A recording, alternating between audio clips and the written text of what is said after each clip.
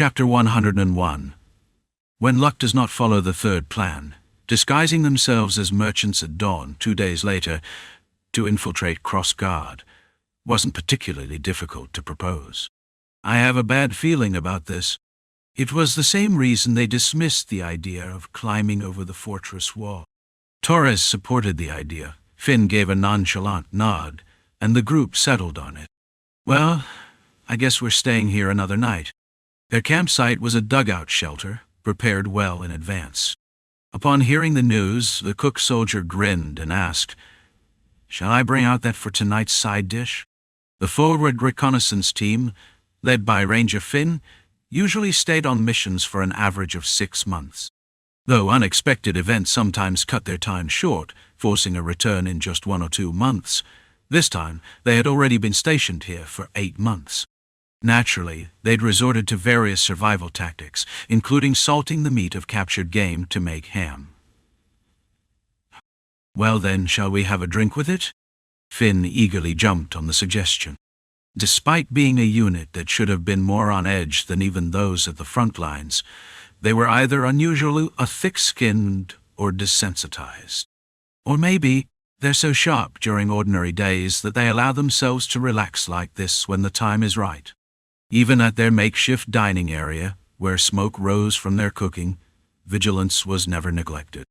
The soldiers maintained constant rotations, patrolling the perimeter in wide circles, with 2 sharp-eyed members always watching the surroundings. Watching this unit, a phrase came to mind. "Those who are too rigid break easily. You need to know how to bend when necessary." Who had said that? It wasn't a drill instructor. It was a paladin from a wandering order, who had briefly passed through a rural town. Pressed for time, he couldn't give a full lesson, but instead suggested a short, intense sparring match. Despite his rugged appearance, with a hearty laugh and a habit of stroking his beard, he was a respected clergyman and an extraordinary warrior. Flexibility doesn't mean weakness. A solid foundation ensures you won't break. Need me to simplify? Stop screaming every time you swing your sword. He commented that every swing of Encred's sword sounded like he was shouting defiantly, as though refusing to break. Relax your muscles. A supple body lets the blade spring forth more effectively. The laughing paladin's face overlapped with the faces of his squad members, especially Rem's. Through countless sparring sessions, Rem's strength had proven to be both powerful and flexible. Rem's mastery of the axe, rooted in ease and control, came from confidence, not overconfidence, but a deep-seated trust in his abilities. No, it's not just that. Rem's whip-like forearms and fluid axe strikes. His relaxed yet controlled movements. All these elements led to a simple truth. Rem used only as much force as necessary. And what about Ragnar? Though his swordplay seemed almost lethargic, it was a seamless fusion of unthinkable skill. The same went for Jackson and Auden. Jackson, despite his stiff demeanor, always maintained an air of composure. Auden would tease Encred during their bouts, twisting his arms playfully, but he also provided insightful advice. But what about Encred himself? "My shoulders." No. His whole body was always tense during combat. He fought as though every connection, every movement, required his full power. He had always believed that anything less than his best was meaningless. And that very belief had burdened his shoulders. Encred swung his sword at the air. The swing was far lighter than usual, almost disappointingly so. This is just letting go of power. Letting go of power didn't mean diminishing the essence of swordsmanship. Clarity emerged. Methods, paths, signposts, everything seemed faintly visible now. Knowing wasn't the same as doing, of course. Encred knew this all too well. He was painfully aware of his own limits. The revelation that he needed to let go of the tension in his shoulders was just a start. Yet even that realization made his heart race with excitement. The joy of knowing he could walk a better path, a euphoric sense of clarity filled him. For Encred, the sword was life, and life was the sword. It was his companion on the journey toward his dreams. And with that elation came a question: is struggling desperately the only way forward? He had resolved never to waste a single day for the sake of tomorrow. He'd fortified his will countless times. Clinging on and thrashing around wasn't difficult. He had always done so. But it's not always necessary. With that thought, he swung his sword downward. Whoosh! The sound of the blade slicing through the air was different from before. Hearing it, Encred's lips curved into a faint smile. That simple strike brought back memories. When had it been? In the tall grass, alongside Andrew and Ainrai. It was that kind of strike, deceptively simple, leaving no sensation in the hands. The kind of strike only those called geniuses seem to execute effortlessly. Though he had tried countless times to replicate that sensationless strike, he had never succeeded, until now. It worked! It had just happened, right here in his hands. How could he not feel elated? That swing just now. It felt different somehow, Finn remarked. Indeed. A rare kind of slash, Torres agreed, seated beside Finn. Finn added, but seriously, is he okay? Why does he keep grinning like that by himself? Don't ask me. I've only seen him a few times. Everyone knows he's not exactly normal. Encred let their chatter wash over him, focusing only on swinging his sword again and again. As he moved, his thoughts continued to flow. Struggle if you must, but what if he struggled without tensing his shoulders? In the monotony of today, was flailing around truly the only solution? Was screaming out with all his might the only path forward? What mattered was his determination to keep walking toward tomorrow, to seize whatever lessons and insights he could along the way. And as he smiled, immersed in this clarity, man, with that face, even grinning like that, doesn't make him look crazy. Anyone else would just seem nuts, Finn quipped, sipping her drink. What about me? Torres chimed in, oblivious to his own lack of comedic timing. He was ignored outright. A few squad members chuckled, patting him on the shoulder. It had only been a few days since they met, but they were already quick to accept him into their circle. While he swung his sword fiercely, Finn, Torres, and a few other squad members shared a few drinks. There wasn't much to drink, nor was it hard liquor. It was cheap fruit wine, the kind you could easily find in the city. With it, they ate a few slices of salted and smoked ham, cut up from the provisions they treated as a makeshift dining hall in the forest. I should definitely open a restaurant. These words naturally slipped out to the scout who dreamed of becoming a chef. Encred couldn't even touch the alcohol.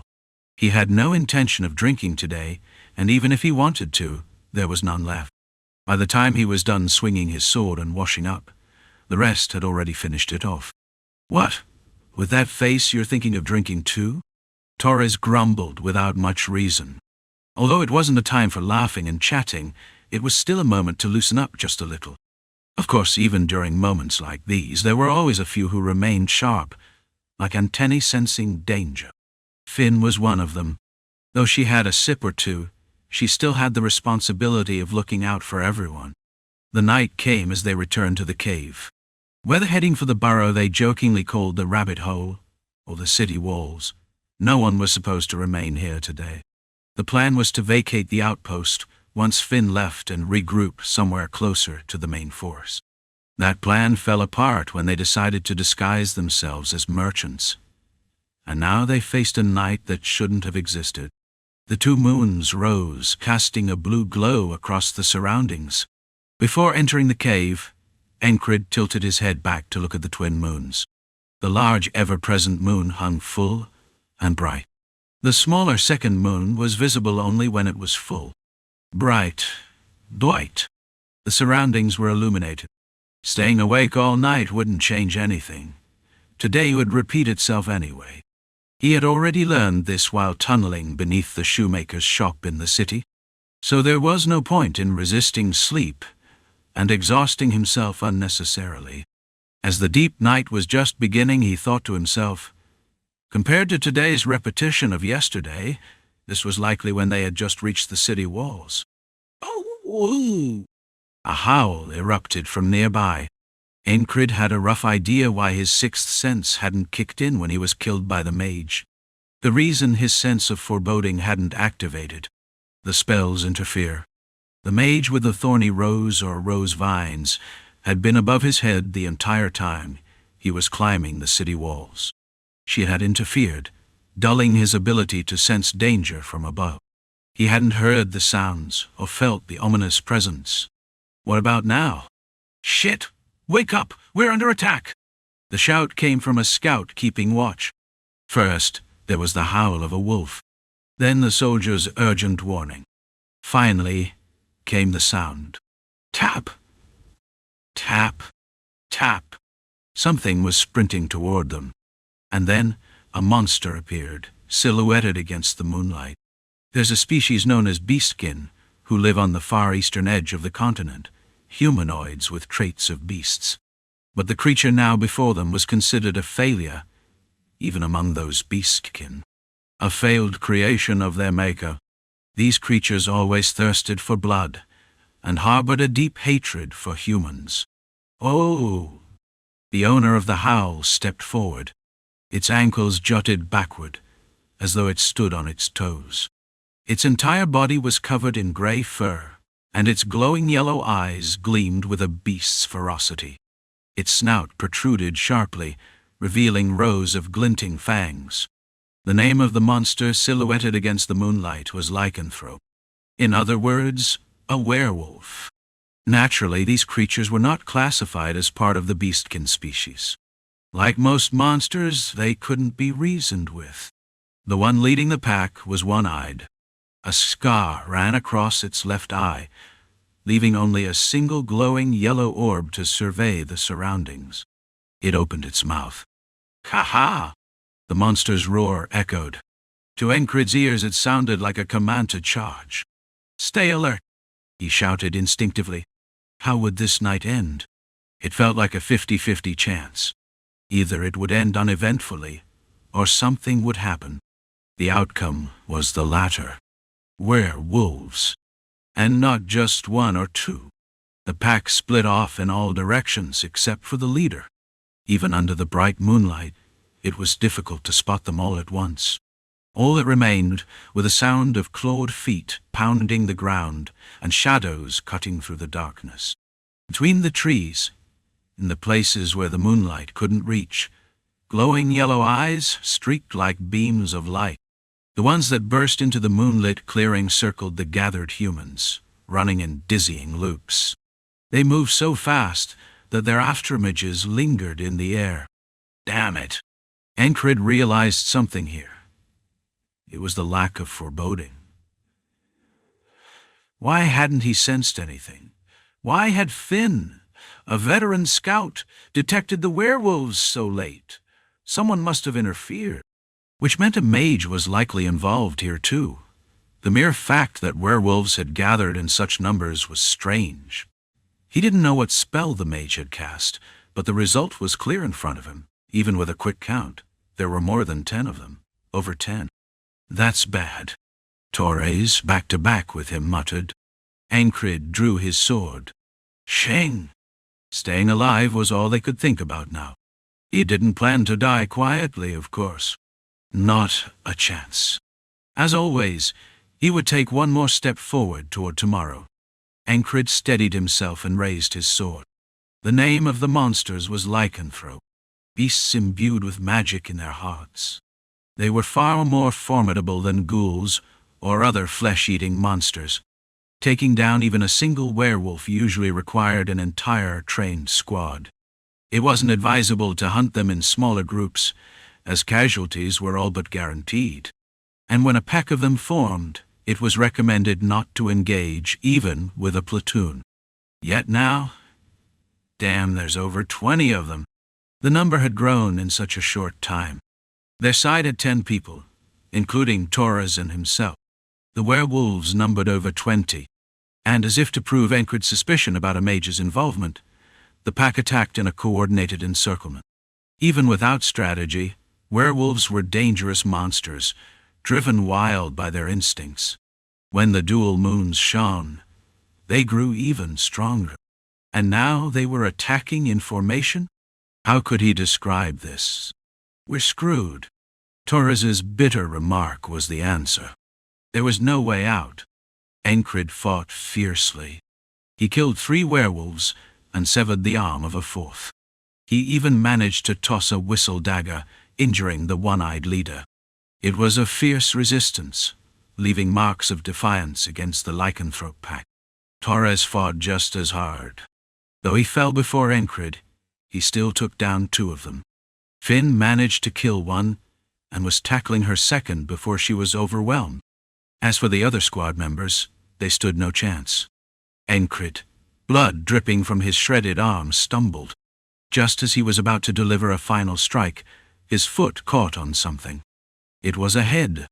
The head of the scout who had dreamed of becoming a chef. This is irritating. Even knowing death would reset the day, seeing something like this was never pleasant.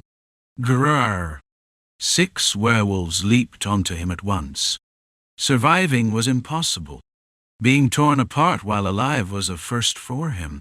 Naturally, it was excruciating. As time passed, the pain faded.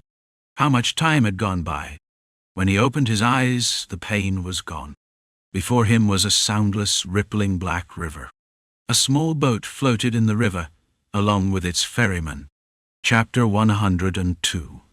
When luck does not follow. What was more enjoyable for you? Dying skewered like a kebab on an arrow? Being strangled by a mage's vines and pierced by its thorns? Or having your entire body torn apart by a lycanthrope? The boatman appeared and spoke with a laugh that could only be perceived because he allowed it. It was strangely fascinating. How should one describe it? It felt as though someone had simply told him, "The boatman is laughing." Encred knew the boatman was laughing, but he didn't actually see the man's face laughing, nor did he hear a sound. All he had was the awareness that the boatman was laughing. Having been asked a question, Encred answered. Toward the Black River, the small boat, and the boatman. He couldn't tell whether the answer was directed at the boatman, the boat, or the Black River. Still, he spoke. Arrows were the best option. Compared to being torn apart by a pack of lycanthropes or ensnared by a mage's vines, that seemed better. Go mad. Lose yourself in madness to entertain me. Did it just seem like the boatman paused for a moment? Or was it an illusion? Encred wasn't mad. Not at all. He had simply answered because there was no need to hesitate. I was just answering logically. Crazy bastard. The boatman started with a laugh, then became angry. Though, of course, even that felt as though someone was narrating it. He wasn't certain the boatman was actually angry. He just sensed irritation. And that was the end of it. Darkness painted over the Black River. When Encred closed his eyes and reopened them, it was still the pre-dawn hours. The same day as before. Encred rose lightly. Neither his body nor mind felt heavy, though the pain of being bitten and disemboweled by the lycanthrope still lingered. Ha! Ha! He decided to forget it with a single sigh. Even if he couldn't truly forget, moving his body and swinging his sword would make things bearable. Encred was calm, both in his actions and his heart. Relax your shoulders. At a time when he would typically be racking his brain for ways to survive or escape the day, Encred was as serene as a still lake. Hadn't he recently come to a realization? Is desperation the only answer? It wasn't. Walking toward tomorrow hadn't changed, but running at full speed wasn't always the fastest way forward. Nor was it always necessary to rush to the finish. There are 3 paths. As he moved his body as usual, he began organizing his thoughts. It all started with the ghouls. Those things, too. Something was off. They seemed to be under someone's command or to have experienced such control before. There must be a mage involved. That mage was on a different level compared to the one he had faced before. The thorned vine mage, Retcha. The name he'd heard remained vivid in his mind. Could he kill her? There was no need to ask that question. He had to. Next, his thoughts turned to the pack of lycanthropes, retracing his experience in reverse. A mage's scheme for sure. It was a certainty. If they scaled the walls, they'd face the mage. If they headed for the narrow passage, a unit would block them from both ends. The front was guarded by elite soldiers armed with broad shields and spears, while archers formed a rear blockade. A perfect setup. They couldn't have been this prepared without prior knowledge.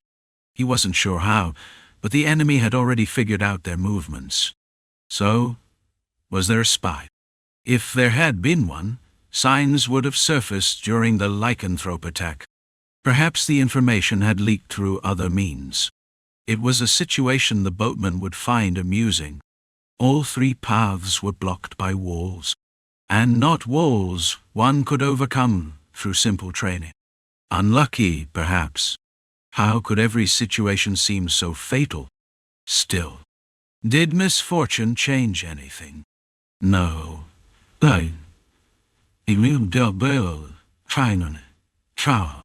Encred remained the same. Unshaken. Clink. He tightened the strap on his sword hilt. It was a mark of beginning anew.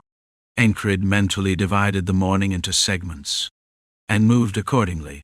After practicing the isolation technique, he trained his swordsmanship. Then he resumed practicing hide knife. "Would you spar with me?" he asked Finn, training in Valve martial arts. "Who's after you? You seem more urgent than usual today," Torre said as he prepared his gear. How many knives did he have hidden on his body? Encred watched as Torres strapped on a belt holding 8 knives, and answered him, "Just doing my best every day? You'll burn out that way." He wasn't fragile enough to burn out from just this. "Shall we head out then?" Finn spoke as Encred's early morning training concluded. Sweat-soaked, he couldn't leave without changing clothes, so he quickly switched outfits and headed out. On the way, Finn mentioned how Aspen scouts were rarely spotted these days. He had heard that before. As they pushed through the underbrush, Finn commented on the edible-looking berries. "Those are poisonous." Noted. Encred responded immediately. "You're something else." "What do you mean?" Finn, cutting through shrubs with her dagger, joined in. "You act like you know things, like you've been here before." Was that a woman's intuition or a ranger's instinct? "It is my first time." "Talk casually." "All right." Were they about to go into another round of playful chatter? That's what had happened on the first iteration of today. Fortunately, or perhaps unfortunately, Finn didn't bring it up this time. Instead, she looked at Encred with an odd expression. Even though the day repeated, not everything played out the same. Some small things did change. This was the entrance to the tunnel they had arrived at. "How deep is it?" Encred asked just before entering. If we walk briskly, it won't take an hour." "I see. Why do you ask?" "Just curious. Are you scared of the dark?" "Don't worry, I'll hold your hand. That's not it." Finn chuckled and then spoke up. "Rangers always go first." The path sloped down. The same thing as before happened. Encred didn't give any warnings or special preparations to the others. Instead, he remembered everything that happened. What should we do if we get surrounded? He had never asked any of his squad members this kind of question before, meaning he hadn't learned anything about it. But from past experiences, he did know one thing: that one must avoid such situations at all costs. If he could avoid it, that was the right course. But if it couldn't be avoided, what should he do? That was something to think about from now on. Encred was in the process of finding an answer. "Hurry up." The enemy appeared. It was a squad armed with spears and shields. There were at least 2 squads worth of soldiers. Several torches lit up the area ahead. Creak. As if waiting, A group of enemy soldiers with shortbows blocked the rear. Seems like there are about 20 of them. Encred turned his gaze to the front again and looked at the commander, who appeared to be the leader. He was peeking out between shields, wearing an iron helmet that covered his forehead, leaving only his eyes visible. Though faint, there was a thrill of excitement in his eyes. It was as if he welcomed this situation. "You little wildcat," the commander spoke. "Damn it." Finn turned her head back and forth, then drew a dagger, holding it in reverse while lowering her stance. Her left hand shielded her face diagonally, while her right hand moved behind her, hiding the knife from the enemy's sight. It looked as if she were hiding her claws like a wildcat. Taurus quietly moved alongside the shadows cast by the torches. Some of the soldiers with short bows followed Taurus with their eyes. Sharp eyes. That was a well-trained soldier. As expected, if they fell into a trap, it would be over. It was the kind of trap where, if they weren't knights, there was no way out. Finn and Taurus were elite soldiers. If this weren't a tunnel, if they weren't surrounded on all sides, then it might be possible. But no, they could resist, but they would die. The commander was about to shout something when... Wait. Encred stepped forward, showing his left palm. He hadn't drawn his sword, signaling that he wasn't intending to fight. "It doesn't seem like this person would be open to conversation," Taurus muttered. Finn still looked ahead with a fierce glare. "What's going on?" the commander, confident in his capture, asked. Encred needed to shorten the distance with the enemy. As Taurus said, they weren't people with whom conversation would work. He just needed a moment of space. Before the fight broke out, there was something he needed to confirm. Step by step. With both hands raised, signaling he had no intent to fight, Encred's gaze lingered on the enemy's armor and attire, clearly visible in the torchlight. Dust. It had piled up quite a bit on their gear. It had been just over an hour of walking. The dust on the enemy soldiers' bodies didn't seem like it had accumulated within today. They weren't just waiting for today. So this was a question to confirm something. "How many days have you been waiting?" "What?" There was surprise mixed into the commander's voice, as if Encred had hit the mark. That was confirmation. They hadn't waited with certainty. What was it that had kept them here waiting? It was curious now, though at this moment curiosity didn't matter. The results did. What mattered was that these soldiers had been waiting here for days. "You're good at hiding your presence," Encred said again. Every word was meant to probe. The commander couldn't have known that. "You little... What are you? Are you a magician too? Had a magician been involved here? What was that Retcha woman with the rose vines doing?" "Retcha, huh?" Encred took a step further. "Shit, I don't know what you're talking about, but die." That was the end of the conversation. The enemy soldiers charged, and arrows and spears aimed at Encred, Finn, and Taurus. The commander gestured to his soldiers and retreated. Finn, wanting to kill that commander, couldn't break through the line of enemy soldiers armed with shields and spears. Her skills were difficult to use in such a place. That's why she appeared to have only the strength of an average soldier.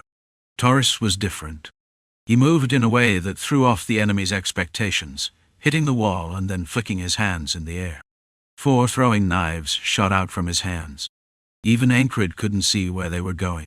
It was Taurus's hidden move. But it wasn't enough. The archers and those blocking the front were all covered in thick leather shields.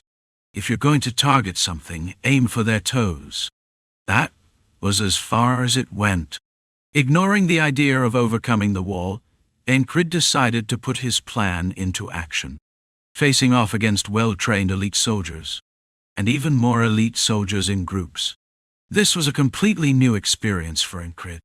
There had never been a time when a group of soldiers would target him, given they had nowhere near the same skill. They had no such skill. He had gotten better with his sword over time. He'd killed the pervert, and defeated the crazy Mitch Hurrier. Assassins had targeted him, but this was really the first time. Fighting against a group, a squad, an army of enemies. In a battlefield, he could use his allies to his advantage, but here there was no such opportunity. Then, couldn't this be an opportunity to improve his skills?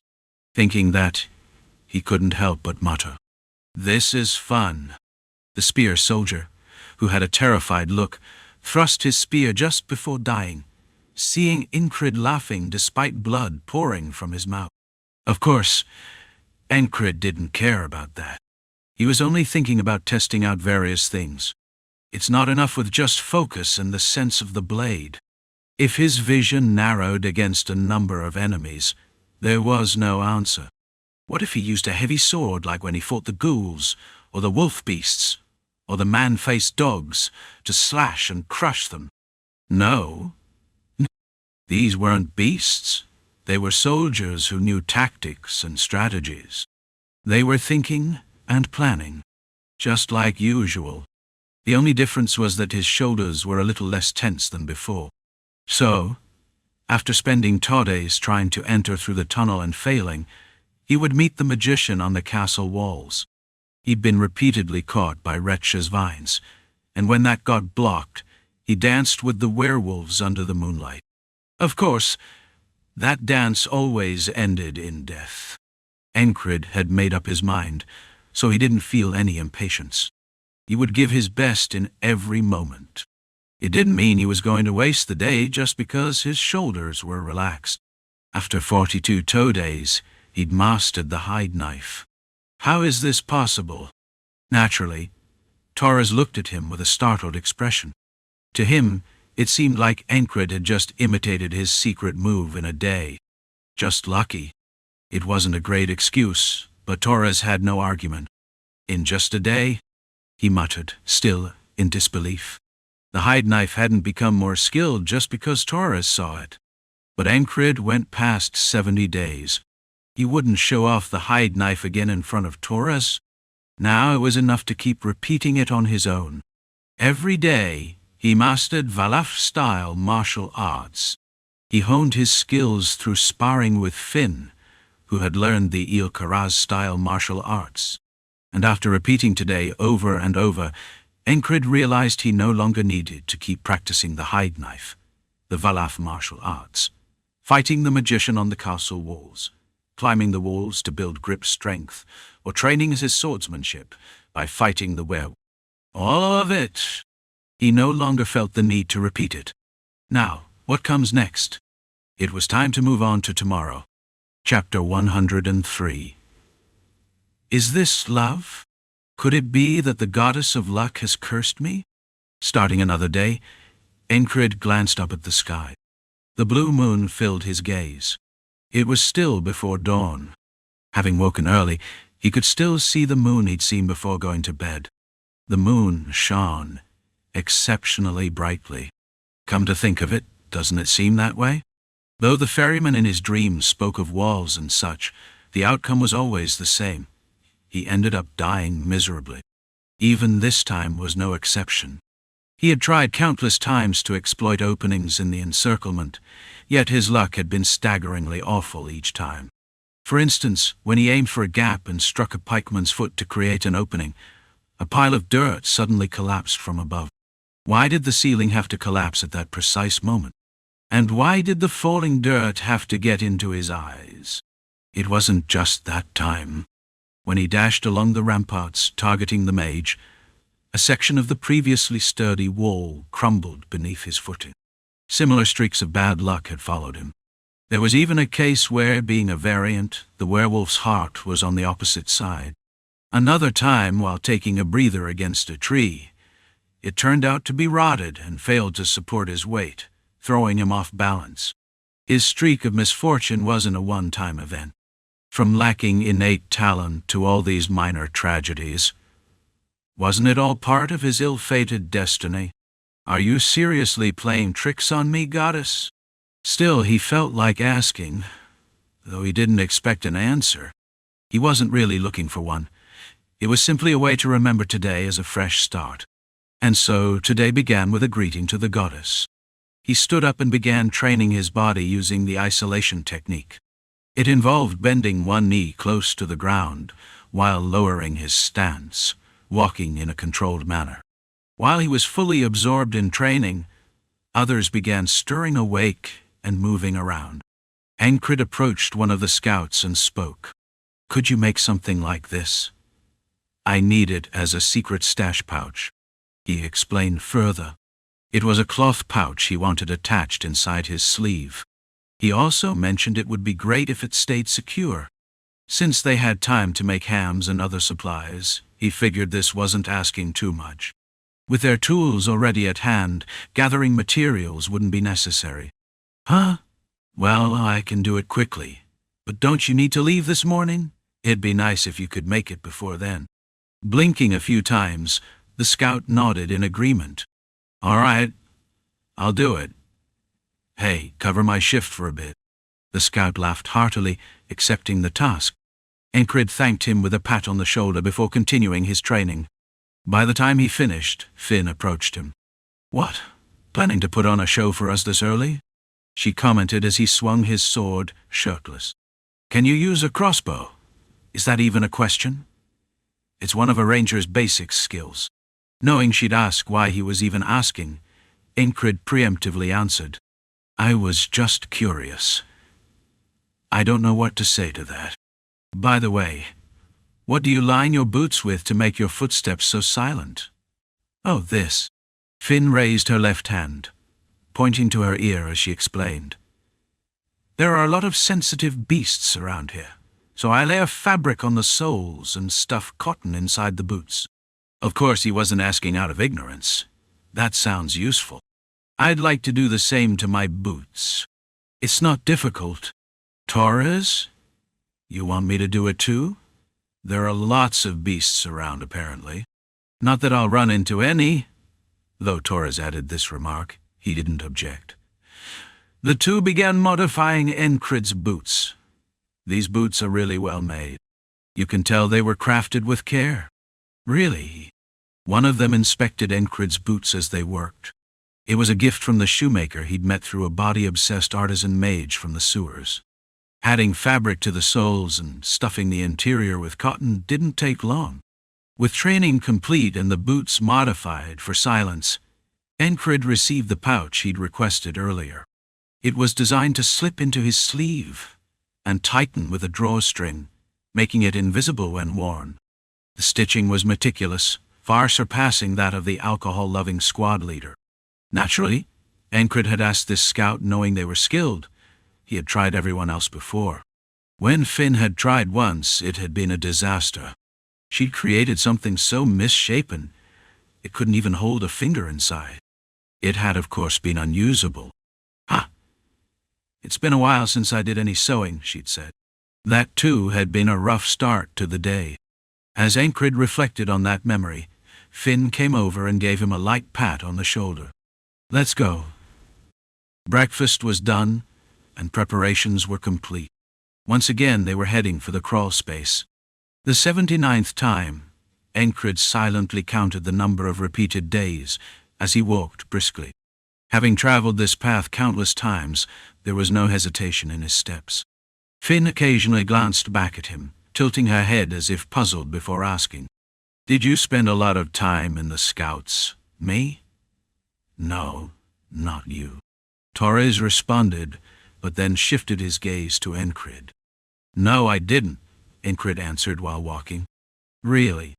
Torres couldn't guess the reason for Finn's question, but Encred knew perfectly well. If pressed, she'd say, "Your walk is like a ranger's." That was because, after following Finn around for so long, he'd started mimicking her silent footsteps. Steps aided by the cloth lining her boots. As they walked quietly along the dirt path, where occasional blades of grass poked through, Encred broke the silence with a question. "What if there's an enemy waiting at the tunnel?" It was a sudden question, but a reasonable one. "We fight," Torres replied first, kicking a pebble near his foot. The small stone bounced off a flat, clay-colored rock with a faint clink. Encred closely watched where the pebble struck and listened intently. "There's a low chance of that happening, but if it does, we run," Finn answered as if she'd been waiting to. "Understood." The conversation continued as Encred and his companions arrived at a thicket-covered embankment. "Then what if the retreat route gets blocked?" Encred asked again. Torres, about to step onto the slope, gave him a questioning look as if to ask, "What's with this guy?" The mission was simple.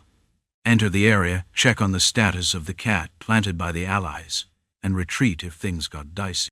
Why was Encred raising doubts before anything even started? "We're trying to make sure that doesn't happen," Finn replied, her tone stiffening after hearing a second similar question. "How high or wide is this tunnel?" Encred continued. "Huh? If we're blocked from both sides, is there another way out?" They hadn't even walked a few steps on the embankment when the questions came pouring in. "What's with this guy?" Torres tilted his head in confusion. This wasn't like Encred, who had been silently following along until now. Why the sudden change? It wasn't fear. If he were the type to be scared of crawling into a tunnel, he wouldn't have charged headlong into a pack of human-faced hounds. He wouldn't have swung his sword against harpies attacking from above either. "What? You got a bad feeling or something?" Torres asked. He didn't believe in superstition, but he respected Encred's instincts. Those uncanny senses that people like him sometimes had. "No, not really," Encred replied nonchalantly. They had to go in regardless, and saying he had a bad feeling wouldn't change the plan. Finn glanced back at him, her expression hard to read. "Got something to say? I'm just wondering what to do if we run into enemies." Finn tilted her head slightly, then straightened it. Something about this exchange felt off, but she couldn't pinpoint why. "Listen," she began, explaining as much to herself as to Encred. "This tunnel is a main route for black market dealers. It's not really a path for spies, which makes it one of the safest options right now." Torres nodded in agreement. He wasn't a ranger, but he'd been on all kinds of missions before. Safe enough, he thought. Encred nodded as well, following them into the sloping tunnel. He had barely taken 3 or 4 steps inside when he spoke again. "What if armed soldiers are waiting up ahead? Are we as good as dead?" "Oh, for faith!" Finn swore under her breath, unable to hold it in any more. No matter how calm she tried to stay, this was still the path into enemy territory. Why was he saying such things now? "If you don't want to do this, then back out," she snapped, her temper flaring. But Encred simply shook his head. "That's not it." "What's his deal?" she muttered, throwing an irritated glance at Torres. Good advice only works when given once or twice, but Encred kept pushing the same line of questioning, and it was getting under her skin. "Let's go," Encred said suddenly, stepping ahead as if to lead. Finn opened her mouth to say something, but she stopped when both she and Torres felt a sudden shift. Without meaning to, their gazes locked onto Encred. Why? There was a weight to him now, a heavy presence emanating from him. Both Finn and Torres were skilled fighters, yet they couldn't ignore the aura surrounding Encred. "Just," he began, his voice calm and deliberate. "Be careful." Finn swallowed hard, her irritation fading in an instant. What is this guy? He'd been annoying just moments ago, but now he somehow seemed impressive. Her rising anger disappeared like smoke. Is this love? Her team often teased her for falling in love at the drop of a hat, though it never affected her work. At least that was something. Love is love, men are men, and work is work. Finn admitted to herself that she felt less annoyed now. She also acknowledged that their situation wasn't as dire as it could have been. The cat's capture wouldn't necessarily expose them, and while entering the city was dangerous, she was confident they could escape. They'd been saving this particular route for such an occasion after all. Fine, she conceded, shifting her stance to move more cautiously. Torres followed suit. Though he cast another curious glance at Encred, he eventually said, "Of course we'll be careful." That should do it. Encred could tell their attitudes had shifted. His earlier words hadn't been pointless. Neither was the presence he'd exuded. To survive what lay ahead, every advantage mattered. The enemies waiting for them. Elite soldiers armed with spears, shields, and archers covering the rear, numbered over 40. This wasn't a situation where mistakes could be tolerated. That's why he did it. To ensure no one let their guard down. The cautiousness of an ordinary soldier was different from that of a ranger. "This is all," Finn murmured, keeping her head low as they walked. She moved with the precision of someone who could outpace both pathfinders and hunters. "Footprints. Something strange about them," she said, confirming exactly what Encred had hoped she would notice. Their opponents had erased their tracks, but no one could completely escape the watchful eyes of a ranger actively searching for traces. Encred had no intention of facing them head-on. He'd learned through countless battles that brute force wasn't always the answer. "The backfield's exposed," Finn commented. The moment she finished her sentence, Encred delivered his next line, one he'd prepared in advance. No exceptional acting skills were needed. He'd done this many times before. "If that's the case, we should secure an escape route," he said. In other words, they'd head back to clear the way behind them, right where the enemy's archers were likely stationed. Of course, Torres and Finn didn't know that yet. Their eyes turned to him. What if someone's already blocking the retreat? There was no need to finish the sentence. "Got it." "Let's go," Finn said. "This feels like a bad omen," Torres muttered as they turned around. Chapter 104. Relay of Wretch's words. "Damn," Finn muttered under her breath, biting her lip. Her quiet, flustered voice was barely audible to Encred and Torres, who were following closely behind her. The three hadn't gone far when they spotted a group of soldiers. Finn leaned her shoulder against a bend in the gently curving passage, carefully peeking back around the corner. She tossed the torch she was holding behind her. With a swish, the light source flew out of sight, leaving only the faint glow of the torches ahead. The area was now shrouded in darkness. Torres crouched low, straining his eyes toward the front.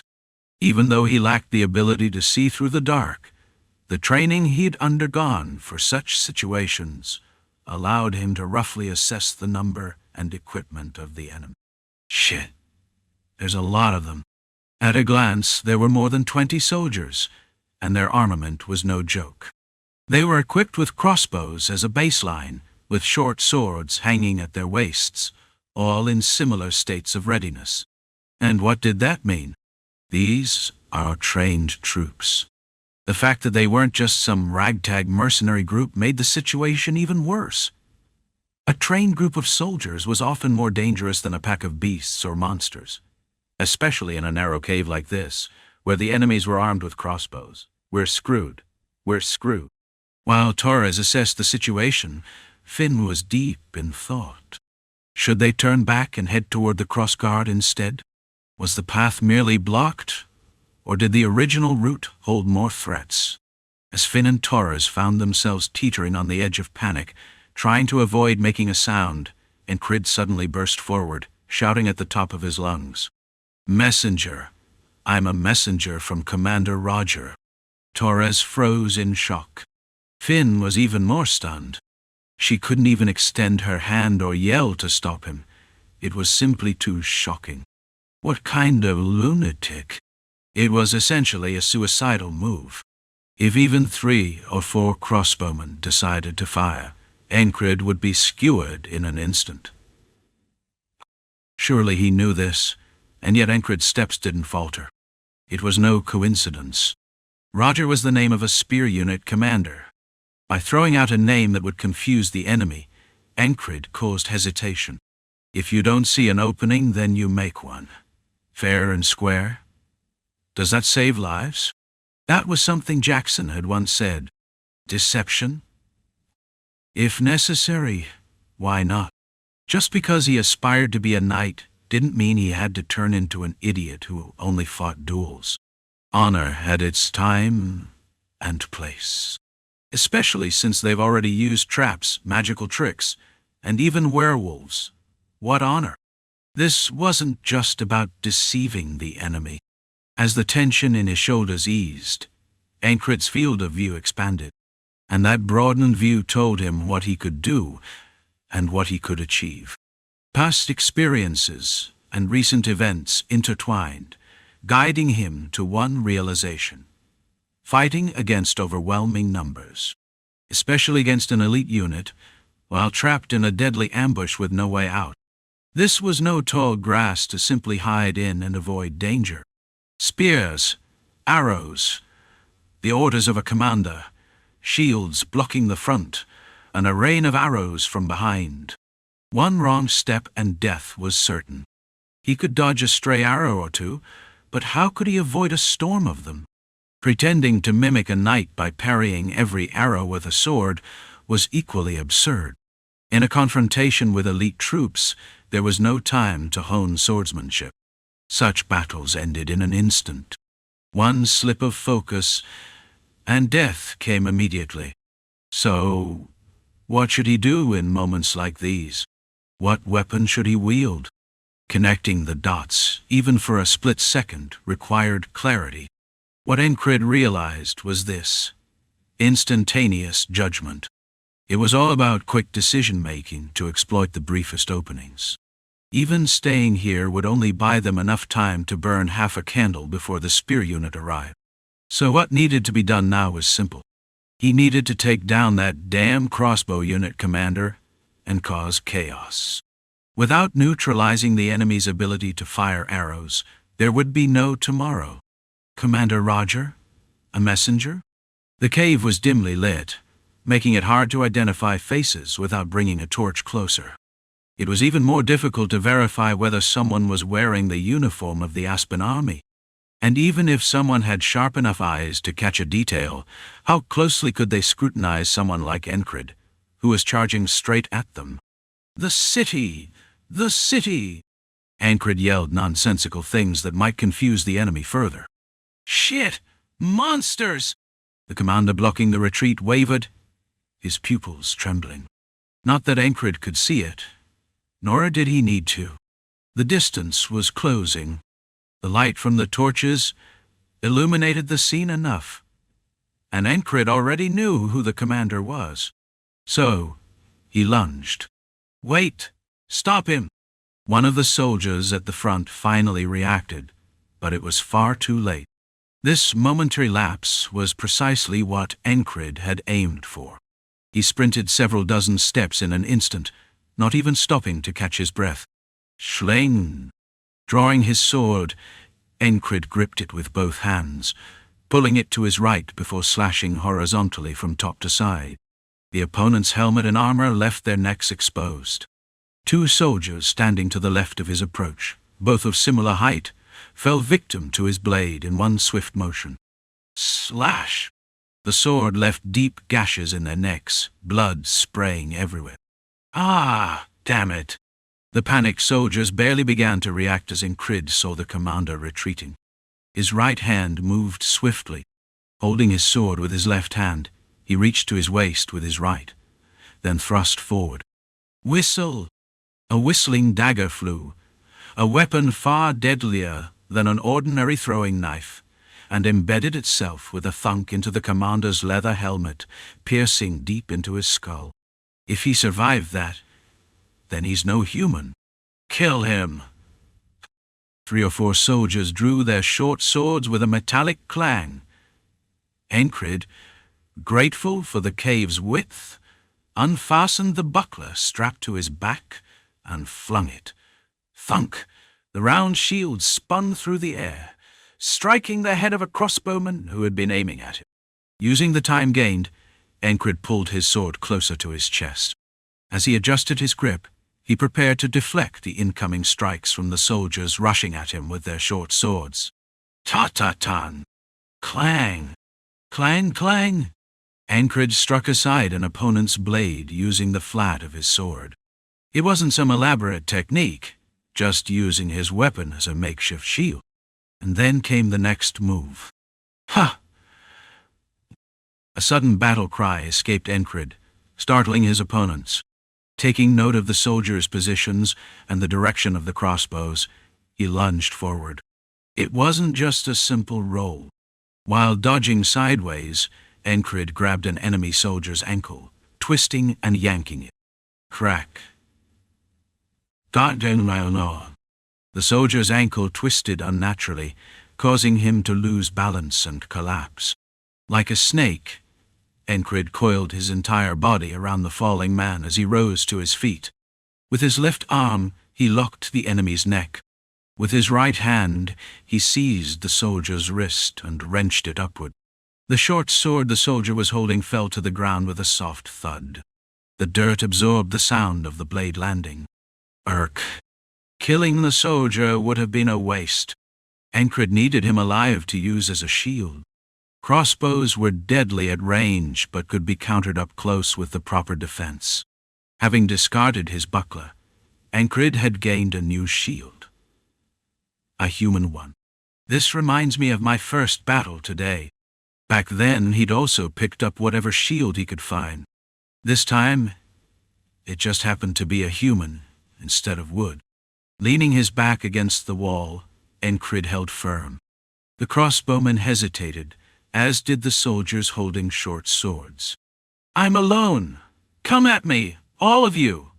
Long live Commander Roger. Aspen's mutts. Do you even know how to use those crossbows you're lugging around?"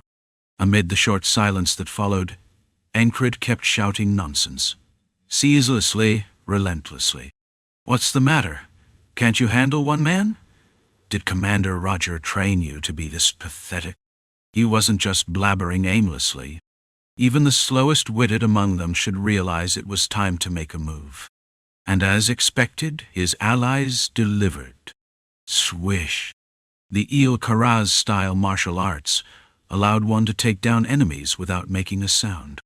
The darkness, the flickering torchlight, the cacophony, and Encrid's mad ramblings all worked to obscure his comrade's actions. "He's insane! Just shoot him already! Wait! No! Don't shoot!" The soldiers yelled at one another, the hostage among them desperately pleading. Now was the perfect moment. The more time they wasted, the better for Encrid's side. Even now, Finn was likely sneaking up and silencing soldiers one by one with Il Karaz techniques. Torres, meanwhile, was probably firing bolts into soldiers' throats or heads with precision. Had it been a straightforward confrontation, the two would have been at a disadvantage. But the situation had shifted. Who had the upper hand now? Who was encircling whom? The dawn breaks, the darkness retreats, the sun shines, and the moon fades. Roger. To mask the presence of his comrades, Encrid continued shouting, even improvising a song to match the rhythm of his nonsense. The commander lay dead, a blade lodged in his skull.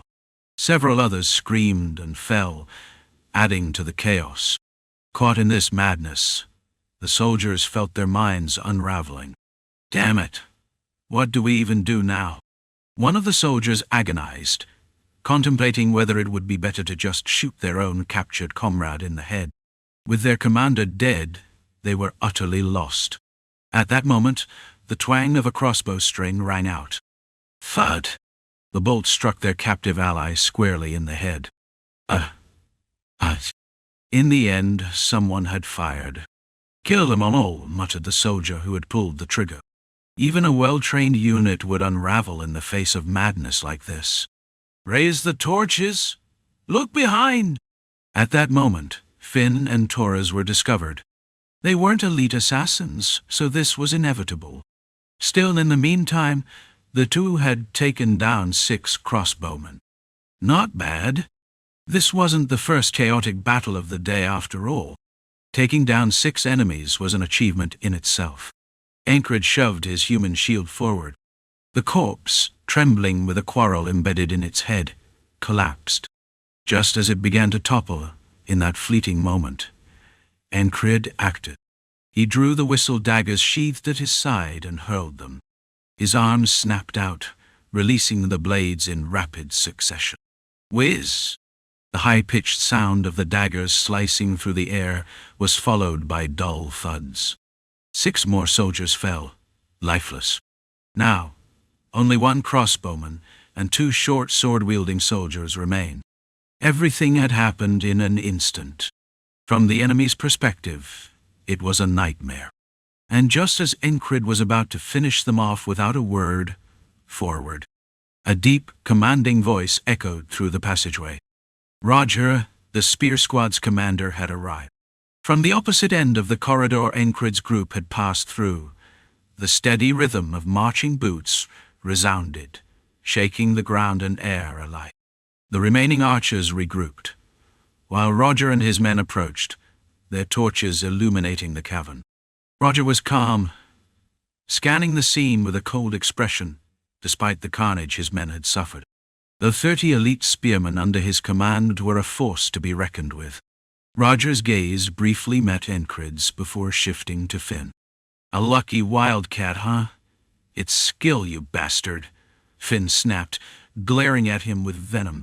The crackling of torches filled the tense silence in the cave.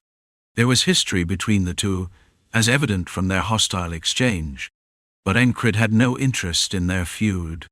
While Roger and his spearmen kept their distance, Encred moved again. In one swift motion, he lunged toward a cluster of 3 archers, thrusting his sword through one soldier's neck. Squish!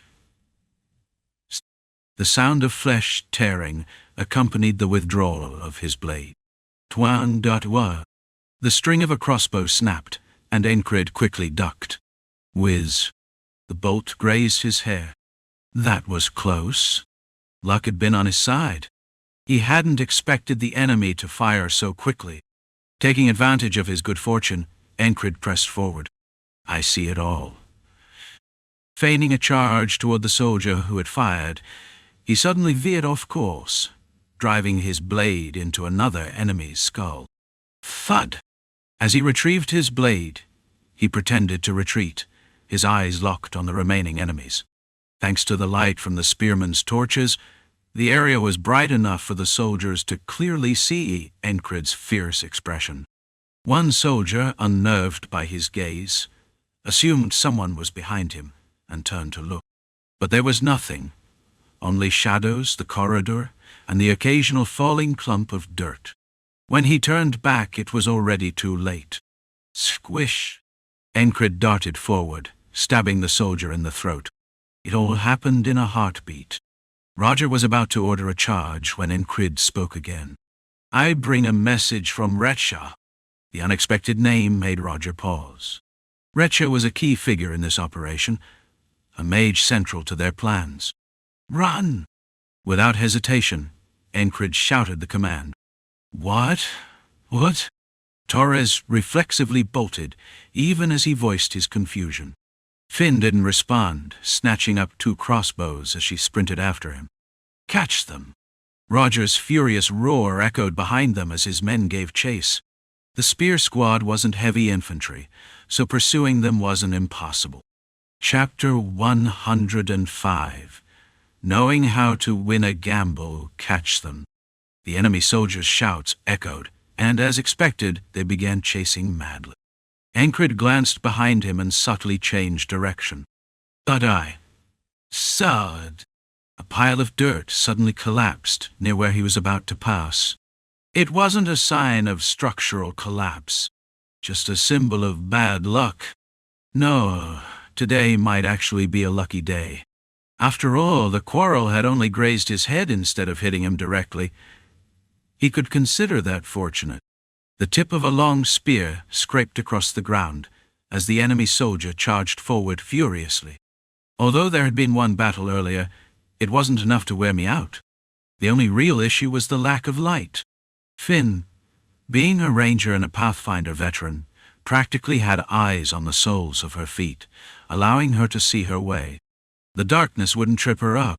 The same went for Encred. He had been mimicking Finn's steps for a while now. While not perfect, he had learned to roughly gauge the shape of the terrain with the soles of his feet. Besides, how many times had they taken this path? If he tripped and broke his nose now, It wouldn't be a matter of talent but proof that he was using his head as a helmet stand. Encred's memory was sharp, which helped both him and Finn navigate the darkness without issue. Damn. Only Torres struggled. He flinched in surprise whenever he stepped into a depression, but quickly regained balance, thanks to his exceptional reflexes, and kept running. Whoosh. The sound of torches. Scrape. Dot. The occasional noise of spearheads grazing the cave ceiling. Huff. Huff. Beyond that, only the sound of ragged breaths echoed in the relentless chase. Finn and Torres were the lightest on their feet, but it wasn't enough to outrun their pursuers completely. It felt as if they would be caught at any moment. As they kept running, moonlight began to filter in ahead. The entrance. It was the opening to their escape. Finn reached the slope first and threw a crossbow backward. Encred picked it up and hurled it back with all his strength, thinking it might serve better as a thrown weapon than discarded.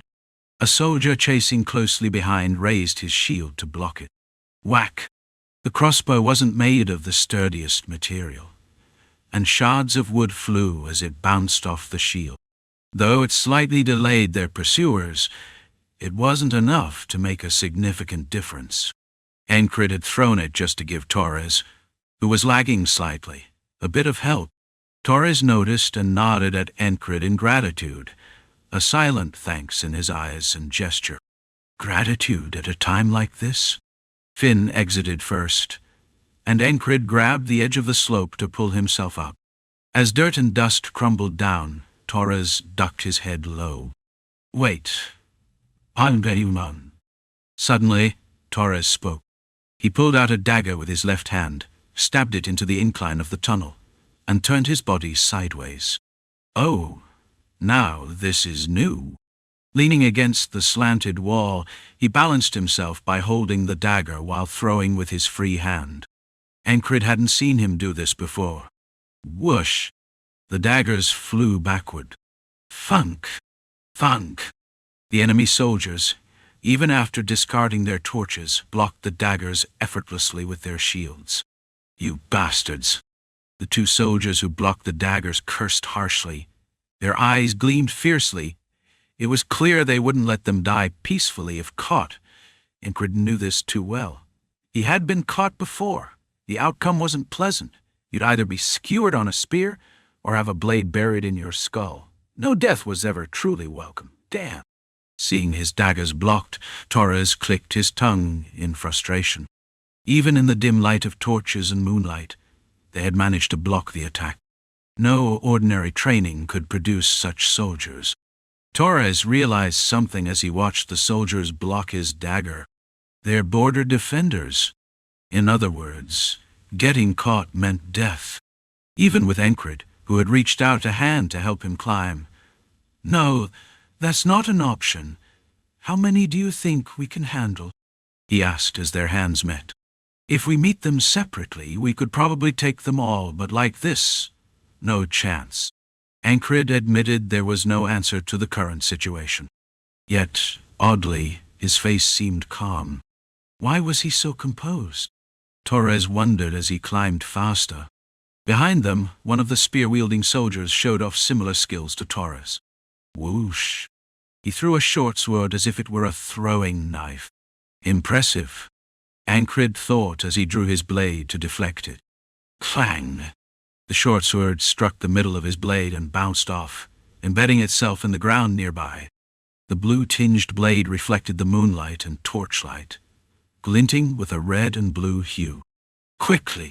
Encred's sharp command pushed Torres to move even faster. Out!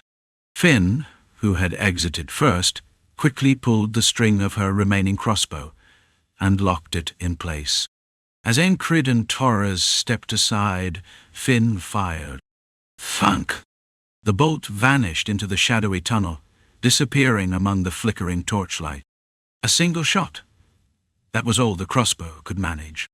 A faint thud sounded from within, but there was no time to confirm whether it had hit a head or been blocked by a shield. Run! Kite! This time, Finn gave the order, immediately taking off. Ancred and Taurus followed, with Taurus in the middle and Ancred bringing up the rear. The direction they ran was toward the campsite where the main unit had originally been stationed. Finn kept running, her mind racing with thoughts. Where should we go? Back to the main unit? But what if this was a trap deliberately laid out for them? Heading toward the riverbank. What if Aspen's rangers were lurking there? No, making any conspicuous moves would attract beasts and monsters.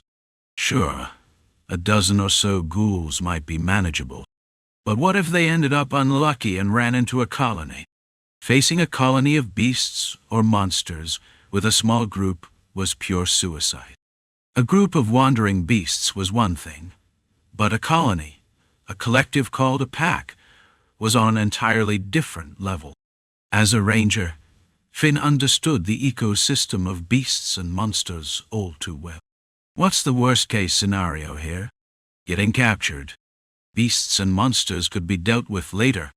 Head for the campsite. Ancred resolved Finn's dilemma with his decision. Finn glanced behind her. At the very back, Ancred was following them. All three of them were panting, but his eyes and mouth somehow conveyed a strange sense of composure. Why? Why did he look so composed? Oh, his mouth was closed. Despite running like this, he wasn't gasping for air. Even Finn was starting to feel breathless. Wasn't his gear heavier than hers? He even had a longsword strapped to his waist, yet he ran with such ease. Finn didn't ask why he'd chosen that direction.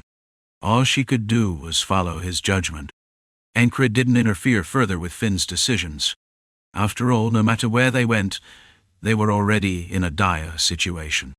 She'll figure it out. Most likely, Finn would follow his lead and head to the campsite, retracing their steps as much as possible, as that was a ranger's instinct, to follow paths they deemed safe. Having lived through this day several times, Ancred knew her habits. As they ran back, Ancred's hands began moving swiftly. He unbuckled his sword from his belt, scabbard and all, and started swinging it while running. More precisely, he stabbed the ground with the sword before lifting it up. Thunk, whoosh, thunk, whoosh. Each swing of the sword sent flat stones into the air. Ancred used his sword like a club, smacking the stones backward. Humph! 5 spearmen, trailing closely behind, were part of the fastest in their unit. One of the foremost spearmen scoffed. He found it laughable that Ancred was trying to block their path with mere flat stones. He didn't even bother raising his shield, instead thrusting his spear forward. There was no need to dodge. He intended to knock it away and maintain his speed. Clack. Dodging them. Gain. The spearman thought he'd succeeded, until a shadow traced a bizarre curve in the air. Hiss! Ah! It was a snake. A snake had been clinging flat to the underside of the stone. Damn it! The spearman hurriedly drew his short sword and swung it. Slash! The snake's body was severed in two. It wasn't a beast, but it was venomous. One of the spearmen was unlucky.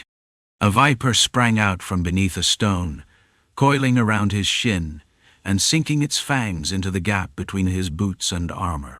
While the venom wasn't fatal, it caused intense pain and a numbing sensation in his leg. The bitten spearman pulled out a dagger and stabbed the snake's head. Stab. You. Blood and yellowish fluid oozed from the dead snake's mouth. It's a viper! The soldier tore off his dagger sheath, using it as a makeshift tourniquet to tie above his calf. He stopped in his tracks. Naturally, the others slowed their pace as well. Damn it, vipers. Those sneaky bastards. The venom-stricken soldier gritted his teeth and glared ahead.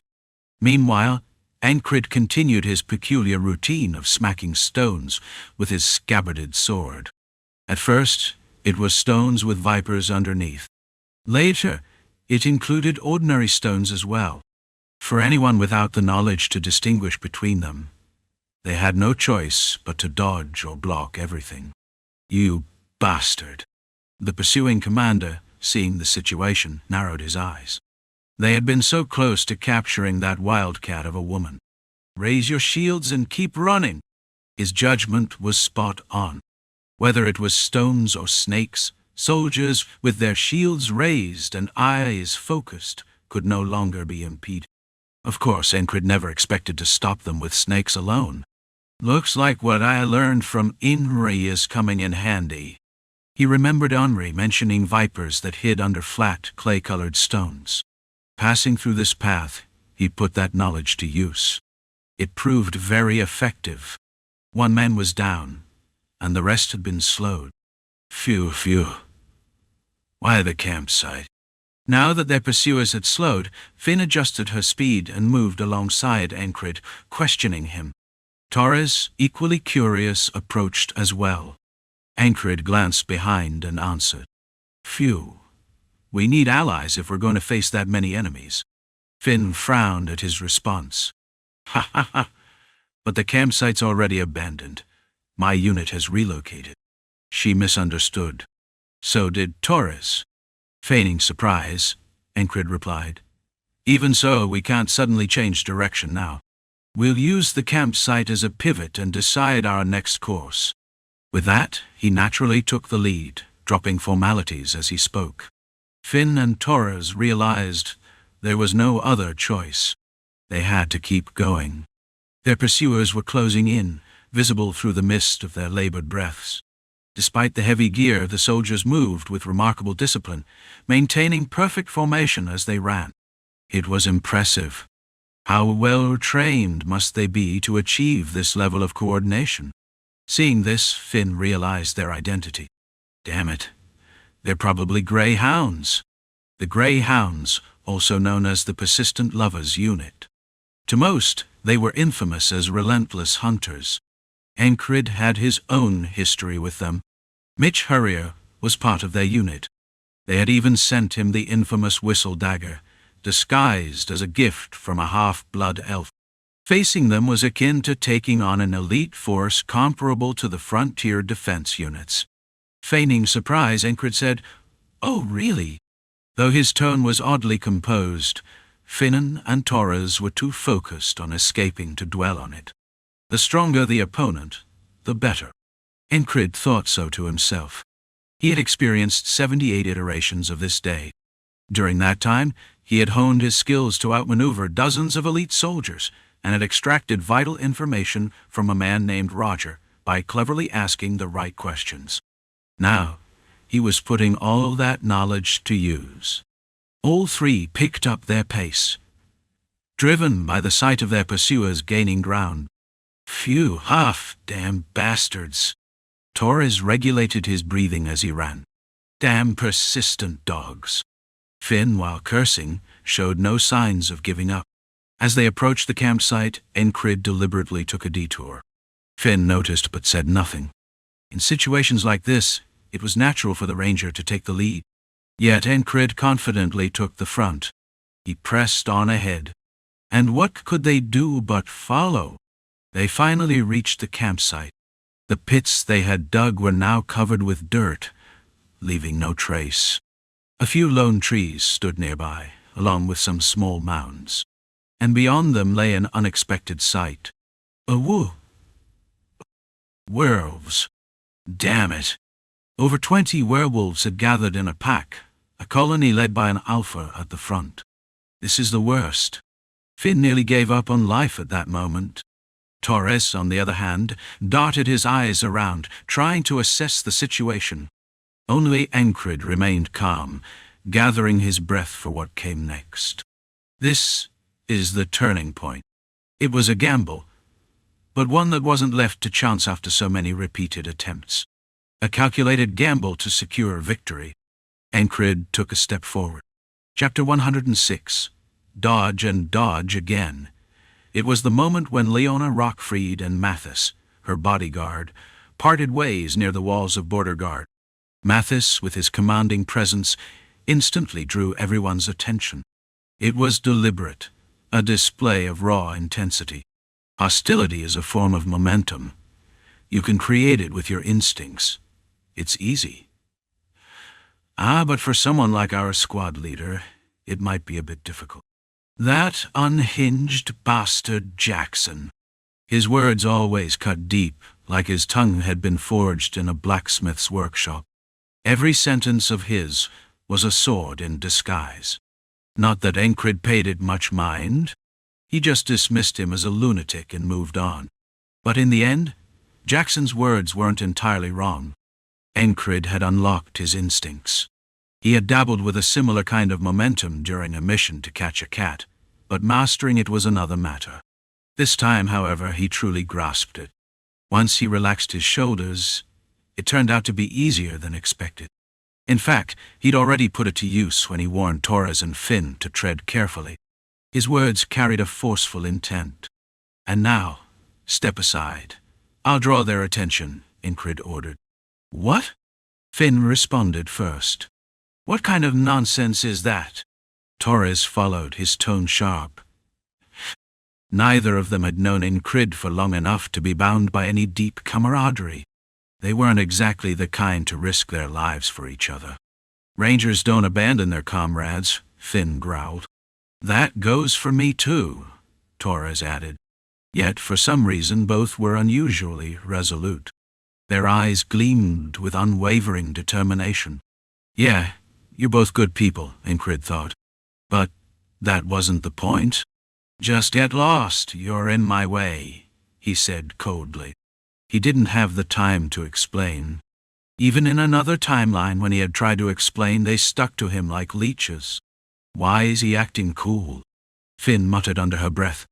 This crazy bastard. Torres bristled, but still caught the meaning behind Encrid's words. Encrid was dead serious. Way at the farthest range. Once this is over, regroup. I have a plan. We can all survive. His tone carried the weight of a command, more effective than explanations. Soon enough, Torres relented. See you later, Torres said, his words laced with double meaning before stepping aside. Finn glanced back twice before following him. As Encrid watched them leave, he mulled over his next move. Even though they'd split off, every single spear-wielding enemy still needed to focus on him. How could he ensure that? He already knew the answer. Glancing back, Encrid shouted at the top of his lungs. Roger, take off your helmet! To an outsider, the words would seem meaningless. Roger, the man who sent his hair to the heavens first. Encrid's voice boomed like a bard reciting a ballad. He'd learned about Roger's peculiarities across 78 timelines. Although his grudge with Finn stemmed from other reasons, one detail about him stood out. Roger was the commander who never removed his helmet. The nickname stuck. From the top of his head to his forehead, a barren desert stretched across Roger's scalp. A glaring weakness. Do you carry a wasteland atop your head? Encrid had doubted whether this tactic would work at first. But confirmation came easily. In another timeline, when he had been caught by Roger and managed to knock off his helmet, Roger's reaction had been explosive. Bald? The moment those words escaped Encrid's lips, Roger's eyes had flared with rage. In the current timeline, Encrid needed to redirect Roger's wrath toward himself, away from Finn. He ran his fingers through his own thick, black hair, letting it cascade between his fingers. That damn bastard! Roger's eyes burned with fury. If Encrid were captured now, he wouldn't just die. He'd be tortured first. Escape was the only option.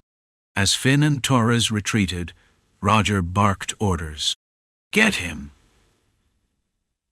29 spear-wielding soldiers charged forward, fueled by their commander's anger. Despite their frenzy, Encrid knew Roger would soon divide his forces, targeting Finn and Torres if he didn't act. It's about time. As if on cue, a bone-chilling howl echoed from the opposite side of the battlefield. Ah, woo!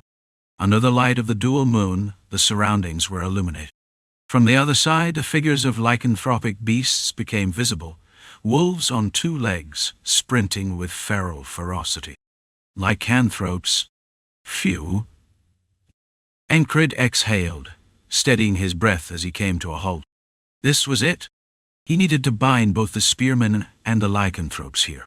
Look at me. To unleash momentum was to channel a murderous intent through every fiber of one's being. It was the mindset of being able to cut down every last opponent in sight. He grasped the hilt of his sword, slowly unsheathing it. The blade reflected the moonlight as it emerged. Taking a half-step forward, Encred conveyed his intent with his entire body. Approach, and you'll be cut down. The intangible pressure of momentum, killing intent, and will radiate it from him. The soldiers and the lycanthropes, drawn by that oppressive force, converged on Encred. At the center of it all stood Encred, like a man embracing death.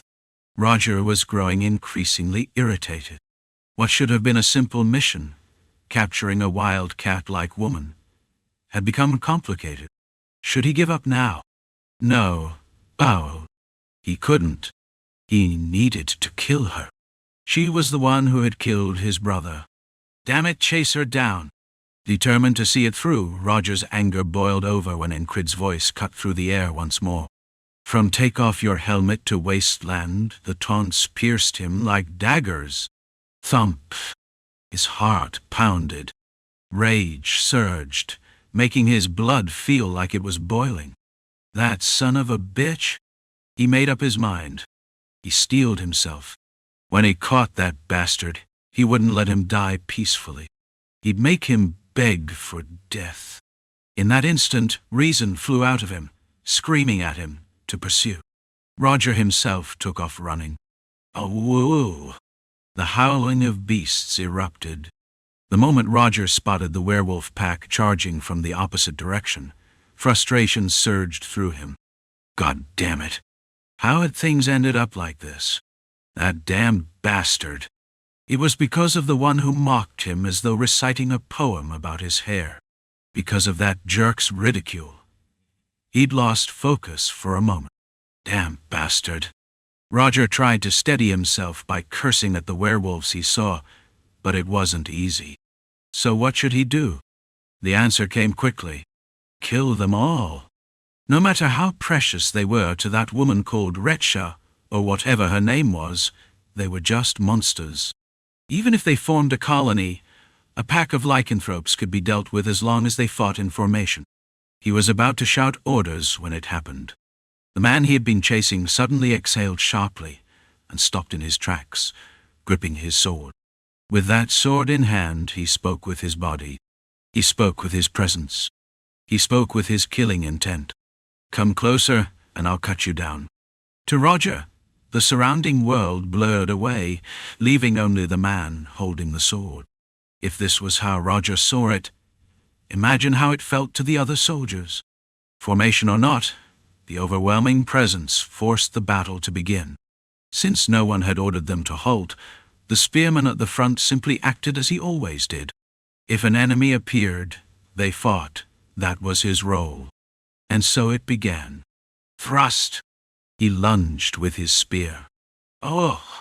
Clang! The werewolf's claws deflected the spearhead just as it was about to strike. The discordant sound of the wolf's howl, claws, and the spear shaft reverberated. That sound brought a cold sliver of reason back into Roger's mind. Damn it! He'd attacked without forming a proper formation. It was because he'd been impatient. No, it was also because the enemy had mocked his weakness. And the presence, that was an issue too. Everything had spiraled out of control. A chaotic battle had begun. Huff! The first thing to reach Encred was a werewolf, its claws aimed for his neck. Watching the creature's sweeping arm, Encred stepped back. Out and round. He steadied his breathing. He couldn't endure this by gasping for air. From here on, it was like walking a narrow path between cliffs. He couldn't afford any carelessness. Mistakes were not an option. So, what did he need? Boldness. The heart of the beast beat within. Thump. Mighty. Bound by. ARC warrant. the charging werewolf pack, and the encroaching spear unit. Enemies surrounded him, closing in from all sides. But there was no reason to feel anxious. After all, wasn't this a battlefield he himself had created? Then, next, he sharpened his senses. Beyond his 5 senses, he reached into the realm of intuition. He had to avoid claws and spear tips flying from behind. And that's what he did. Stepping forward with his left foot, he swung his sword sideways. It wasn't a powerful strike. Clang! But it was enough to block the claws of a wolf lunging at him from the side. Pivoting on his left foot, he executed a northern-style passing step. Normally, this would be followed by a heavy downward slash to break the arm or weapon of the enemy that attacked his back. Forward again. Instead, he ducked low as though folding his body. Whoosh! The wolf's claws grazed the air above his head. By now, Encred's eyes were only half open. His gaze was unfocused. If someone looked closely, they might say his eyes resembled those of a fish gasping on land. Focus. Instead of concentrating on a single opponent, Encred had chosen a method to survive this place. Wider. He sharpened the blade of his concentration and spread it outward, encompassing the range of his sword. The outcome of a battle was determined by judgment, distance, timing, and position. In an instant he made decisions. He gauged the distance to his opponent. He measured the time it would take for their weapon to reach him, and for his own sword to strike its target. He took in his current position and where he would stand next. With this, Encred danced alone in this chaos. Clang, clang, did I? Occasionally his blade met a werewolf's claws. Sometimes a spearhead scraped past the side of his gambeson. There were moments when claws brushed dangerously close to his neck. Even when an enemy tried to stomp on his foot, he merely gave them a light shove with his shoulder. The result? It led to a soldier's dying groan. A werewolf sank its teeth into the neck of a soldier who had been pushed off balance.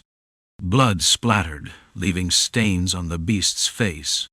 It wasn't intentional. He dodged again and again. Growl. When a werewolf lunged to bite his shoulder, he crouched to avoid it. Snap! He heard the beast's teeth clack together as he stood, and pushed it away.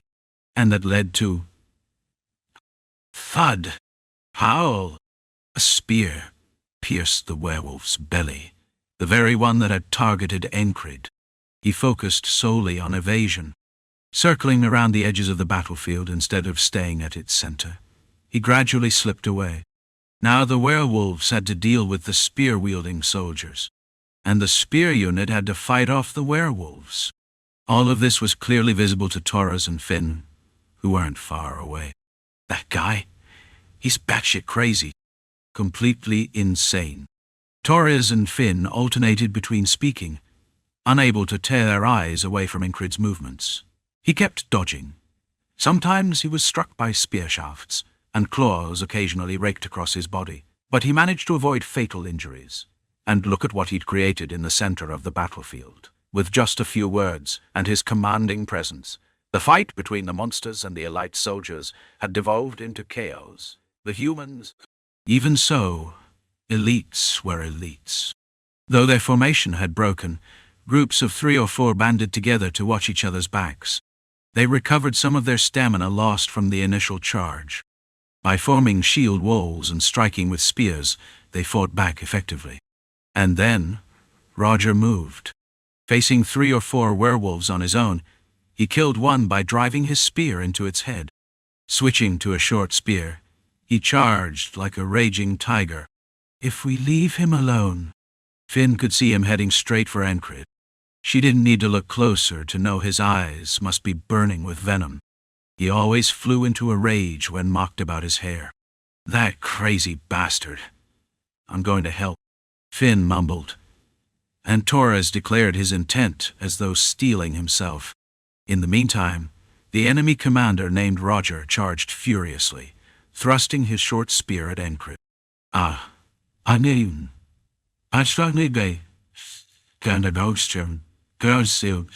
Montreal?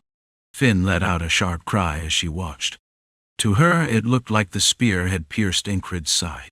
Damn. No, he dodged it. Torres spoke. He was right. It was a mistake. The spear shaft was caught between Incrid's arm and side. He had dodged it by a hair's breadth, trapping the weapon with his body. It looked like a narrow escape. To Torres, it seemed like a moment of life and death. Chapter 107, One-on-One. Incrid knew his plan had succeeded. Turning the battlefield into chaos, that was his intention. Look at the battlefield now. A complete mess. It was more than chaotic, it was exactly as he had envisioned. Among all the battles today, this one stood out as a prime example of what he had repeatedly orchestrated. A perfectly executed mess. It worked.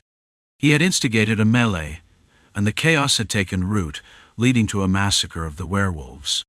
Although many soldiers had died in the process, the ones who fought in small, organized groups with a minimum formation held the upper hand, even amidst the chaos. The soldiers will win. While taking a breather at the outskirts of the chaos he had engineered, Roger suddenly charged at him. He lunged forward with his spear, its blade so sharp it appeared like a pinpoint. It was a frightening thrust.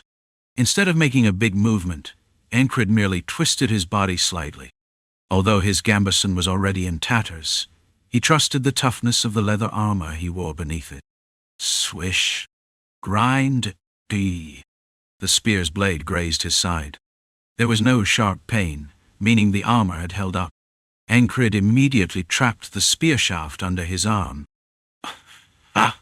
Roger grunted and tightened his grip on the spear, seeing that Incrid had caught it under his arm. He planned to yank the spear back and tear through Incrid's side and arm. Catching the blade with your side? I'll rip you to shreds. Beep. At the exact moment, Roger exerted his strength. A strange sound reached him, and a sense of foreboding pierced the space before his forehead. He instinctively leaned his head back. No, just tilting his head wasn't enough. His entire torso bent backward. It was an extraordinary display of reflexes and agility. What the hell? A sharp blade grazed the hair on his head and the edge of his helmet. A throwing knife had sliced through the darkness, leaving a faint trace. Of course, Roger didn't actually see it. It was only a sensation he had perceived. The chilling sensation quickly turned into anger. As he straightened himself with fiery rage fueling him, he suddenly realized that the weight of the spear in his hands had disappeared. It's time to meet your hair again. A voice rang out simultaneously, and a shadow loomed over his head. It was Incrid, plunging down from above. Damn it! How is he so fast? Such agility didn't match his size. The descending blade was the last thing Roger saw. Crack! His helmet, which had once protected his skull, was split in two, and his head was cleaved apart. Blood and brain matter spilled from the shattered remains. Thud-die! Landing softly on the ground, Incrid began checking his own body, trapping the spear, throwing a knife at his opponent's forehead, and following up with a vertical slash. It had all unfolded exactly as he had planned. Not bad. He wasn't seriously injured. Although his side ached slightly from catching the spear earlier, it wasn't a major concern. He prodded his ribs with his fingers. Not broken. That meant it was just a bruise. Nothing to worry about. Damn it, Commander! The shout of an enemy soldier echoed. Some soldiers had witnessed Roger's death, but there wasn't much they could do. Even if their eyes turned red with fury, they couldn't simply abandon their fight against the werewolves to rush at Incrid. The werewolves still bared their fangs menacingly. Still, this one swing of his sword had shifted the tides of the battle. Roger's death seemed to sap some morale from the enemy spearmen. Though they still held the upper hand, a few of them were still falling prey to the werewolves. Right now as well, a soldier who had been distracted by the sight of his commander's death got struck down by a one-eyed lycanthrope that had been hiding. Smash! The one-eyed lichen didn't use its claws but its fists. Rather than instinctively relying on claws and fangs, it delivered a calculated punch.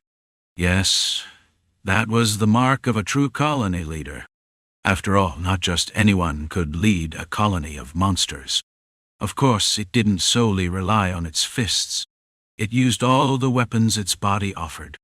The one-eyed lichen slashed with its claws, deflecting a few spear blades and breaking 2 spear shafts in quick succession. After killing 2 soldiers, it retreated behind its pack. In the shadows of trees behind enemy soldiers, amidst the chaos caused by other lichens rampaging, it found a place to hide and waited for another opportunity to strike.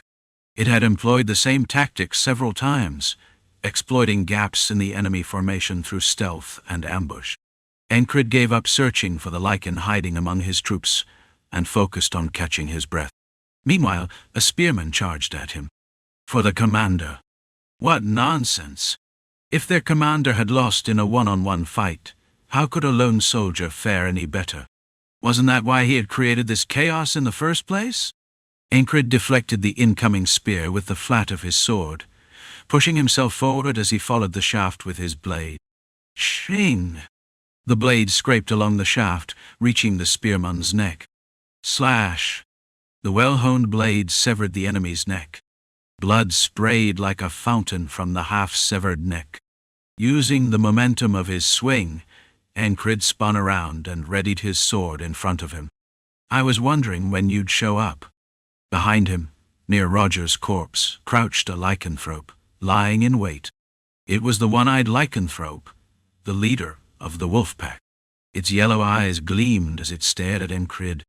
Want to come first? Or should I go to you? The lichen leader was undoubtedly a tougher opponent than Roger. Even so, during these 78 battles, not once had Encred faced an easy day. It wasn't as if he hadn't fought desperately even when he let his guard down. So,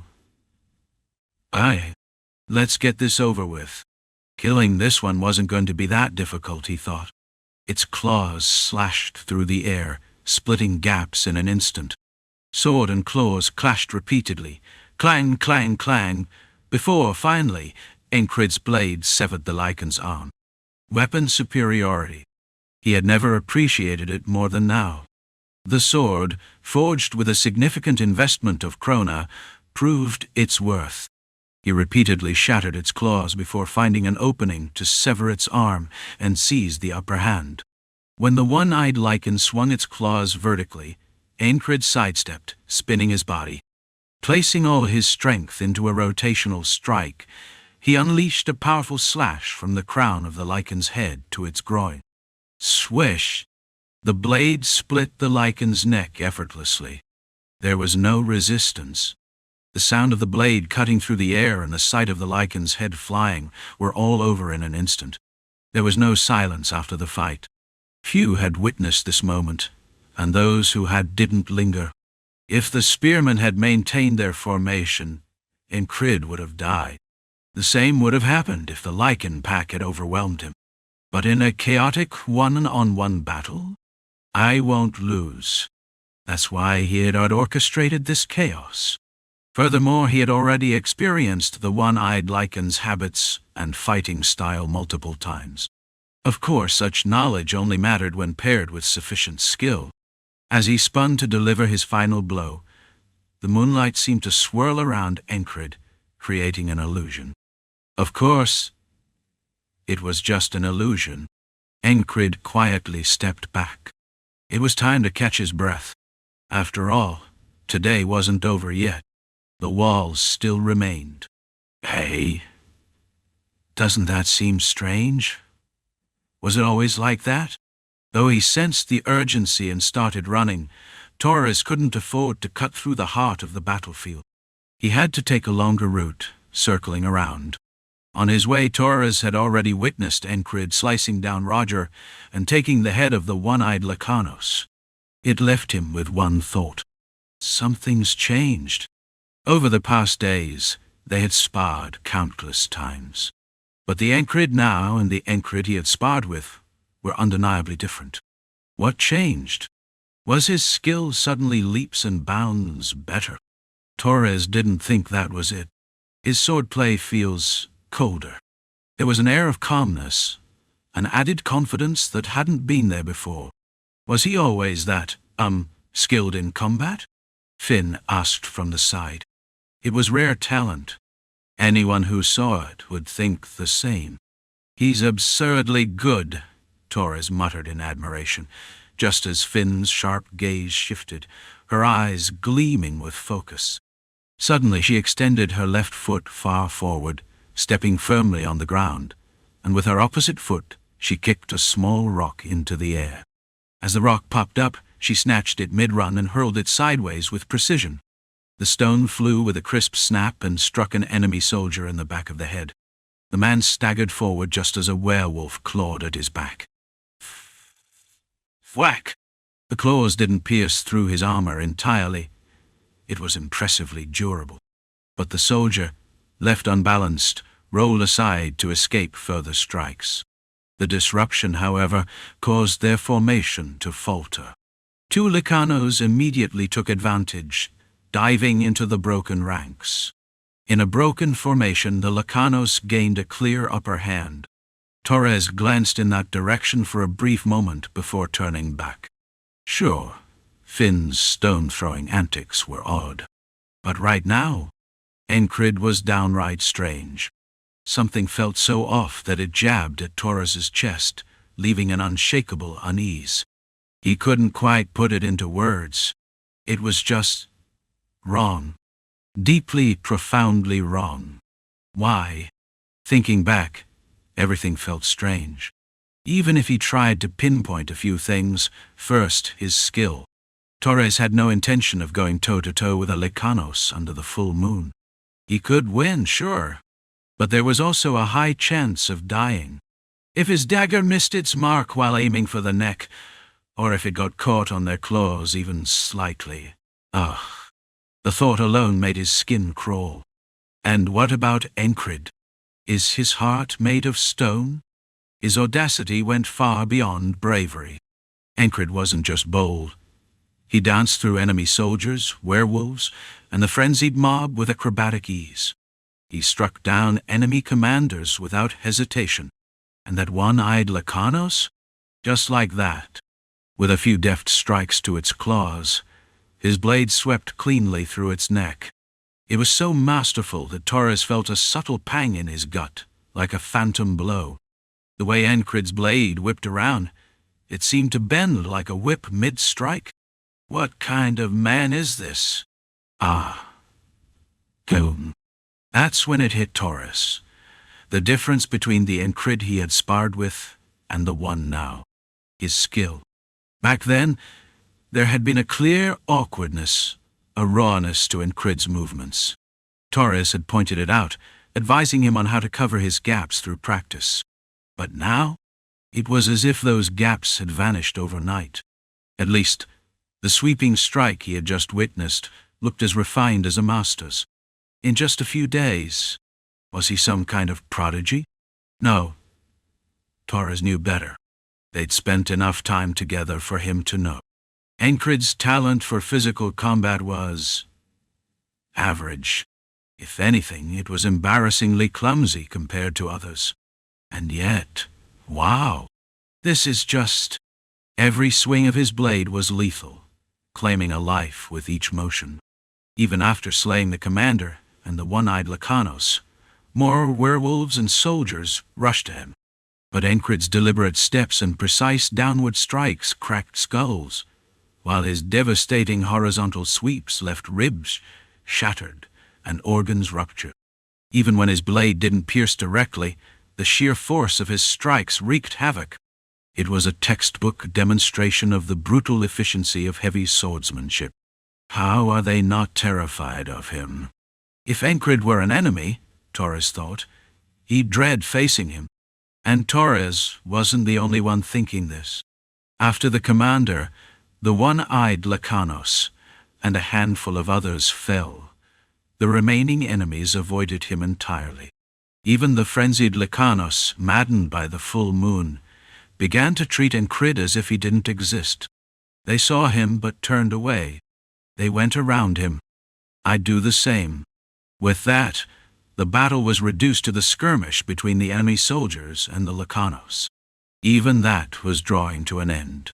And there stood Encrid, still and solitary, basking under the moonlight.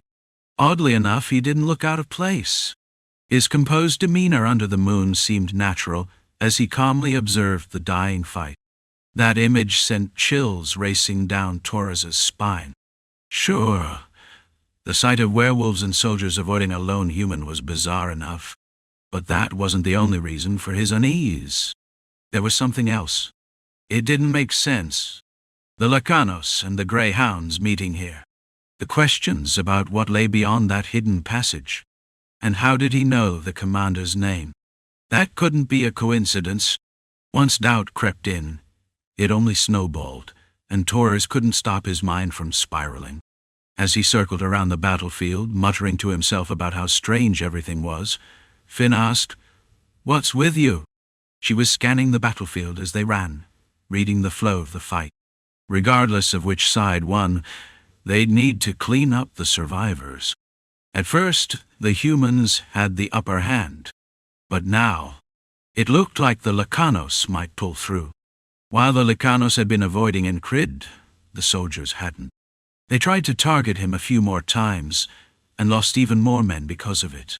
All of this, one man had orchestrated it. Encrid, the platoon leader of an independent unit. Tosh, a man with a beautiful build and an equally handsome face. Maybe some kind of tactical genius? Finn thought as much. Everything's just so weird, Torres muttered beside her as they ran. They seemed close, but it was clear Torres was full of questions and doubts about Encrid. Focus up. We still need to deal with whoever's left, Finn said as she drew an axe from her belt. The moment she locked eyes with an enemy soldier, she hurled the axe. Woo! The spinning weapon struck the soldier squarely in the chest with a thunk, sending him staggering back before he collapsed to the ground. That hurts, Finn smirked, running ahead. Meanwhile, Torres kept muttering about how strange everything was. Eventually they joined up with Encrid. Though it had taken longer due to their roundabout route, they'd made it within range as instructed. I've got a question, Torres said. And he had to ask. About this situation.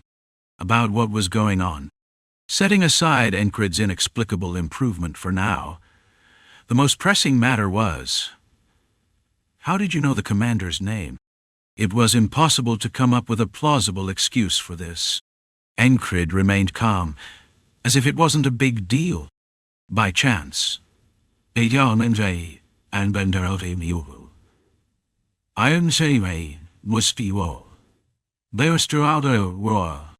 By chance?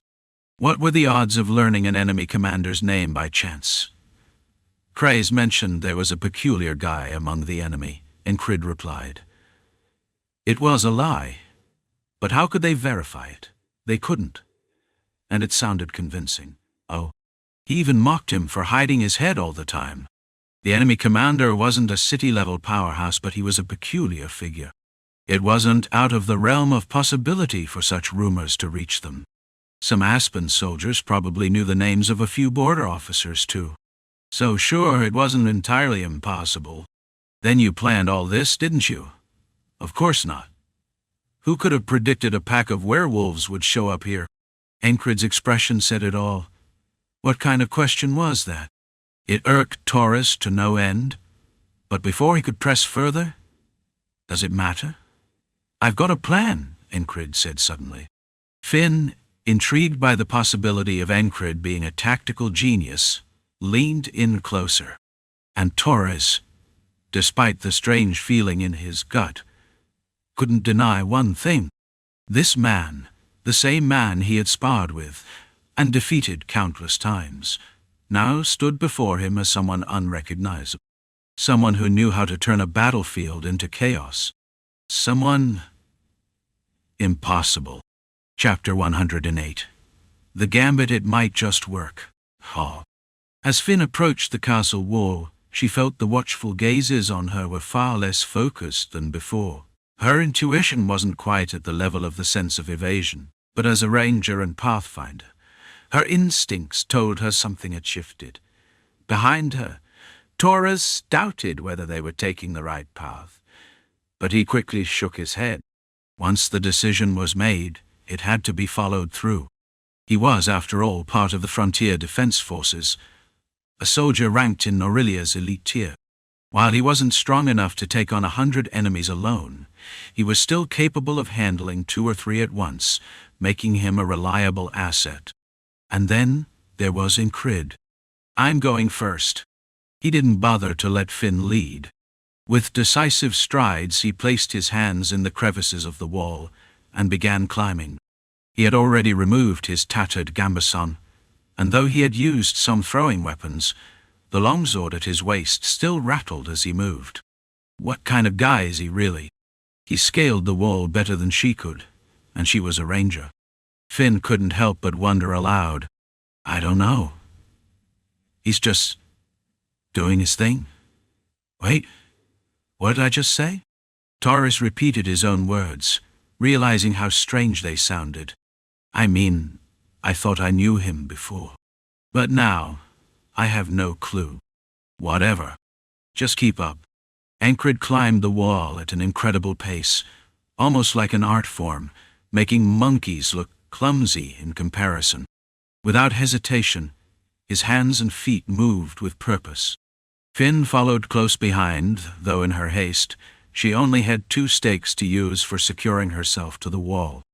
Glancing down, she saw Torres struggling but managing to catch up. He was grumbling, but as someone with excellent physical abilities, he wasn't far behind. And what about him? Finn looked up again. Ancred was already near the top of the wall, crouched beneath the parapet. The parapet was a thick, tall defensive structure built atop the wall to provide cover for soldiers. Climbing over it barehanded into the castle interior would be no easy feat for most people. Can he not climb it? It didn't seem likely. For Finn, all it would take was hanging from her fingertips, pulling her upper body up, and using her core to vault over. If she attached the small hook she carried just in case, even easier.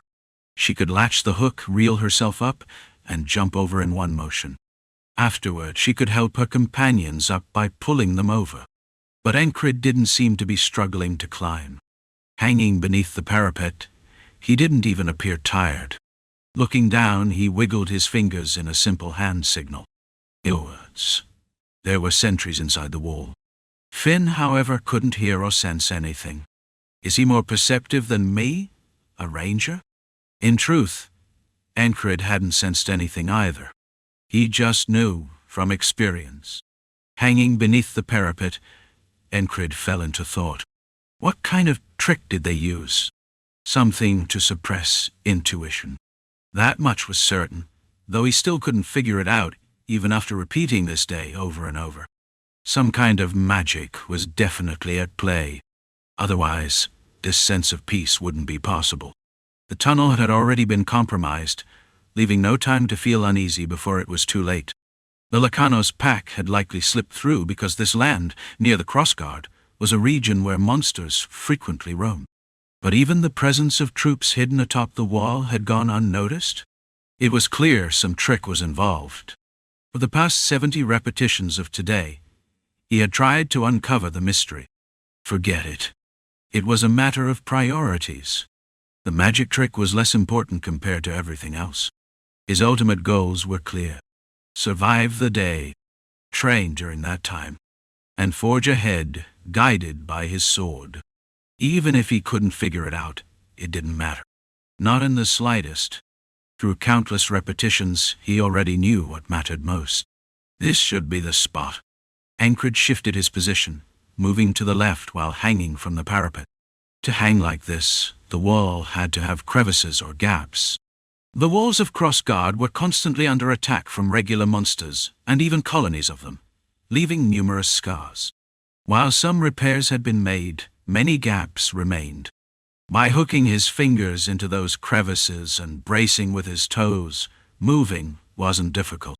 As he repositioned himself along the wall, he mentally mapped out the area beyond the parapet. When he first arrived here, he could only predict and guess. Now he could pinpoint even the location of Recha, the mage. No, he was certain of it. This arrogant mage had never left her spot during any of the countless repeated days. Having found his position, Encred gave another hand signal. "You two. Go ahead." Finn and Torres saw the signal and started moving. Finn went first, helping Torres climb over. As soon as the two of them crossed the parapet, whoosh! Flames roared to life above them. 6 or 7 torches had been lit simultaneously. It wasn't the first time they had seen this. "How did you get this far? My minions should have stopped you." Recha's voice rang out. As expected, she was just beyond the wall. She didn't know him, but he knew her. That alone gave him the upper hand. He knew her name, her spells, everything. Damn it. Torres cursed. "It's really her." Hearing Finn mutter, Encred reached out. Gripping the edge of the parapet with just his fingertips, he pulled himself up with one arm. The strength of the madmen in his squad, including NM, that he had constantly marveled at.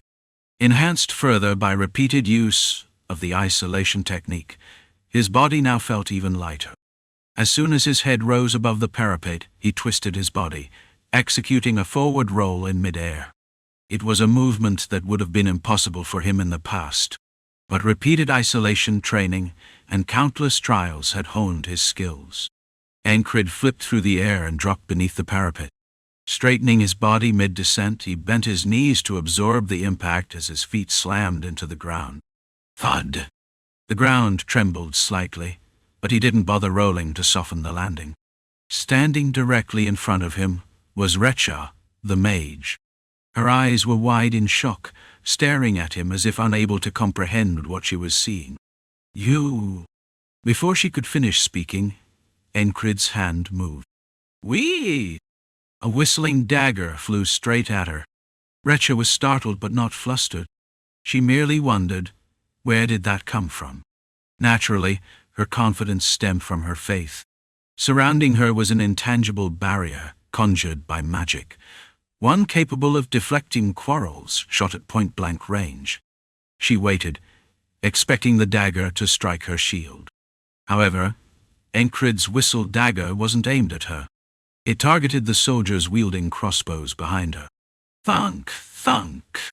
Encred, having activated his pinpoint focus, hit his marks precisely. The relentless training had paid off. 4 soldiers collapsed. Yet, just before they fell completely, Recha reacted. "Hiya!" A peculiar cry escaped her lips, and from the ground, thorny vines surged upward. They twisted like serpents, whipping violently toward Encred. The real battle had begun. "Focus on the soldiers first," Encred shouted as he drew his sword. Shing! He swung his blade. His head burned with intensity from concentrating too hard. Thin ones, slice. Thick ones, deflect. Encred moved with a foundation based on fluid swordsmanship, not rigid techniques. Though he'd never formally been trained, Ragnar had once told him, "It's good to understand the basics of all sword styles. Sticking only to heavy blade techniques is foolish. You must understand your opponent's methods to counter them properly." Ragnar, usually lazy and indifferent, occasionally displayed fervor during training. Those rare moments of passion had left a mark on Encred. As a result, he had practiced over 70 times against vines in training, and today, that preparation bore fruit. Thin ones were sliced cleanly, while thick ones were deflected with calculated movements. Whack! Crack! Smack! Some of the vines were as thick as a forearm, and struck with the force of a club. Yet, Encred deflected them with the flat of his blade, lowering his stance to channel the force upward. It was a testament to the adaptability of his technique. "You insolent fool!" Recha was seething. "How dare this swordsman evade my vines?" Her hands moved, and soon thorny spears and whip-like vines lashed out at him. Encred didn't rely on intuition or blind luck. Instead, he opened his eyes wide, drawing all his focus to them. It felt as though his burning gaze could see everything. Each movement appeared slowed down, and he reacted accordingly. Again, he sliced, deflected, parried, and evaded, all with precision. He discarded vague feelings and trusted only what he saw. As he dodged and countered the attacks of the thorny vines twice more, the anguished cries of soldiers filled the air. The soldiers' death throes were proof that Torres and Finn weren't to be underestimated. Torres, in particular, thrived when attention was diverted elsewhere. His skill with daggers was nothing short of deadly. "Well then," Ratcha muttered with eyes glowing like a serpent's, "I'll keep you dancing until you drop dead." Her piercing gaze locked onto Encred, but he ignored it. After all, he'd seen worse before. His heart pounded like a wild beast's, and it felt as if Rem's voice echoed in his mind. "If you're gonna fold to something like that, just rip out that heart of yours." "Don't worry, you crazy bastard," Encred thought. "I'm not going down to that." As if provoked, Ratcha's vines intensified, thinning and accelerating in speed. The forms changed from spears and whips to something akin to arrows. Though not true arrows, their sharpness and speed matched them. Could a person block a barrage of incoming arrows? The answer was simple. No, not unless they were a knight. But what if one had no choice but to block them? Then what? The answer for someone like Encred was straightforward. You do it until you die. It was the soldier's way. Or perhaps the infantryman's spirit. No, it was simply the essence of Encred's being. There was no surrender, no regrets. With both hands gripping his sword tightly, Encred pushed through the searing pain in his eyes and concentrated. Connect the dots. Using those lines as a guide, he cut through every thorny arrow. As the vines shot upward from below and rained down from all directions, he lost count of their numbers. Realizing it was futile to tally, Encred expanded his focus outward. This was something he'd learned while fighting against lycanthrope packs and the grey hounds, scattering one's focus to evade attacks within a field. And before that, during the skirmishes in the tight spaces of the tunnels, he'd learned to make split-second decisions without hesitation. Encred combined both skills and put them into action. Shatter! In an instant, vines in all directions were sliced apart, spilling green sap into the air. Ratcha's face contorted with fury.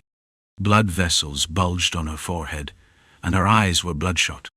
Her vines didn't stop, nor did Encred's blade. Finn and Torres, mid-combat with other soldiers, couldn't help but steal glances at the intense duel. It was more than just skill now.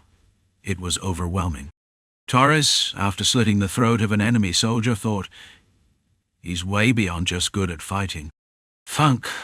At that moment, a bolt shot into the soldier Torres had just killed. "Couldn't you aim better?" Torres sneered, hearing the distant twang of the crossbow. Meanwhile, another pained scream echoed. This time it came from Finn's handiwork. Moving like a snake across the ground, she had snapped an enemy's leg in an unnatural direction. The soldier collapsed, foaming at the mouth. Finn didn't stop. Pausing would only make her a target for the bolts. Back in the duel, neither Encred nor Ratcha allowed anyone to approach their fierce battle. The sharp, needle-like vines occasionally ricocheted off Encred's deflections, stabbing into the walls of the fortress. Even allies wisely kept their distance, unwilling to die to friendly fire. This gave Torres and Finn some breathing room. Torres, watching the pointed vines pierce through the walls, thought grimly, "Killing the soldiers isn't going to end this fight." He realized that the outcome of this battle rested entirely on the duel between Encred and the mage. If Ratcha won, Torres and Finn were as good as dead. But how much longer could Encred hold out? Even from their perspective, Encred was struggling. Some vines had begun grazing his body. In tandem, Retcha's voice echoed coldly, filled with quiet confidence. "Did you rely on that leather armor to protect you?" Her tone was calm, as though she had already secured victory. Torres thought to himself, "This isn't good." He wasn't wrong. Encred was at his limit, but that was precisely the moment Encred had been waiting for. As Retcha savored her perceived victory, and all eyes, friend and foe alike, focused on the battle, Encred made his move. Switching his grip, he held his sword in his left hand alone, while his right hand reached for something else. It was a gamble. Chapter 109. Setting things on fire, Encred locked eyes with the mage, Retcha. "Atta. Mages have eyes too," he mused. They also had noses and mouths, human features after all. Humans all have reflexive actions, he remembered Jackson teaching him, and for that he had prepared accordingly. All Encred needed was to halt the vicious onslaught of thorny vines, even for a moment. To do so, he had a hidden card, a technique he had practiced numerous times before. What mattered most was timing. Now was the moment. Wielding his sword with his left hand, Encred parried and dodged the vines until one struck the top of his left wrist with a thud. The leather gauntlet he had obtained from the sewer corpse fanatic was shredded.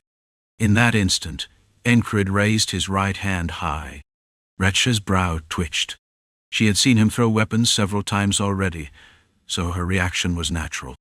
Retcha judged that whatever he threw wouldn't be a problem. Her magical barrier could repel most physical forces. But instead of a dagger, what flew toward her was a stone, a thin, crystal-like orb. Flash! A sudden burst of light erupted, far brighter than any torch. Reflexively, everyone, including Retcha, who had fixed her gaze on the object Encred had thrown, was momentarily blinded. For that brief instant, they lost their vision. "Shh!" Encred inhaled sharply and moved. He had waited for this moment, keeping his eyes on the ground the entire time. The glowing stone, which he had obtained from the mage in Theswer, had been a hassle to figure out how to activate. He hadn't anticipated using it this way. By employing the hide knife technique to conceal and throw it, and by showing in an empty hand to lure Retcha into complacency, his plan had worked perfectly. This series of actions created a paper-thin opening, and for Encred, that was enough. Thud. The charging technique he had observed from a squire one day came to mind. Lowering his stance, Encred dashed forward, gripping his sword with both hands. As he shifted his weight from back to front, he swung the blade vertically with all his might. Retcha, her vision just recovering, screamed when she saw it. "Ah!" Her cry became her final words, her epitaph. Swoosh! Crack! The barrier shattered. It was a downward slash from a greatsword, delivered with full force, without hesitation for what might follow. The blade struck Retcha's head. Thunk! Crack! Doyan! The blow broke through the barrier, tearing off her scalp, slicing her ear, splitting her collarbone, and exiting through her lower torso. Splurt! Dot! Dot! The blade disemboweled her, carving through 3/4 of her upper body. By the time it emerged near her waist, it had severed one of her arms as well. Chunks of flesh thudded to the ground as the mangled remains of the mage collapsed, spilling blood and entrails onto the floor. What could such a person say in their final moments? The light in her eyes faded instantly. Whatever she had intended to do in those last seconds was clear. Behind Encred, the vines twitched once before collapsing lifelessly. Ha! Ha! Only then did Encred exhale the breath he had been holding. He had known Retcha's barrier would break under sufficient force. A weighty, focused strike would do the job. Her disregard for daggers and her reaction to Finn's axe had been hints. This battle had been a culmination of everything he had learned, repeated countless times today. Even the glowing stone, hidden and utilized with the hide knife technique, had been part of the plan. "Aren't you going to finish the rest?" Encred asked, snatching the glowing stone. The light would surely alert the city's inner forces and the wall's guards. Time was short. Swoosh! Finn moved first, with Torres following close behind. There weren't many soldiers left. Screams echoed atop the walls as the remaining enemies fell. The moonlight bathed Encred, and even Torres and Finn, along with the enemy soldiers, saw the glow emanating from his back like a halo. He exuded an aura that felt anything but human, something entirely different. The scent of blood mingled with the faint aroma of roses atop the wall. It was an oddly intoxicating smell, like a newly crafted perfume, unique and memorable. Once they descended beyond the wall, it became Finn's domain. As if prepared in advance, she moved to a specific spot, dug into the ground, and retrieved a bundle. "Supplies for emergencies," she explained. It seemed likely that an informant, someone referred to as Cat, had prepared it. Inside the bundle was a dirty tarp. Without hesitation, she tossed it to Encred and Torres. While they draped the filthy covering over their heads at the outskirts of the slum pressed against the wall, Finn silenced two curious beggars who had poked their heads nearby. With barely a sound, their necks snapped. Her precision was impressive. Quintessential Finn. Encred had witnessed her El Karaz fighting style mature into a skillful art through repeated encounters today. The majority of the slum's residents paid no attention, meaning there were no more witnesses. Under the cover of darkness and the tattered top, the three vanished into the shadows. Trailing behind, Encred fell into deep thought. Repetition. As always, he replayed the day in his mind. When repeating today's events, Encred faced three distinct paths. Would choosing one and forcing his way through it suffice? Is it even necessary to choose just one? As he let go of the tension in his shoulders, clarity came to him. Why choose one path when he could use all three walls? Perhaps it was possible. The Greyhound's trap offered experience in being surrounded by elite forces. Battling the Lacanos pack taught him how to fight and evade in chaotic skirmishes. And Retcha, with her rose vines, had been an excellent textbook opponent. To Encred, the Greyhounds, the Lacanos, and Retcha were all training tools, valuable resources. Thus, he constructed today with them. It wasn't bad, all things considered. His wrist throbbed where the blow had landed on his gauntlet. Some attacks had been unavoidable, but his leather armor had absorbed the brunt of them. No fatal injuries. "Shh! Keep your head down." "Patrol," Finn whispered. Encred ducked his head, feigning sleep. With most of their equipment hidden and the tarp draped over them, their disguise was complete. "This stench is awful," one patrolling soldier muttered. "Deal with it. Don't you know what's happening on the wall? They might have escaped here. Then why not just sweep through this place? What if all these people turn on us?" Encred listened to the patrolling soldiers' chatter through narrowed eyes. "All right, let's move." Finn led the group with practiced ease, as if traversing familiar territory, guiding Encred and Torres without hesitation. As they walked, Encred lifted his gaze. Part of the city came into view. A distant bell tower, dirt roads, faint lights spilling from within, and mostly dark alleyways. As Encred followed behind Finn, she fell in step with Torres, who was walking just behind her. When Torres shot her a look as if to ask why she was walking next to him instead of minding her own business, Finn spoke up. "Are all the border guards like that? Huh? I mean, are they all at that level?" Finn gestured with her thumb behind her, toward Encred. Torres pondered her question. A swordsman like that?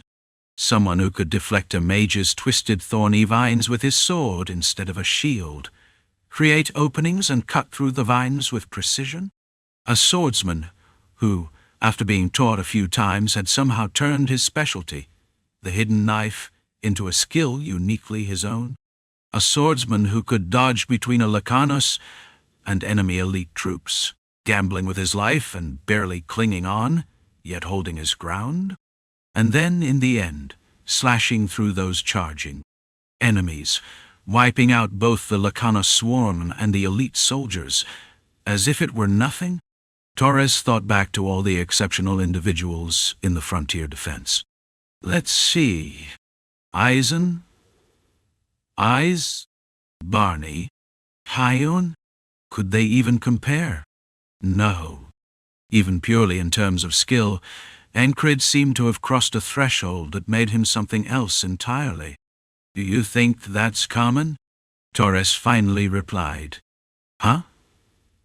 Do you really think monsters like him are just everywhere? It was a strange feeling. Not long ago, Encrid had been under Torres' command. When they sparred on the way here, they'd seemed like equals. But now, Encrid was different. His level of mastery, the way he wielded his sword, it was like night and day. Ha! Torres sighed. Hearing that, Finn let out a faintly exasperated sigh of admiration. What kind of soldier was this Encrid, really? Was this a squad leader until a few days ago? Just a squad leader? Finn wondered what would happen if she reported this back. She glanced around as she searched for the hidden messages left by the cat. At the same time, she found herself worried about whether others would even believe what Encrid had done. While they were avoiding patrols by relying on moonlight and staying hidden in the shadows, the ruckus on the wall from earlier had subsided. Encrid thought the sudden quiet was even more ominous. Ever since he dealt with the mage, his instincts had been sharper. But he knew better than to trust them too much. Overconfidence could lead to disaster. They'd already used all 3 walls to climb over the fortifications, risking everything to make it this far. He wanted to see tomorrow arrive safely, so he kept his guard up, ready to react at the slightest sign of trouble. The 3 of them wandered the night until morning, and though they felt the strain of exhaustion, nothing else happened. The commotion on the wall didn't escalate into an uproar in the city. If anything, it seemed like the authorities were trying to cover it up. While they were hiding in a narrow alley, they overheard 2 patrolling guards talking as they passed by on the main road. Was there some kind of incident last night? I heard someone climbed over the wall. Shh. We've been ordered not to talk about it. You don't want to get docked pay for blabbing. As the guards moved further away, Finn muttered from behind. This isn't good. Why? The trail's gone cold. The cat is dead. So this was all for nothing? Torres asked, frowning. Finn shook her head. Not exactly. The cat left a message. But what? Finn groaned and explained. They buried it in a designated spot, right in front of the city gates. Why the gates of all places? They must have been in a rush. If they failed to escape, it was probably their last hope. This complicated things. Torres nudged Encrid. Got any brilliant ideas? We retrieve the item from the gate and leave. Simple as that. Simple? Do you really think that'll be easy? Is this even something to debate? Encrid thought as he glanced at the other 2. Their brains have turned to mush. Not that he could blame them. They'd been through a lot in the dead of night. On top of that, neither of them realized how much Encrid's actions earlier had rattled them. His swordsmanship and his fearless ability to seize control of any situation that had been on full display. Ynira. Huh? We start a fire under the cover of night and slip away while everyone's distracted. We can grab the item on the way out. If they're keeping quiet about what happened at the wall, it probably means they're waiting for intruders to make a move. Let's give them what they're waiting for. Finn's eyes gleamed. It was a brilliant plan. I should have thought of that, she scolded herself. Realizing her own mind had been dulled was enough for her to accept it. Finn was an excellent ranger. And an excellent ranger could also be a colossal troublemaker. At least from the enemy's perspective. When night fell, the three of them stayed hidden until they were ready. Then they set fire to 6 different locations around town, including the haystack in front of an inn. The flames roared to life. Finn, bursting with energy, moved quickly and deftly, shouting out warnings to stir the chaos. "Fire! Fire!" Her voice added to the panic as the flames spread, allowing the group to move unnoticed under the cover of darkness. As Encrid worked to stoke the flames, tossing oil stolen from the inn onto the hay, he couldn't help but think, "We sure seem to start fires a lot." At this rate, he felt like he was becoming less of a knight and more of an arsonist. But the results spoke for themselves. Fire! The city's on fire! The chaos grew as the townspeople scrambled to contain the inferno. With all eyes on the blaze, Finn, Torres, and Encrid slipped away. Just before the gates closed, Finn dug up the buried message. "Looks like we're done here," Torres said. Both Finn and Encrid nodded in agreement. It was time to return. On their way back, Torres asked, "How did you know the mage's name?" Encrid had already prepared a lie. "It was a lucky guess. There was a female mage during my mercenary days who killed a lot of my comrades. I just threw that name out there. Did that even make sense?" The story was so implausible that it somehow sounded believable. Torres, overwhelmed, decided not to press further. What does it matter? Everything had ended well enough. That was all that mattered. In his office within the cross-guard fortress, Abnea let out a bitter laugh. "Ha! All of it? Undone? In a single night?" They had captured an enemy spy and extracted information from them. Using that, they'd set a trap, leaked false information, and prepared to eliminate any intruders. But never had he imagined anyone would actually infiltrate the cross-guard itself. And yet, somehow, the elite soldiers stationed at the tunnel point nearly wiped out. Resha, the mage, dead. She wasn't someone who should have died here. The thorn divine Resha was a mage with a renowned reputation. If it had been a knight, at least that'd make sense. But it wasn't. They'd tried to lay low, waiting to catch the intruders. Instead, fires had broken out, and the infiltrators had vanished without a trace. They just started fires and left? Abnaya laughed again, an incredulous, bitter sound. His face wore a strange expression. His mouth smiled, but his eyes didn't.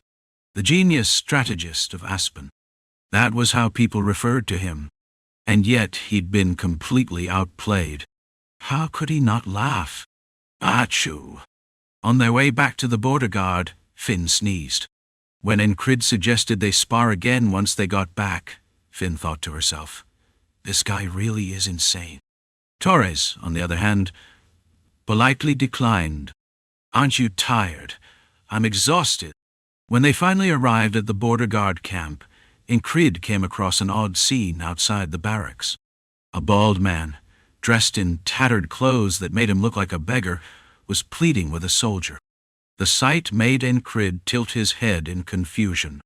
Chapter 110. Luck and misfortune arrive unexpectedly. Finn and Torres entered first to give their report. Torres would handle the general details, with Finn assisting as needed. As for Encrid, all he had to do was file his return report. Outside their lodgings, an unexpected figure appeared. Gilpin. His clothes were torn, his face bruised with a bluish tint, and one of his eyes was swollen half shut, though it seemed to be healing. He was limping, but his leg didn't appear broken. "Let me take a look." After a quick assessment, it seemed like he had only sprained his ankle. "I'm fine," Gilpin said, though his voice betrayed a faint sense of urgency. Encrid nodded. "What happened?" Gilpin was one of Crace's people. If he was in this state, something serious must have happened at the Gilpin Guild. "He's here." "Who?" "The frog bastard who was in league with the former guildmaster." "Ah, frog." There was no need to dig through his memory for this. Right, they said frogs came with the spring. So, they were here now. But wasn't it a little early? Explain. Ancred decided to listen first. If Craze were dead, or if this were truly an emergency, Gilpin wouldn't have wasted time talking. He would have demanded immediate action. Craze had already spent 6 days eating and sleeping in the city. For him, a week outside the unit was routine. After all, a deployment is coming up, they said. That meant there was a lot to prepare: food, errands, and various other tasks starting from the beginning of the year. Craze was in high demand, not just among soldiers, but even officers sought him out. In exchange, many people offered him favors. It had been 6 days, and Craze wanted to take care of as much as possible before deployment. Ever since taking control of the Gilpin Guild, counting Cronus had become one of his small joys. Who would want to return to the unit at this point? Let's see how much I can make today. He needed plenty of kronas to one day open his own saloon. That's why he was determined to earn as much as he could while he had the chance. Recently, he'd even earned a decent commission from selling goods the squad leader had brought back. Wonder if he'll find more stuff like that. Then again, how often do you stumble upon a mage hiding in the sewers? It's lunchtime. Let's eat. Around noon, Craze called Gilpin for a meal. They were served a dish made from finely ground whole wheat. Thin noodles topped with olive oil and tomato sauce. It was surprisingly decent. So, did you seal off the cobbler's basement? Craze clattered his fork as he asked. It's been sealed for a while now, Gilpin replied after swallowing his food. Though they weren't exactly night watchmen, the Gilpin Guild aimed to act like nighttime guards. That's why they handled tasks outside the Standing Army's jurisdiction, like sealing off the cobbler's basement. The Standing Army didn't bother with such details. They'd already looted the place and left the tunnels behind. Of course, the squad leader had looted it first. But the role of a night watch? That was different. Beyond skimming coin off transient visitors, the guild aimed to project an image of protecting the city's residents. The result? Undeniably effective. It made collecting tribute, protection taxes, and gathering intelligence much easier. In fact, every city resident had essentially become Craze's ears.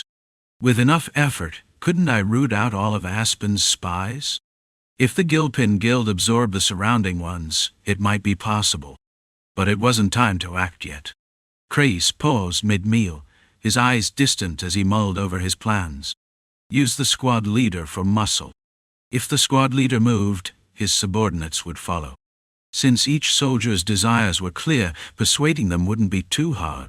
How many people are under me now? Even in border guard slums, there were those scraping by despite their dire circumstances. Recruit some from the slums. Absorb stragglers from other guilds, too. If nothing else, Cray was confident in his ability to assess people. It might have come from his rough upbringing. During his days as a beggar, he'd quickly learned to judge who to approach for alms and who to avoid. Of course, it took hundreds of beatings to get there. Once he realized that a single misstep could be fatal, his instincts had sharpened like a blade. This might just work. Could he call it an operation to unify the backstreet guilds? With the right foundation, he could dominate the backstreets in less than a year, maybe even 6 months. If everything went according to plan. But plans always had variables. And this was one of them. Boom! Luck and misfortune truly arrived when least expected. For Craze, it was no different. Someone had smashed through the reception room door and entered. The figure was wrapped in a thick cloak. Craze didn't waste time wondering how they'd gotten here, or who they were. Over a dozen guild members were stationed at the mansion. 2 guards at the door were sprawled on the ground. Blood? No, there wasn't any. They weren't dead, probably just incapacitated. Craze quickly processed the situation, recognizing the sudden misfortune. His sharp mind went into overdrive as his eyes scanned the room. "This way, please." His first words after assessing the situation were measured and calm. "You don't even know who I am, but your response is refreshing. the cloaked figure said, shrugging. The motion caused the cloak to ripple. The voice was rough and raspy, as if their vocal cords were damaged. I didn't think that was the important part. You've got good instincts.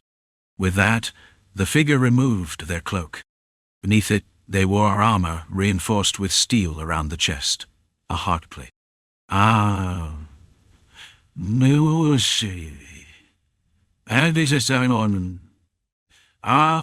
It was hard for humans to recognize frogs on sight. Yet Gilpin recognized this one immediately, a frog with a white scar on its neck, the harbinger of death that visited each season. Isn't it too early? Weren't they supposed to come well after spring? Where's the last guy? He got bored of this place and went upstairs, Cray replied without a hint of panic. Gilpin, however, was drenched in cold sweat. One wrong word, and he could be sent upstairs too. The suffocating pressure of death loomed, an overwhelming gap in power. So, have you eaten? Crace asked casually. The frog's lips twisted into a grin. You're an amusing one. The frog moved and Gilpin resisted, but was struck down in 3 blows. It would have ended in 1 if the frog hadn't held back or drawn its weapon. Craze didn't resist, but he was hit. Humans need to be beaten first before they listen. It's my belief. Who killed the previous guildmaster? After hitting him, the frog grabbed Cray by the collar and lifted him up. Cray quickly thought to himself, which of my squad members could deal with a monster like this? Ragnar, Auden, Jackson. Which name should I give? Who should I ask for help? The moment he saw the frog, the dilemma vanished, and he answered without hesitation. Cough. I would have told you if you just asked nicely. Cough. I would have told you if you just asked. I don't like it. I want to beat you up first and then hear it. This crazy frog bastard, despite thinking that inside, Craze answered with a smile. I see. The Border Guard's reserve troops did it. The name is Ragnar. Why are you sitting here? I'm an acting guildmaster. Acting guildmaster? Interesting. Very interesting. Hey, Baldy. In an instant, the guild member Gilfin collapsed, not even knowing how it happened. His eyelids hurt terribly, and his thighs were numb, preventing him from standing. Ah, yes. Bring Ragnar here. Then I'll let this one go. Gilfin looked at Craze. Go. Bring our real guildmaster. Gilfin was quick to catch on. He understood the frog wanted someone who could kill him. The frog wasn't stupid either. Though he couldn't distinguish lies from truth, he knew that this small, delicate human male was up to something. The frog made a decision. I'll kill that guy. Then, I'll put shackles on this one. The person who had originally managed this place was dead, so it was time for a new manager. It would be too much to handle everything from the homeland, so local recruitment was necessary. If things went wrong, leaving the place would be easy. How many days has it been since Cray was caught? Ancred scratched his nose and asked. 3 days? My squad members? They all headed for the battlefield, coincidentally. Even Rem? I'd only heard they weren't here. Did you confirm that Big Eyes is alive? I saw him just early. Did he break his arms and legs? What? No. If he left his arms and legs intact, then. Ancred muttered to himself, then nodded and stood up. Ancred and Gilfin had just moved to a corner outside the unit, talking quietly. Gilfin glanced at Ancred, shaking his head. Wasn't he supposed to go rescue Cray right away? Ancred spoke again. First, I'll report back. Then we can go. Shouldn't we hurry? No, the frog is at the mansion, right? Aren't we going there right now? Right now? It didn't seem necessary. If the frog had wanted to kill Craze, he would have done it already. But the fact that he hadn't broken his arms and legs after 3 days meant he's holding on well. Craze's intention was clear. He must have called out a squad member. That's why he mentioned Ragnar. While Riem, Auden and Jackson could be brought back somehow. The reason he called out Ragnar, the one who was the hardest to summon, a lazy and directionally challenged person, was clear. He wanted anyone to come. The only one left to call is me. It was a surprise to Encrid that all the squad members headed for the battlefield without him. Chris couldn't have expected that either. His reckless squad members had gone to the battlefield listening to someone else's words instead of his own. It was impressive that they managed to get him there. Controlling Rem and the others would give anyone a headache. Tell the frog to wait one more day. Gilpin grimaced at his words. The guildmaster is going to die. It was a natural response from Gilpin. He was content with his current life. Being a night guard or just a lowly guard was perfect for him. He had little trouble, and it was comfortable. So comfortable. Though Craze had revealed the secret of Krona, it was still fair. Because of that, Gilpin wanted to protect this peace. The Gilpin who had once planned to escape when the frog arrived, expecting the guild to be torn apart, was gone now. Now he had something to protect. We need to go, Gilpin said again, but Encrid shook his head. Go tell him to wait one more day. Then Ragnar will come. With that, Encrid turned and left. Gilpin, still with no choice, turned and walked back to deliver the message. If he didn't explain the situation, the frog would tear the guildmaster apart. That's what a frog would do. Gilpin walked to repair the shattered piece. Oh God. Looking for a god he didn't believe in. Encrid headed into the unit. How many days has it been? What's going on? I asked, but they didn't say anything. A soldier who was guarding the unit entrance asked as Encrid walked in. He's loyal. Encrid thought about Gilpin and his loyalty. The reserve troops had taken control of the back alley guilds. If luck turned bad, even execution would have been a possibility. That's why no one could speak. But Gilpin still wanted to protect it. That feeling was understood. Some damn business. Encrid gave a vague response and entered the unit. Craze wouldn't die just from waiting another day. That much was clear from the frog's attitude. The frog doesn't seem stupid. Though frogs had a reputation for being foolish, he wasn't entirely that way. Like everyone else, frogs had different aspects. A smart frog, a foolish frog, and a meticulous frog. It was the same for fairies, dragons, and giants. Of course, each species had its own unique traits. I have time. No need to rush now. Encrid clenched and relaxed his fists as he walked. He wasn't stupid. What he learned from today was, I've gotten better. Otherwise, he would have died long ago in a fight with a lycanthrope or an enemy commander. But now, he was even handling mages. Proof that his skills had improved. Could he handle a frog now? He remembered how he had been knocked out by a single kick when facing a pervert. Could he take a frog on now?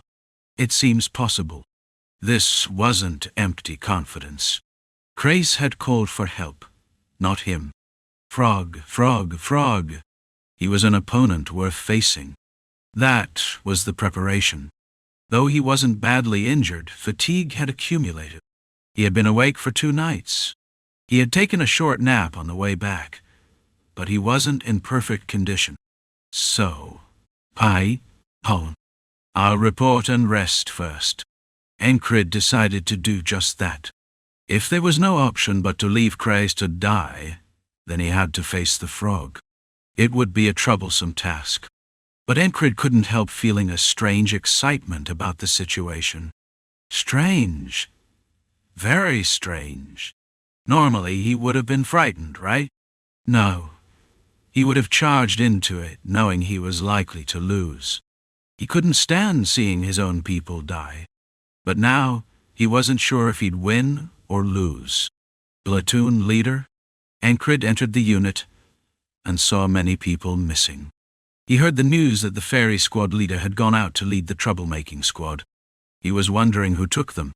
Because of that, Encrid had to report back to another officer. I'm the only one left from the independent unit, so I'll join up in 2 days. Okay, hurry up if you can. It seems like there's some trouble in the battlefield. There might be a second deployment. The officer mumbled, shaking the letter.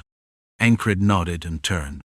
After unpacking in the empty barracks, he soaked in hot water, wrapped himself in a warm blanket, and fell asleep. If the frog killed him, and today repeated, this sleep would be to keep him in the best condition. Ancred fell into a deep, dreamless sleep.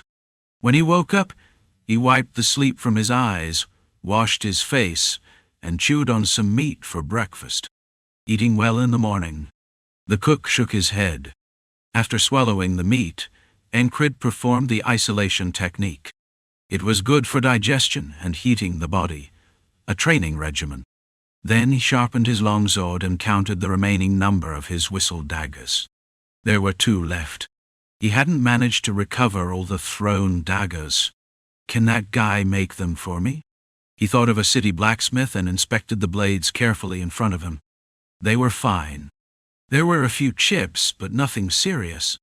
The blacksmith had said that blades broke when they cut a mage, but they were still intact. Perhaps each mage was different. Once he finished preparing, he heard familiar footsteps. "Where have you been?" Esther appeared. He thought she had left because he didn't see her earlier. "Wait. I'll be back soon." Ancred stepped outside again. "Kea!" Esther hissed from behind. It sounded like she was upset that he was leaving without her. "Want to come along? But just watch." At Ancred's words, Esther jumped up and snuggled into his arms. Feeling her warm body, Ancred took his first step. The destination was the mansion where Cray was being held. Chapter 111. Puffed cheeks. I can't just leave him be. It was surprising that the ferry company commander had taken all the troublemaker squad members, now promoted to platoon members, along. Ancred wouldn't have believed it himself had he not seen the empty barracks. Naturally, Crays, who had been absent from camp for several days, wouldn't have known either. That must have been why Crays had asked him to call Ragnar. Lucky he wasn't dragged along during the sortie. Since Ancred had remained behind, perhaps Cray had used that as an excuse to stay as well. Or maybe the ferry company commander had intentionally left Cray behind as a courtesy. Regardless, Crays was still here, and the squad members were gone. That meant Ancred had to take care of things alone. Calling back the squad members from the battlefield was out of the question, and involving the standing army in something within the Gilpin Guild. Not a chance. No one would help him willingly. Sure, if there were someone worth relying on, he might have had hope. The ferry company commander came to mind. Even if she were around, asking for help would still be a gamble. What about Torres? While it might be difficult for him as a platoon leader in the border defense forces, he might have been able to assist personally. But most of the border forces are already mobilized for deployment. The mere fact that they had given Ancred a day off after his return was proof enough that the unit valued him. Did that mean the mission had yielded substantial results? Ancred lightly shook his head. His thoughts were becoming cluttered. He needed to focus on the task at hand. The task here was, we're going to rescue Crays. Yes, Big Eyes. He patted Esther, who was snug in his chest as he spoke. Esther looked up at him with puzzled eyes, and Ancred explained again that they were going to save the big-eyed friend. It was a goal he had spoken aloud almost reflexively. Hearing it, Esther fixed her lake-blue eyes on Ancred. Ancred, with eyes of a similar hue, met her gaze. What? Of course, Esther didn't reply. A panther wouldn't. Still, her gaze seemed to speak, questioning whether rescuing Cray was truly the sole reason. Among other things, Ancred admitted, revealing a part of his intentions. The werewolves, the grey hounds of Aspen, and even the mage, they all lingered in his mind. He wanted to test himself against them, the urge bubbling up like a boiling geyser. Where did he currently stand? How was his condition? How far had his swordsmanship come? How much have I grown? He didn't know. He had no sense of it. That was how it always was. You could only see clearly when you understood, but for Encred, each day brought something new. He was an explorer discovering new lands daily, a pathfinder blazing new trails, a mountaineer climbing uncharted peaks, and a hunter venturing into unknown territories. Though he followed signposts, he rarely understood where he stood. That was why. The moment he heard of frogs appearing, he had calmly assessed his condition and decided to rest fully for a day before acting. The frog seemed like the perfect benchmark to gauge his progress. Will my sword work against them? The last time he faced a frog, one blow had been enough to make his ribs cry out in protest. This time, though, not all frogs were the same, but still, they're formidable. There could be no better adversary to compare himself against. If he failed, the frog would become the wall blocking his today. But that was fine. He was prepared for that. Had there been even one squad member present, none of this would have happened. Which was precisely why it fell on Encred to take action. Was this a coincidence? Or good fortune? Or perhaps misfortune? Misfortune, after all, had always been like an old friend trailing behind him. It was the swimmer's job to navigate the river of bad luck. Thinking of Rem and the squad, Encred suddenly realized how narrow his world had been. How ridiculous. Once, he had considered his squad members as mid-tier soldiers. Mid-tier? How laughable. None of his squad members fit within the soldier rank system anymore. Now he knew that. If even one of them had been here, facing a mere frog wouldn't have been anything to worry about.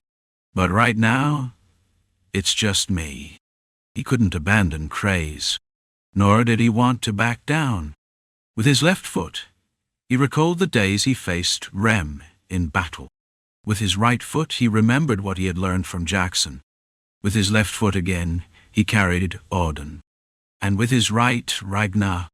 Every step he took was a recollection of all he had learned, from countless instructors through the repetition of countless days. The fact that the adversary was a frog didn't scare him. Perhaps this was the heart of the beast at work. Calm, composure, boldness. No, more than that. A fierce sense of challenge surged within him. Encred's pupils flared like flames. Heidi, Garcian. Esther tapped his chest with her paw, as if to say, "Not yet. I know." Encred answered and kept walking until he arrived at the mansion. The bald Gilpin was waiting for him. Where? The parlor. Where was the parlor again? Following Gilpin's lead into the mansion, Encred stopped in front of the parlor door. Am I walking into this prepared to die? Or was he just intoxicated by the thrill of the challenge? He didn't know. The answer lay beyond the door. Esther hopped off his chest, bouncing to the side. Watching her, Encred wondered, will words work with this opponent? Judging by the fact that Craze was alive and unharmed, they probably would. Still, that didn't mean Encred could skip the step of neutralizing his opponent first. If you came to fight, you fought. What would talking achieve? Encred took a short breath, deciding to skip words and speak through action. Bang dart. He kicked the door open, rolled forward, and flung his arm as if tossing something. The whistle dagger zipped through the air at terrifying speed. Is this guy insane? Presence, followed by bloodlust. The piercing intent of a killer, and then the attack. No hesitation. It was as if this sequence had been meticulously planned before he even reached the door. Bang! The door flew open and the intruder moved. The moment Frog saw the flying blade, he grabbed his weapon, deflecting it in a flash of movement. For an ordinary human, such actions would have been miraculous. But not for a frog. Whoosh. Clang. Dirtnod. Thunk. The dagger bounced off his blade and embedded itself into a crude leather ornament on the wall. The one who had thrown the dagger came charging in, sword drawn. Clang! The drawn blade traced a bold arc from above, slicing downward. The frog hooked his fingers into a loop on the sword handle, a design unique to him. Due to his slick, rounded fingers, he had created a weapon he called the loop sword. By curling his fingers through the loop, the frog could grip firmly and swing efficiently. Whoosh! Clang! The clash of steel signaled the start of their duel. Sparks danced in the air as their weapons collided, a relentless series of rapid blows. Ancred blocked over 30 strikes, even countering occasionally, all the while marveling internally. This guy's fun. But escaping was another matter entirely. What happens if I run away? Everyone else in the guild would die, that's what. Every last one of them. If caught, he'd end up as another pile of meat alongside the dead guild members. That much was obvious. That frog bastard wouldn't hesitate to do it either. They said he'd come in spring, yet he had come earlier than expected. Still, Craze had his own measure of belief. If even one of his squad mates arrived, things might turn around. Perhaps Odin, Jackson, or Ragnar. Not the squad leader. When the door swung open, Craze had hope. When he saw who had barged in, he felt disappointed. And now he was so stunned his jaw hung open without a single thought of closing it. What is this? Ra-ta-ta-ta-ta-ta. The sound of destruction echoed through the reception room as if it would shatter entirely. What unfolded before his eyes were countless trajectories, paths carved by blades. Only sparks flew between them. What was this? It was definitely the squad leader who had entered. And yet, that squad leader is fighting against a frog? And it didn't even look like he was being overwhelmed. At least not to Crace's eyes. Ancred focused on the opponent's weapon, which seemed to bend as if alive, and raised his blade to counter. Bang! The impact spread from his forearm through his entire body. Simply enduring through brute strength would have been foolish. Instead, he redirected the force. He blended the technique into his movements. What had once seemed impossible was now second nature. Clack! He deflected the blade with a sidestep, letting it slide off, then thrust his sword forward. The blade cut through the air with a hum.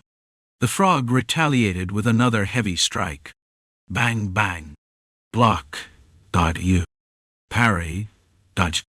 Redirect. Evade. How was this even possible? It was thanks to his experience fighting a mage's thorny vines. Countless battles had forged the current Ancred. Battles that taught him how to swing, dodge, and defend with his blade. Defense was his foundation. He blocked and blocked again. The enemy wielded a hunting knife-like blade with a wide edge, an uncommon weapon favored by most frogs.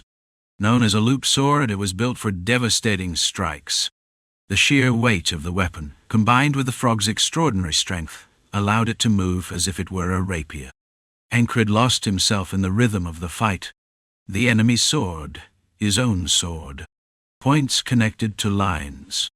Lines curving and crashing like falling lightning. That was the frog's weapon. And Ancred met the descending thunderbolt with his own blade. Unable to redirect the sheer force, his knees buckled slightly under the strain. Even so, he pressed forward with a smooth counter. The frog retreated half a step, thrusting its blade forward. A wide-edged weapon used for a thrust. How unconventional. Yet, to Ancred, that thrust felt like a sharp drill. His heightened senses danced along the edge of the blade. Originally sharp, his instincts had been further honed under Jackson's training, becoming razor-like. In this world where only the blade, his opponent, and himself existed, he lost track of time, engrossed in the battle. Block after block. When he saw an opening, he struck. He slashed, thrust, and parried. He even incorporated techniques from Valen-style mercenary swordsmanship. A feint slash halted mid-swing, turned into a piercing thrust.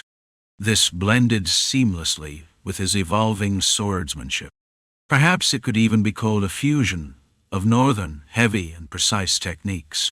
The frog resisted most attacks with sheer strength. Their species boasted extraordinary muscle power far beyond humans. Their accompanying reflexes and agility only amplified their physical prowess. Bang! Crack! Thud! Some strikes were dodged, others were deflected.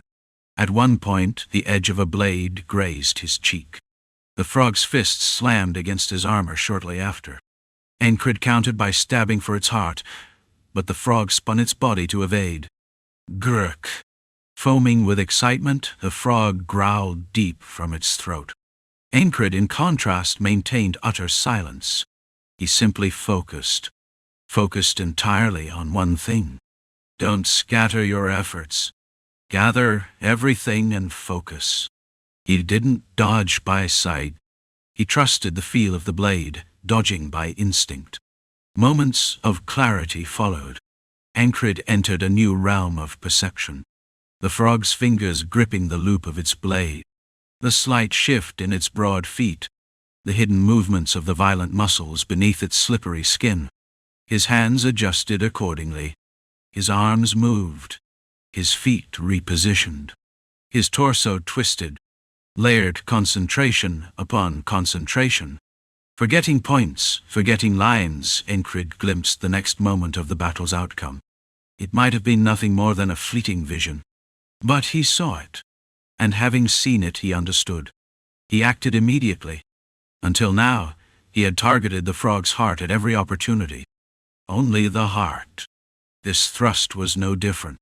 It was a strike imbued with an unyielding will to pierce. The blade flashed through the space between them. The frog shifted its right foot back, dodging with a practiced step. Ping. Grr-chi-ke. The blade grazed its chest armor. The frog's cheeks puffed out in agitation. Brook! The strike almost touched its heart. Unable to suppress its fury, the frog's blade fell toward Encred's neck with renewed speed. A thunderous slash. The briefest of moments. Encred withdrew his blade mid-thrust. Bang! The clash of their blades stopped both mid-attack, suspended in the air. You think you can challenge me with brute strength? Stupid human! The frog growled like a beast. Encred responded not with words, but by recreating the vision he had seen. If I do it like this? Ting. He softened his posture by bending his knees slightly, adding flexibility. He absorbed the frog's force by blending heavy and precision techniques. The frog's blade bore down as though it would split Encred's head open. You damn fool, Captain! Chryse shouted in alarm. Both combatants ignored him. At the decisive moment, Encred pushed with newfound strength, running his blade along the surface of the frog's weapon. Ting, ting, ting! The energy transferred, unbalancing the frog's stance for a split second. Reflexively, the frog blocked its heart with its forearm. Aiming for the heart would have been meaningless. So instead, Encred's blade curved gracefully. Slice! He aimed for the frog's left arm. Though the frog dodged, blood gushed from the wound. It hadn't lost the arm entirely, but the slick, durable skin had been cut through. Even as the frog's cheeks puffed to their limit, its blade countered with brutal precision. Its wide-edged sword swung down with devastating force. Encred raised his right hand to block. The blade crashed onto a gauntlet he had taken from a necromancer mage. Crack. Snap. Dot. With a jarring sound, the blade deflected. The gauntlet's surface was dented and slashed, but his wrist remained intact. It was the harmony of Odin's deflection training and the gauntlet's resilience. You crazy bastard, the frog muttered. Its left arm hung limp, bleeding freely. Even with its regenerative abilities, this was far from pleasant. The frog glared at Encred with terrifying eyes. Ah! Encred sensed the end approaching. His right wrist could no longer muster strength, and his blade slipped from his grasp. He caught it with his left hand. But how many exchanges could he endure? He didn't know. But the final strike he had landed, gave him a sense of satisfaction. A strike that had aimed for the heart to create an opening. It was truly a commendable move. Frogs, a race known for identifying talent, looked at Encrid with disgust. Why? Because of his overwhelming talent? No. It was because he was an unprecedented type. A type that had to be killed. Without question, he had to die. Though he seemed to have reached his limit. Chapter 112. Immediate deployment for just a single moment. It was clear how to catch the frog, how to kill it, how to win. The letters carved themselves onto the signpost, and a path unfolded before his eyes. Would this turn into another fulfilling day? To prepare for another repeated today, he had rested well and returned in perfect condition. Now, all he had to do was die and start the day again. Yet, the frog sword did not descend. The killing intent and aura remained, but the blade did not move. It stopped abruptly in mid-air, as if held by an invisible force. Rumble. The frog repeatedly puffed out and deflated its cheeks. Why? What was invisible to Encrid's gaze, the frog's own sight, was directed behind the human who had severed its arm. A panther with eyes like a sapphire lake stood there. A lake panther. In some regions, they were treated as sacred beings, even worshipped as guardian deities. But such things didn't matter to the frog. To them, a beast was merely a beast. In other words, it wasn't as though the mere glare of a lake panther was what halted it. What a pain! The frog muttered a curse internally. Its smooth skin didn't sweat, but instead secreted a similar mucus-like substance. This was a physical response to tension.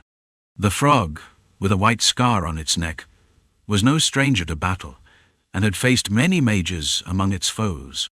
Mages, those peculiar beings who brought the realm of spells into reality. Troublesome adversaries, always a nuisance. The black skin and lake-like eyes of the lake panther exuded such an aura. Through countless experiences and the eyes of a talent appraiser, it could perceive traces of mana. That panther itself could either summon the spell realm or, at the very least, was deeply tied to it. The frog instinctively knew. If it struck with its sword now, it could kill the man. But I'd be risking my life too. The spell-casting panther wasn't the only problem. The human seated before it wasn't easy prey either, constantly aiming for its heart, only to shift his sword toward its arm. That final move. The human's sword, which had trailed along the broad edge of its blade, the strike, the intent, the aura. It wasn't a simple motion. With calculated footwork, the human had briefly demonstrated strength comparable to the frog's own. Compared to itself, the human was small in stature. The conclusion was clear. The quality of his muscles was extraordinary. Moreover, those eyes. His gaze hadn't faltered. Even now, those eyes burned with fierce determination aimed at the frog. How could he still maintain such a look when he stood no chance of winning? Determination. This human seemed forged entirely from it. It felt as though he was witnessing something unyielding, a force of nature that refused to break no matter what. He wasn't relying on the mage panther behind him. It was pure and unwavering resolve. This crazy bastard. Rumble. The frog's cheeks swelled larger than ever. It was thoroughly displeased with this situation. In its mind, it weighed the scales. Was this a foe it needed to kill, even at the cost of its life? Or should it bide its time for a later opportunity? It wanted to kill him, to be rid of this troublesome type of human. But if its life hung in the balance? It had to think differently. The appraising gaze once more scrutinized Encrid. The frog calculated meticulously. While it lived on whims, fighting when it wanted to fight, eating when it wanted to eat, loving when it wanted to love, its life was now on the line, and it was bound by duty. Should it risk its life and abandon its obligations just to kill him? The scale tipped to one side. There was no point in overthinking it. This city, the border fortress city of Border Guard, wasn't important enough to warrant such risks. The frog's swollen cheeks deflated. The blade poised to strike lowered once more. The aura faded. This is his limit? That was its judgment. This human would not grow stronger than he already was.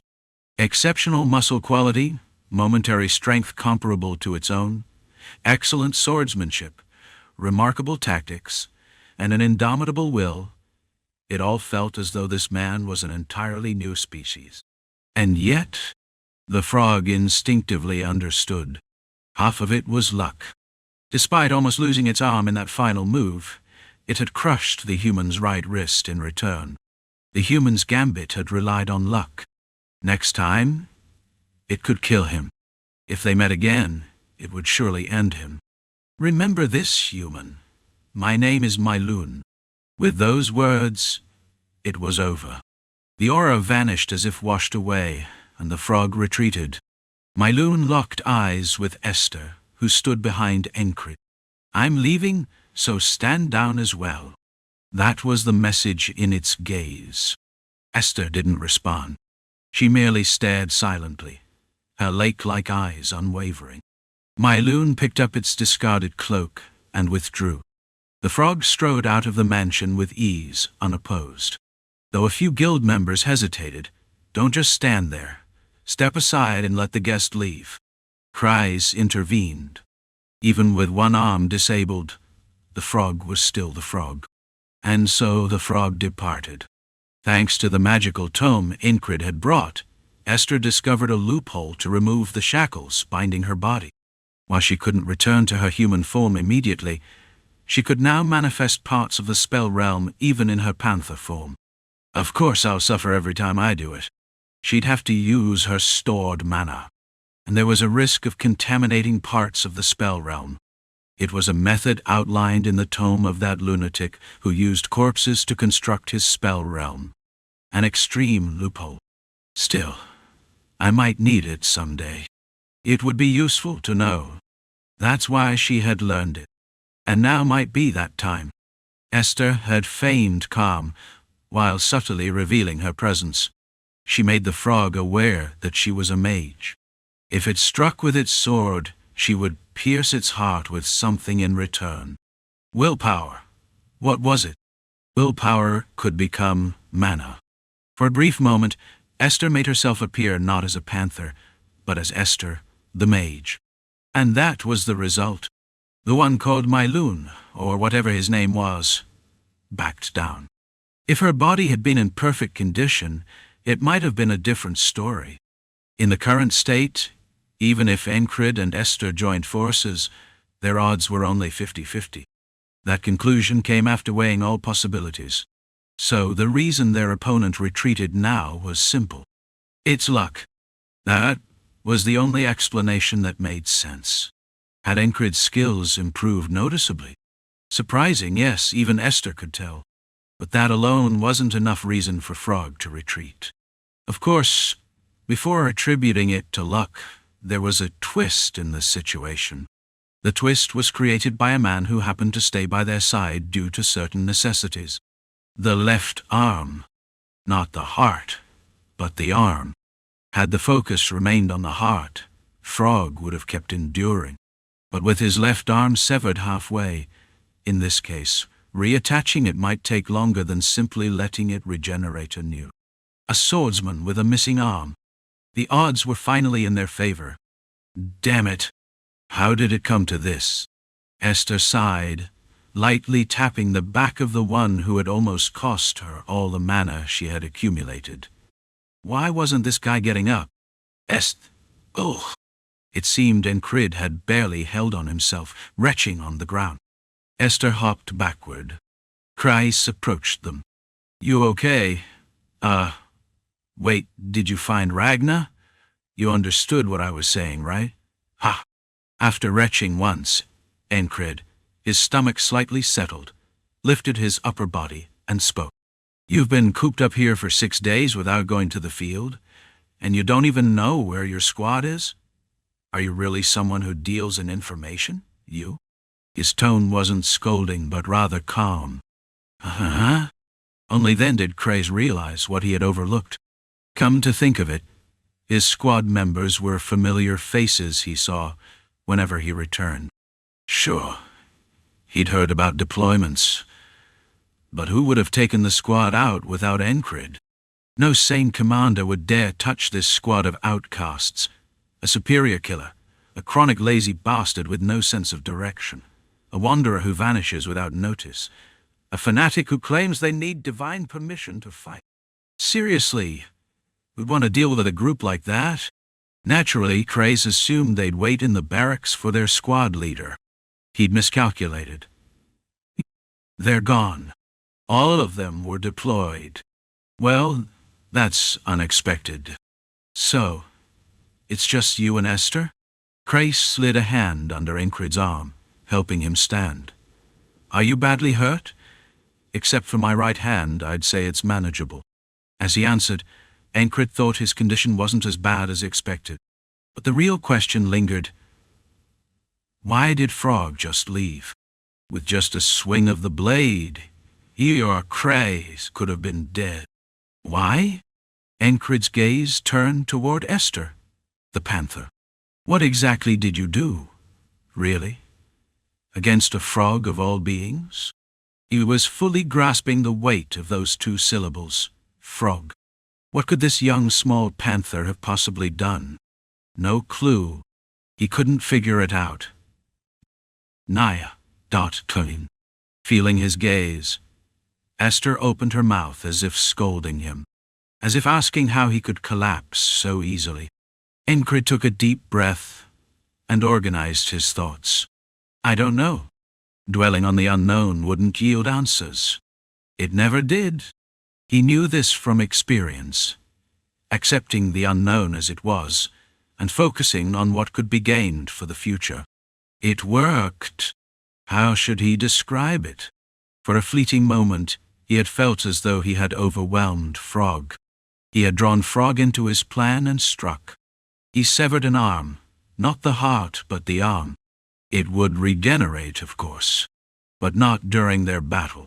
If only he had dodged that last strike aimed at his right wrist. If only. The fight could have taken a different course. This skirmish offered plenty of lessons to reflect on. With that thought, Encrid began walking toward the barracks. Craze supported him, and Esther, instead of jumping into his arms, glanced back briefly before following at his side. They had just arrived back at their quarters and were about to rest when... Where have you been? It was the second company commander, Vengeance's direct superior. Clearly searching for Encrid, the commander's forehead glistened with sweat. What kind of commander runs around personally instead of sending a messenger? As Encrid considered this, preparing to salute, Immediately! Deploy! The commander interrupted him. I've sustained some injuries, Encrid replied. If he had the luxury, he'd have preferred to rest for a day or two. His absence wouldn't make much of a difference in the grand scheme of the battlefield. After all, he was just a squad leader who'd recently returned. Surely some leeway could be given. What? How did that happen? It was already known that he'd returned unharmed from the mission. A scuffle with some rogue. At a time like this. Though the commander scolded him, he ultimately shook his head, acknowledging the inevitability. We don't need your swordsmanship right now. If you can move, we simply request you go. The tone wasn't forceful, but closer to a plea. To Encrid, it sounded like trouble had flared up at the front lines. Why? He still hadn't been briefed on the battlefield situation. After returning, he had spent an entire day resting, only to clash with Frog the next. Ranger Finn will accompany you. Can you depart immediately? What's the urgency? Craze, who had been quietly listening, asked. As someone familiar with the commander, he received a straightforward answer. Well, your platoon said they wouldn't fight anymore unless their leader was brought back. The commander trailed off, but Encrid understood immediately. My platoon.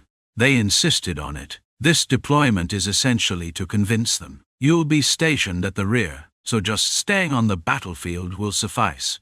This is a direct request from your company commander." It seemed he had no choice. A sore wrist wasn't reason enough to sit out. After all, he could still grip a sword. Rem. Just hearing the explanation left Encred uneasy. He figured he could get briefed on the situation en route. All he needed now was to patch up his wounds and head out. "Yes." Encred saluted, signaling his readiness to depart immediately. Chapter 113. Arrival. All right, I'm back. Today's quota is done. On the third day since deployment, what began with a light provocation and escalated into a melee battle. For 3 straight days, Riem went to the battlefield and returned the same way, his twin axes dripping blood, flinging crimson drops onto the ground. Each time he stepped out, he killed exactly 3 enemies. His vigorous axe swings left his foes looking like logs split apart. Except these logs were alive, spilling brains and guts when cleaved. At the start of the skirmish, when allied and enemy forces clashed, Rem swiftly struck, split heads, and returned as if it were routine. A commander who didn't feel a thrill watching such feats should hand in their badge. To those with any discernment, he was a talent they couldn't afford to lose. And yet, Rem wasn't the only exceptional soldier in their ranks. "I can handle it alone. Why do they keep pairing me with others?" This was Ragnar, dragging his feet with boredom.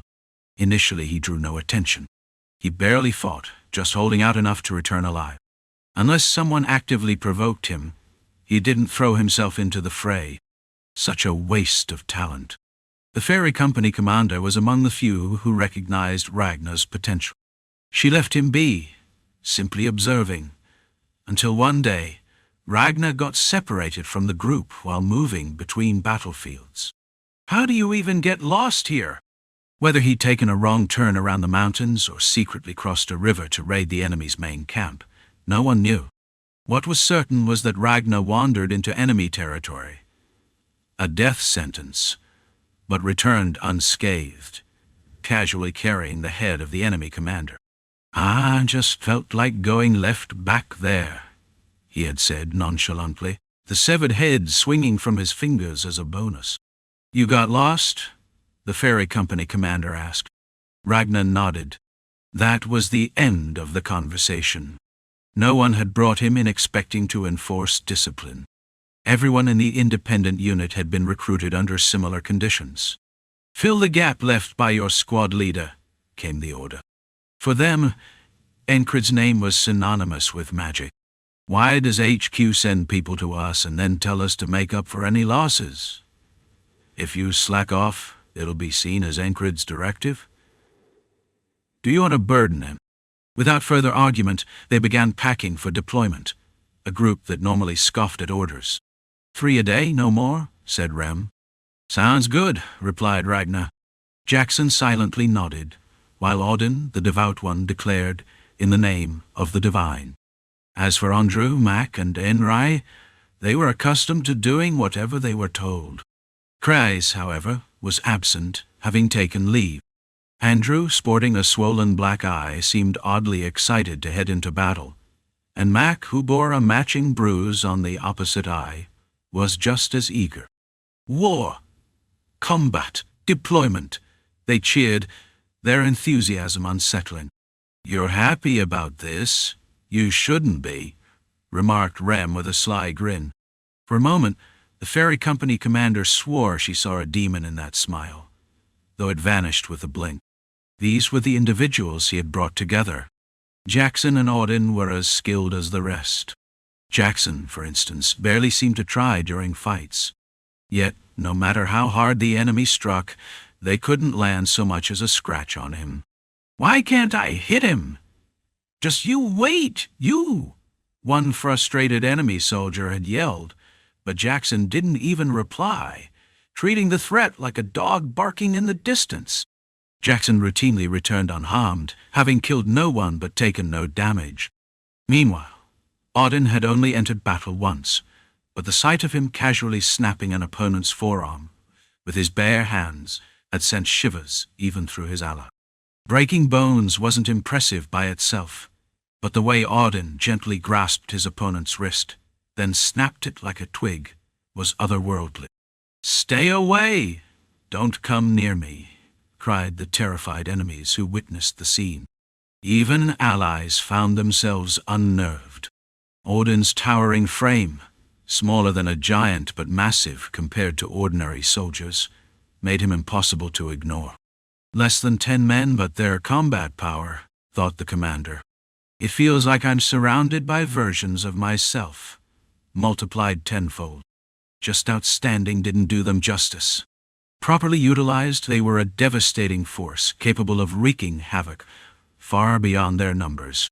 "That's probably why," she mused, "these soldiers had survived despite their many incidents and troubles, because they were too valuable to lose." The ferry company commander, having taken responsibility for them, continued to observe.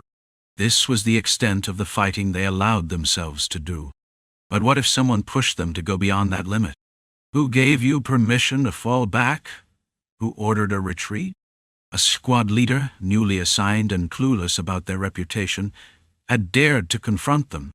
He didn't know about Rem, infamous for attacking superiors, or Auden, who would break bones without hesitation if divine guidance told him to.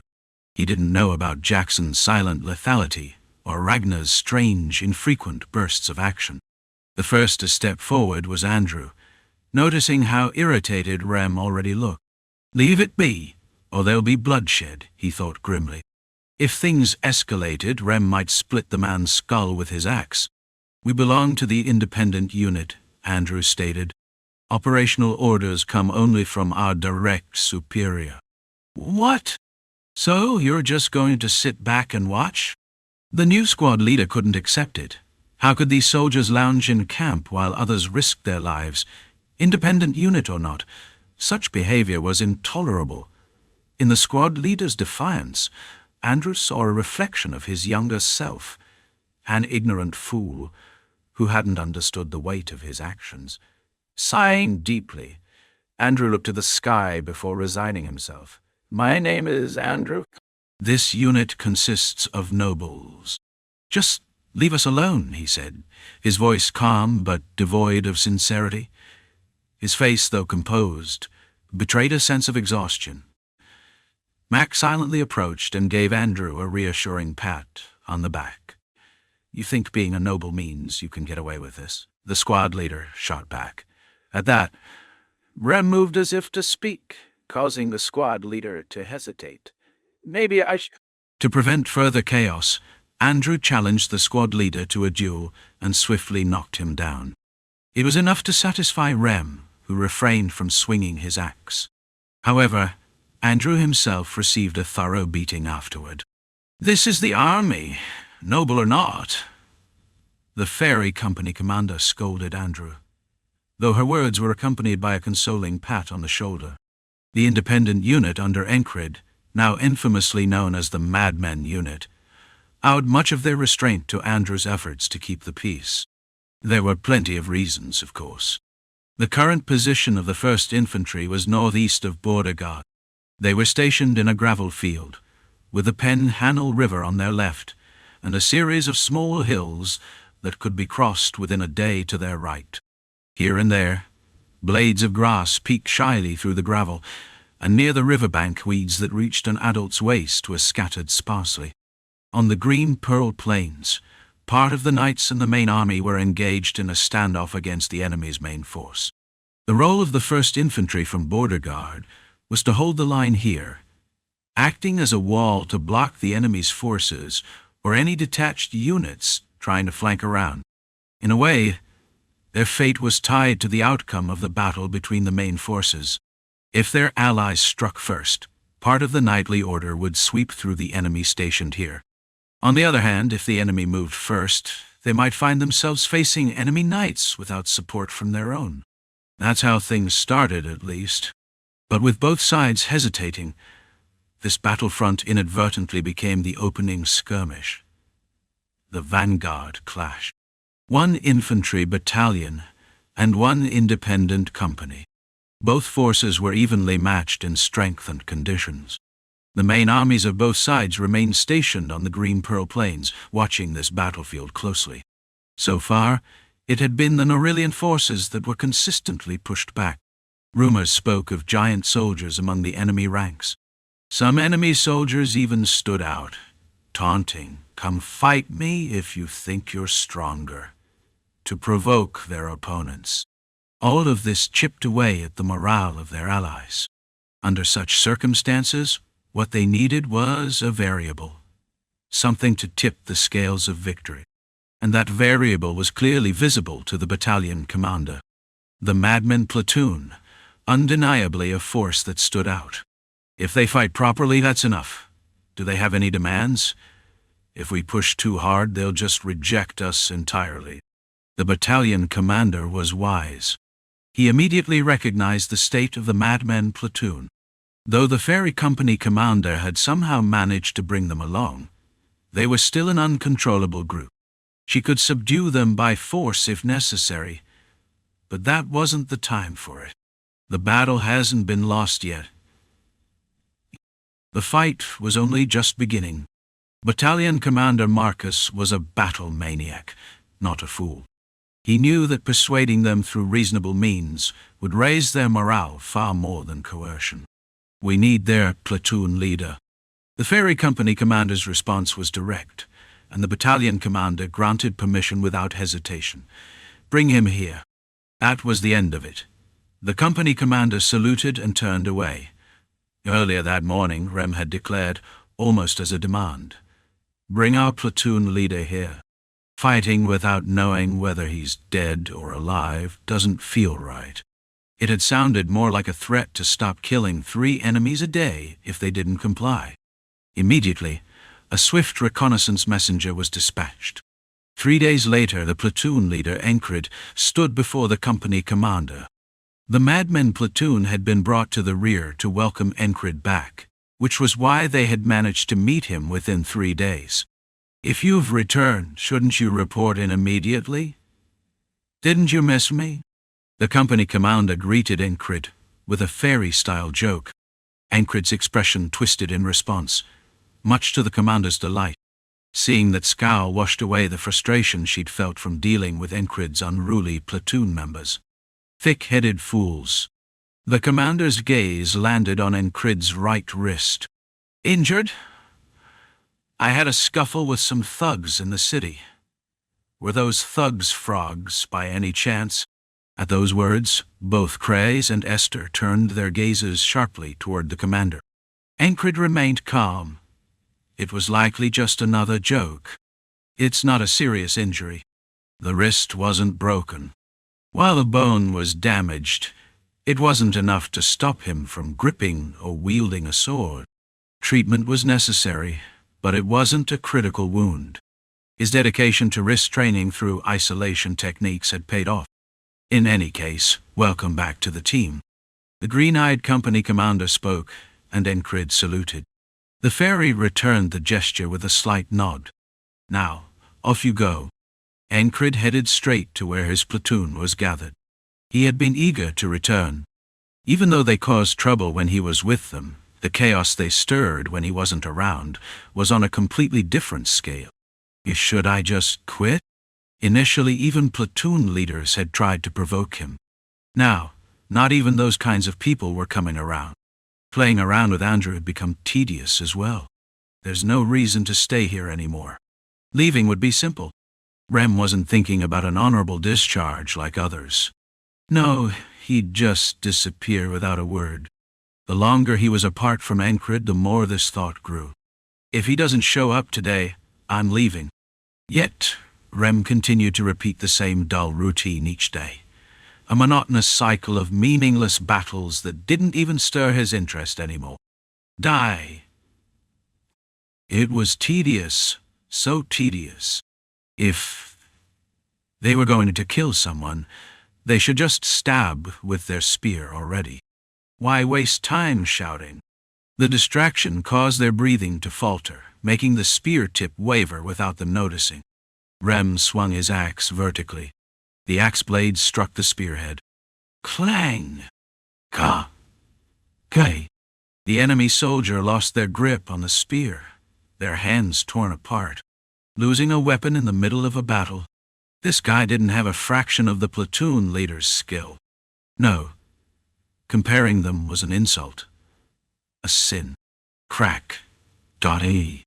The axe split the enemy soldier's skull. Still, it was just as dull as ever. After killing 3 enemies, Rem returned, caught in the same repetitive cycle of boredom and tedium. Even after being moved to the rear, where there were no battles, he found himself with even less to do. Ragnar was in a similar state. He lacked motivation above all else. Did he die? Otherwise, why was there no word from him? With the platoon leader absent, everything felt stagnant. Ragnar spent his days aimlessly, doing everything half-heartedly. Apart from slaughtering a dozen enemy soldiers when he got lost once, he hadn't done anything. Odin prayed to his god and asked, "Is it time for me to leave?" As always, his god answered with silence, respecting Odin's free will. The decision lay in Odin's heart. To leave or not to leave. Odin asked himself, but had yet to decide. Jackson, meanwhile, had joined the military with a purpose. Now that the purpose was almost fulfilled, there was no reason to stay. It was time to leave. Lingering here was pointless. Logically, that's what he thought. Unnecessary and meaningless tasks. Days of inefficiency that would have been unthinkable before. And yet, he remained. Tonight. Jackson resolved to leave, though it was the 3rd night in a row he'd made that decision. As another ordinary day passed with everyone lost in their own thoughts, the sun began to set, casting dark shadows across the camp. Someone entered the tent of the so-called madman platoon, now cloaked in silence. "I'm back." The voice was calm and steady. As always, Encrid had returned. Everyone in the tent fell silent, their gazes shifting. Unexpectedly, the first to react was Andrew. Why did you take Sulun?" Tears streamed from Andrew's face as he rushed to greet him, his tear-streaked face a testament to his pent-up emotions. His sobs conveyed everything he'd been holding inside. Encrid, seeing Andrew's face, couldn't help but laugh softly. "Why is he faster than me? And why is he throwing a fit? You back?" Rem's voice came from behind Andrew. Beyond him, Ragnar, Odin, and Jackson also appeared. Chapter 114. Crawling forward, the soldier guiding Encrid to his quarters rubbed his eyes. He felt as though he had seen something wrong. Did I really see that? No, it couldn't be. His eyes must be playing tricks on him. The moment the platoon leader appeared, a soldier named Ragnar abruptly stood up from his seat. Why is he jumping to his feet? Ragnar was notorious for rarely getting up, even in dire situations. Among the madmen squad, he was often called the lazy madman. And now this guy, who never stood unless absolutely necessary, had shot to his feet in one swift motion. It was a sight that would have made anyone familiar with him, especially those who had observed him recently, slap their thighs in disbelief and leap to their feet in astonishment. What's wrong with him? This was the kind of guy who shocked people just by standing up. That guy. Even when told repeatedly to get up, move, or prepare for an enemy attack, he wouldn't listen, no matter how much they yelled at him. "You're late," Ragnar muttered curtly as he grabbed his sword. "I need to check if I've regressed during this time." As if standing up wasn't startling enough, he suddenly proposed a sparring session. And he was the one initiating it. While harsh words occasionally flew within the squad, Ragnar rarely even acknowledged them. Yet here he was, suggesting a duel. With his sword in hand, he radiated an eagerness to move, his stance screaming his desire to swing his blade right then and there. "Are you out of your mind?" Rem stepped in to block him. "You know the first sparring match is always mine, don't you? Isn't that right? What's with this guy now?" Rem known simply as a madman, was notorious within the squad. He was the most unhinged of them all, the kind of maniac who swung his axe without reason and erupted into fits of rage at the slightest provocation. Yet now, the madman was smiling. It wasn't a mocking smile or a murderous grin. It was pure, genuine laughter. When combined with his barbaric appearance, the smile even made him seem almost innocent. "Are you hurt?" And now he was expressing concern for someone else. Who would have thought this axe-wielding lunatic, known for splitting skulls, could care about someone's well-being? The soldier accompanying them was one of the battalion commander's aides, tasked with observing Encrid. He had been assigned to gather information about this peculiar squad leader while guiding him around. But the scene unfolding before his eyes felt utterly surreal. "Doesn't seem broken," muttered another soldier. "Oh, now he's joining in. This guy. He can talk?" There had been a time when he mingled with other squad members, but recently he had devolved into nothing but a silent, glaring lunatic. People had even speculated that he had bitten off his own tongue somewhere along the way. His name was Jackson, wasn't it? People called him the clear-eyed madman. His gaze was so unsettling that it could make a person's skin crawl, yet it was strangely captivating. "Did you apply any ointment?" Hearing the clear-eyed madman speak was a rare event, but now he even stepped forward to examine the squad leader's wrist. "This has to be a dream," thought the aide. What the hell happened to these guys? The final member of this quartet of chaos was the Holy Madman. Among the squad, his reputation had already spread far and wide. He was easily the most noticeable of the group, with a build reminiscent of a massive boulder. Despite his intimidating size, he wore a gentle smile. Unlike the others, he was unfailingly kind. Of course, that didn't mean he always followed orders. Whenever he prayed, a faint halo seemed to glow around him, lending him an air of sanctity. He looked like someone who could crush an entire enemy unit with a single blow. Yet he refused to fight, claiming he couldn't act without divine calling. To the aide, this guy was the real lunatic. A true priest receives divine favor and demonstrates it with holy powers. But this guy, he had no holy powers to speak of. What was this divine will he kept mentioning? He used it as an excuse to shirk duties, day after day. If he was going to act like this, why had he even joined the military? The Holy Madman spoke with his usual serene smile. "Brother, it seems you've been neglecting your training.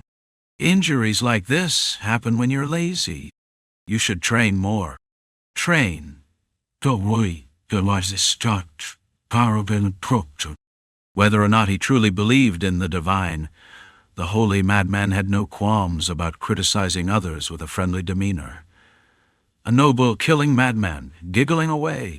A clear-eyed madman staring, concerned at a wrist. The lazy madman suddenly looking energetic.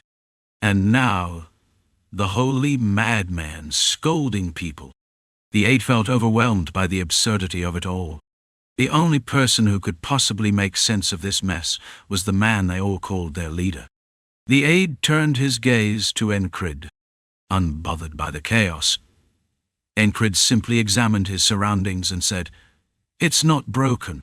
After a brief glance around, he added, "What the hell have you all been doing while I was gone? Why is the squad not the troublemaker squad anymore, but the madman squad?" It had only been 8 days since he'd last seen them. How had things escalated to this point in such a short time? Encrid's question was entirely valid. As usual, responded without hesitation. "It's because we didn't have a squad leader. This is all your fault. Everything is your fault." The madman's answer was as nonsensical as ever. "So, about that sparring match?" The lazy madman picked up on the conversation. "Underestimating minor injuries will only cause bigger problems when it matters. Take off the bandages first." "Madman squad? Who's calling us that? I've never heard of it." I have no idea what you're talking about, squad leader chimed in the clear-eyed madman. The holy madman, ever consistent, added his own unique flavor. Brother squad leader, are you playing favorites? Did you neglect us for divine reasons? We need more discipline. The aide had expected Encred to reprimand them harshly. After all, they were a squad in disarray, and the bruised and teary-eyed Andrew was undeniable proof of internal discord. What happened to his eye? Encred asked, pointing at Andrew. Oh, that? It was just some sparring, to help him improve, answered the madman with an axe. Well, that's fair, Encred agreed. Fair? His eye was swollen shut, and his face was practically unrecognizable. Still, I'm staying here. I'm not leaving from under you, Andrew declared boldly. Rem smirked. That's why I like you. Wait a moment. I've got a match to settle with our squad leader. Rem's grin only widened as he chuckled in apparent happiness. Meanwhile, the aide could only watch in disbelief as the chaos continued to unfold. The aide, tasked with observing Encred by the battalion commander, knew he'd have to report everything he saw, even this madness. The clear-eyed madman began unwrapping bandages. Somewhere nearby, a black panther with bright blue eyes yawned. And as Encred turned his gaze to the aide, the rest of the squad followed suit, their stares piercing and expectant. Not leaving? Encred asked. It didn't sound like he was suggesting he linger here together. Oh yes, I'm going. Please rest well. The aide turned and walked away. After he left, Rem tilted his head and asked, why'd he tag along? He's been rolling his eyes at us for days now. Rolling his eyes? Kept staring at me. Thought he was asking to get killed, so I was planning to decorate his head with an axe tomorrow. You lunatic. That'd be murder, not assaulting a superior. Is that so? He wasn't asking because he didn't know. Especially with that sly grin. It was clear he knew exactly what he was saying. Leave him be. Don't go stirring trouble with a superior. Especially since that guy's under the direct command of the battalion leader. If it comes to that, I'll just retire. Of course, for AM, retirement would likely mean a dramatic escape from the army with his 2 axes. While Encred and Rem exchanged words, Jackson knelt on one knee, pulling out his balm and rubbing it on his wrist. A cool, soothing sensation spread over his wrist, cold, refreshing, and tingling in an oddly satisfying way. It didn't seem like an ordinary medicine. Perhaps it had been a while since he last felt this way. Still, Encred got to the point. Let's try to align ourselves with what those above us are saying. He had overheard why he was urgently summoned. The battlefield was teetering on the brink of chaos. Morale was dropping, and disturbances had broken out within the unit. The nickname Madmen Platoon wasn't just for show. It embodied their reputation for causing havoc. Executing the lot of them to tighten military discipline would be a waste of their skill. But tolerating them and attempting to manage the chaos seemed equally daunting. The company commander must have shielded them. The ferry company commander often took care of the unit and its members in subtle ways. Even bringing Encred's platoon here was likely for similar reasons. The decision to reorganize them into an independent platoon, under the company commander's direct control, wasn't an easy one. Encred understood how it might look to others if his platoon refused to act simply because their leader wasn't around. That's why they were brought here. Despite any worries about how it would play out, this much was clear to Encred. Of course, Crace had explained everything along the way. However, there was still one glaring issue they seemed to overlook. They don't actually listen to me. Even when breaking up fights, words didn't work. He had to physically intervene. If he told them to go out and fight, they'd likely ignore him. That was the case now, too. None of them were paying the slightest attention to what Encred was saying. They let his words go in one ear and out the other. They had no intention of aligning with anything coming from above. What can I do? This was the Madmen Platoon, a rowdy, unpredictable bunch. Jackson, after reapplying his bandages, spoke with his gaze lowered. "Don't overdo it, but it's your burden to bear in the end." He probably knew there was no point in saying this. Jackson took a step back. "Yeah, my burden to bear." After these words, Cray, who had been standing silently in the back, finally spoke up. "Am I invisible to you all? Huh? You're here?" "Yeah, I saw you." "Welcome, brother." The three of them, excluding Jackson, responded one after another. Jackson merely gave a slight nod in greeting. After all, Craze had been involved with them in various ways, mostly in exchanging information, arranging contacts, or selling medicines. Craze knew better than to expect anything from them, so he was satisfied with the current state of things. Afterward, it was time for sparring. When they rushed out in front of the barracks, Henri finally acknowledged them. "Honestly, it's terrifying to even approach you guys. In some ways, Sir Andrew is commendable for stepping in so boldly." Henri's face was unscathed. It seemed like he was adept at keeping himself out of trouble. On the flip side, it just shows he's only capable of so much. While Henri hadn't clashed with anyone in the unit, he hadn't built any close relationships with them either. Encred didn't judge people recklessly, but he trusted his platoon's judgment. If none of them kept Henri close, it meant they didn't expect him to contribute much to the group. Even so, Encred didn't tell him to pack up and leave or make some dismissive comment about retiring. Who was he to say such things? He himself had told them all to give up and quit. And yet here he was, still holding a sword. Yes, he hadn't given up. Not once had he backed down. Even if he had to crawl, he had kept moving forward. That was the essence of Encred. Crawling, taking one small step at a time, he had made progress. Even now, despite his injured wrist from fighting the frog, he could show them something. He could demonstrate the results of his persistence and the strength he had built. And he believed he could do it again now, just enough to avoid overstraining his wrist. It didn't seem like an impossible task. "I'm first." Rem stepped forward, grinning as he swung his axe. No signal to start, no warning. Encred met him head-on with his sword. Rem's arm whipped like a lash, and his axe blade seemed to bend unnaturally, stretching as if alive. In response, Encred's sword curved too. As both weapons were swung at high speed, their afterimages blurred together, and the axe blade clashed against the sword. Clang! One strike, one exchange. That alone made Rem's lips curl upward. "Well, would you look at that?"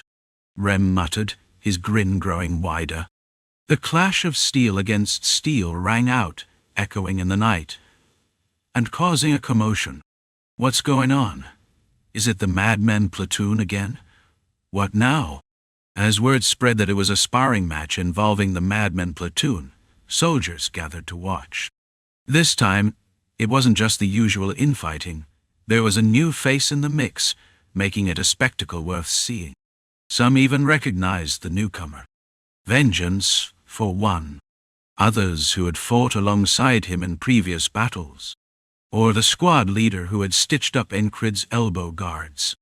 Even those from the Frontier Defense Force or those who had faced him in promotion matches were present. Clang! Clang! The sounds of steel meeting steel, sparks flying, and reverberations filled the air. Everyone watched the sparring match between Rem and Encred in silence, utterly captivated.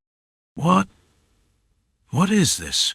someone muttered, echoing the collective thought of the onlookers. Encred. That Encred. Even though he had recently been promoted to a high-ranking soldier, he was still considered far inferior to most of them. A frequent subject of ridicule, often called a foolish squad leader. Now he was clang, clang, clang, moving so fast that his strikes were almost invisible, swinging, deflecting and thrusting his sword as it met Rem's axe. Rem, who had earned admiration from some of his comrades, for his ferocity and achievements in cutting down enemy ranks was evenly matched with Encrid. At least, that's how it appeared to their eyes. And it didn't end there. Let's continue this later. Plenty of others are waiting. In the middle of the sparring match, Rem stepped back. Then Ragnar stepped forward. After Ragnar, it was Odin's turn. One by one, they took their turns sparring with Encrid, and he held his ground against each of them.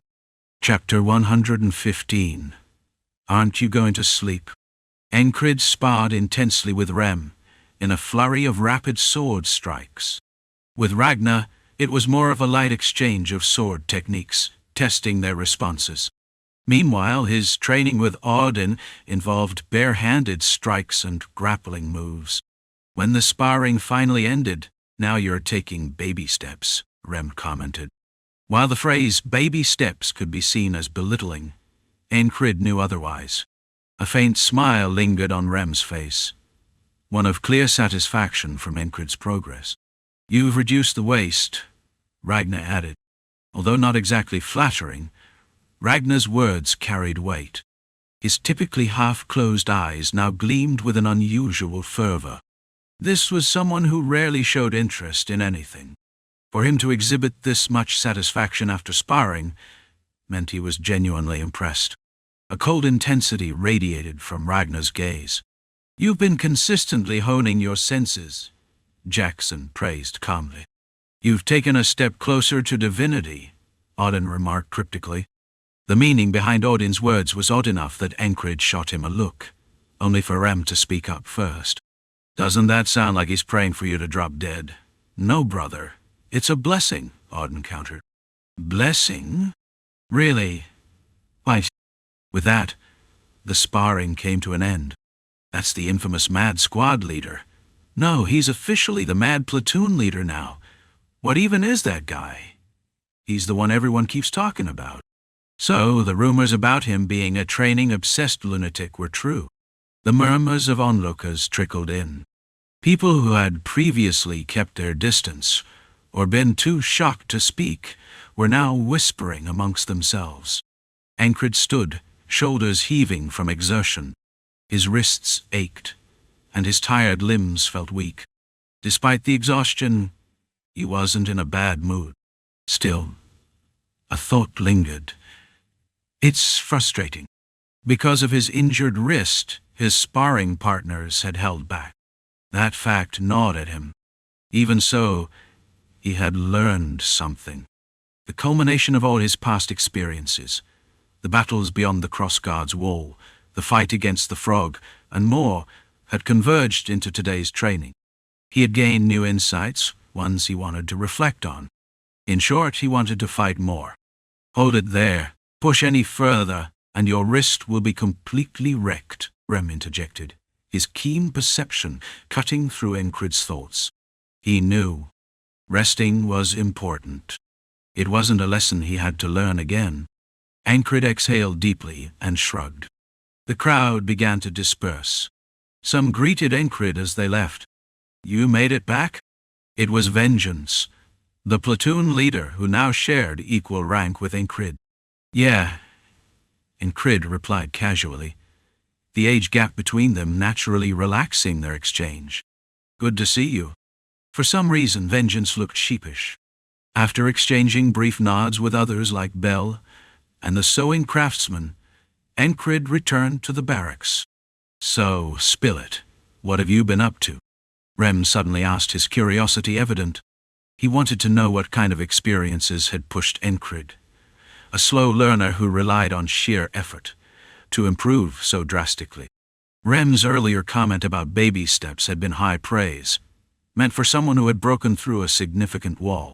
Even though they had held back due to Encrid's injury, the change was clear. Encrid had demonstrated a cut that bent like a whip over and over. The difference between the Encrid who had left for reconnaissance at the crossguard and the one who returned was unmistakable. Confidence. No hesitation. Some might call it composure.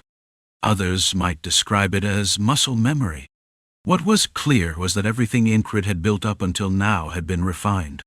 Even Ragnar, Jackson, and Auden gathered, curious. Andrew, Mac, and Henri leaned in as well. "Feels like I'm some storyteller," Encred muttered, seeing his platoon members crowd around him. What was so hard about telling a story?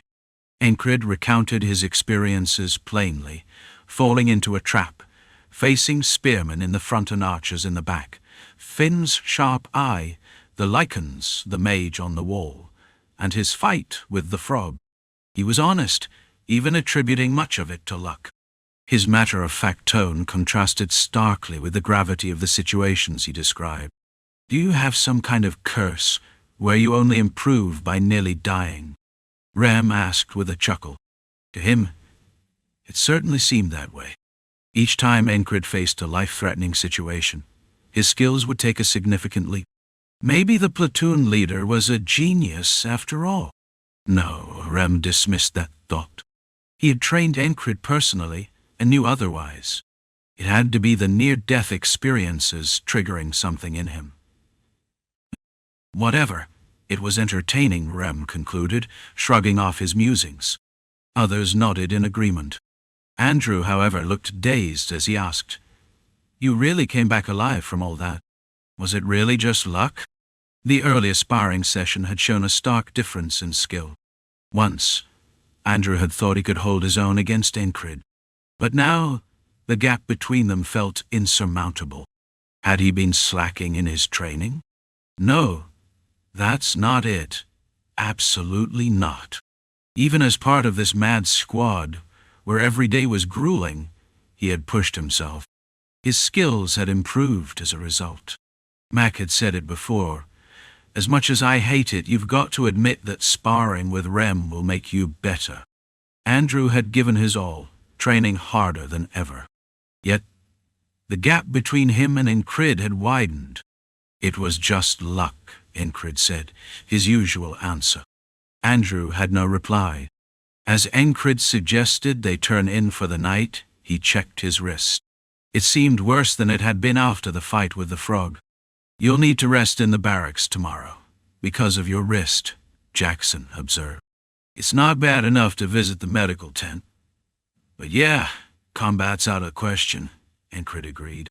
"You're telling me I wouldn't mind resting either," Jackson muttered, followed by similar comments from Krays, Rem, and Ragnar. Encred had expected as much. If the higher-ups asked why he had sparred despite his injured wrist, Rem would probably shrug and say, "That's just our squad's tradition, didn't you know?" In any case, rest was necessary. His wrist hadn't fully recovered from the fight with the frog, and pushing it further could cause lasting damage. "Are you done with the shield?" Ragnar asked as he returned to his spot. Encred nodded. "This is just more convenient." Encred spoke as he showed the guard sword he had drawn. Though the blade had some nicks and a dent in the middle, it was still usable. Everyone has something that doesn't feel quite right in their hands. Ragnar nodded in agreement. It was the night of their return. A time to sleep. As they all lay on their bunks, Rem spoke. "Let's not lose to a frog." Wasn't it strange to add something as dismissive as a frog to that sentence? "Well, that's true. We need more training. There's so much to do," Ragnar added. Jackson gave a silent, icy glance in response. "Squad leader, with training, everything's possible." Auden, always the smooth talker, chimed in. "I'll win next time," he replied boldly, prompting a round of chuckles from the others. "Confident, huh?" Rem said on behalf of everyone. And just as the group was about to settle back into the night's darkness, Rem spoke again. "Once your wrist heals, let's go all out. When it's fully healed, there's a lot to teach you. Bad habits to correct too. There's no end to training, brother. There's still more to do." From Rem to Jackson, they all spoke up once more. Learning something new. Progressing. Walking the path and walking it again. That was what Encred deeply wished for. For now, though, he had to focus on recovery. His wrist still felt stiff. "Are they trying to keep me off the battlefield?" It felt strange. The people worried about him were certainly an odd bunch. Still, Would they fight harder tomorrow morning in his absence? That was unclear. Encred still didn't entirely understand why they followed him so devotedly. All he could do was guess. And honestly, he didn't feel the need to drag it into the realm of certainty. There was no reason to stir things up unnecessarily. Things were fine as they were. If needed, they'd tell him themselves. He would respond to them as he always had. "Let's do that," he replied, and finally tried to get some rest. But then, anyway, about the frog. Rem, half sitting up, swung his hand through the air as if cutting something. "You block like this, then strike like this. Faster than the bastard. Just wait until your wrist heals. I'll ingrain it into your bones. How to kill a frog. Instead of the standard sword style, there's another basic form to master, and make your own. You still need to maintain the isolation technique without using your right hand, brother. And don't let your guard down." The entire squad wouldn't stop talking. "Don't you guys sleep. If left alone, they might chatter all night." What was this about? Were they just excited to see him after a while? Or maybe they were bored without someone to bother. But if that were the case, why did Andrew's eyes look so worn out? "I'm going to sleep." I was already feeling drowsy anyway. Ram's words were the last. The group finally sought rest. From one corner, where it had been hiding its presence, Esther crept into Encred's arms. Still lying down, Encred reflected on the fight with the frog and the day's sparring. The day's sparring was incomplete, yet his blood still boiled. Perhaps this was a process of confirming everything he'd done so far. But why did it feel like a new path forward was revealing itself? Between reflections, stray thoughts, and the warmth Esther gave from his chest, sleep overtook him naturally.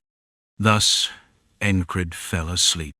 Not long after, "My talent would be considered good anywhere, doesn't it?" Andrew muttered quietly, with a hint of lamentation. Beside him, Mac didn't know how to respond. By his standards, Andrew was an exceptional talent. His improvement was visible with every passing day.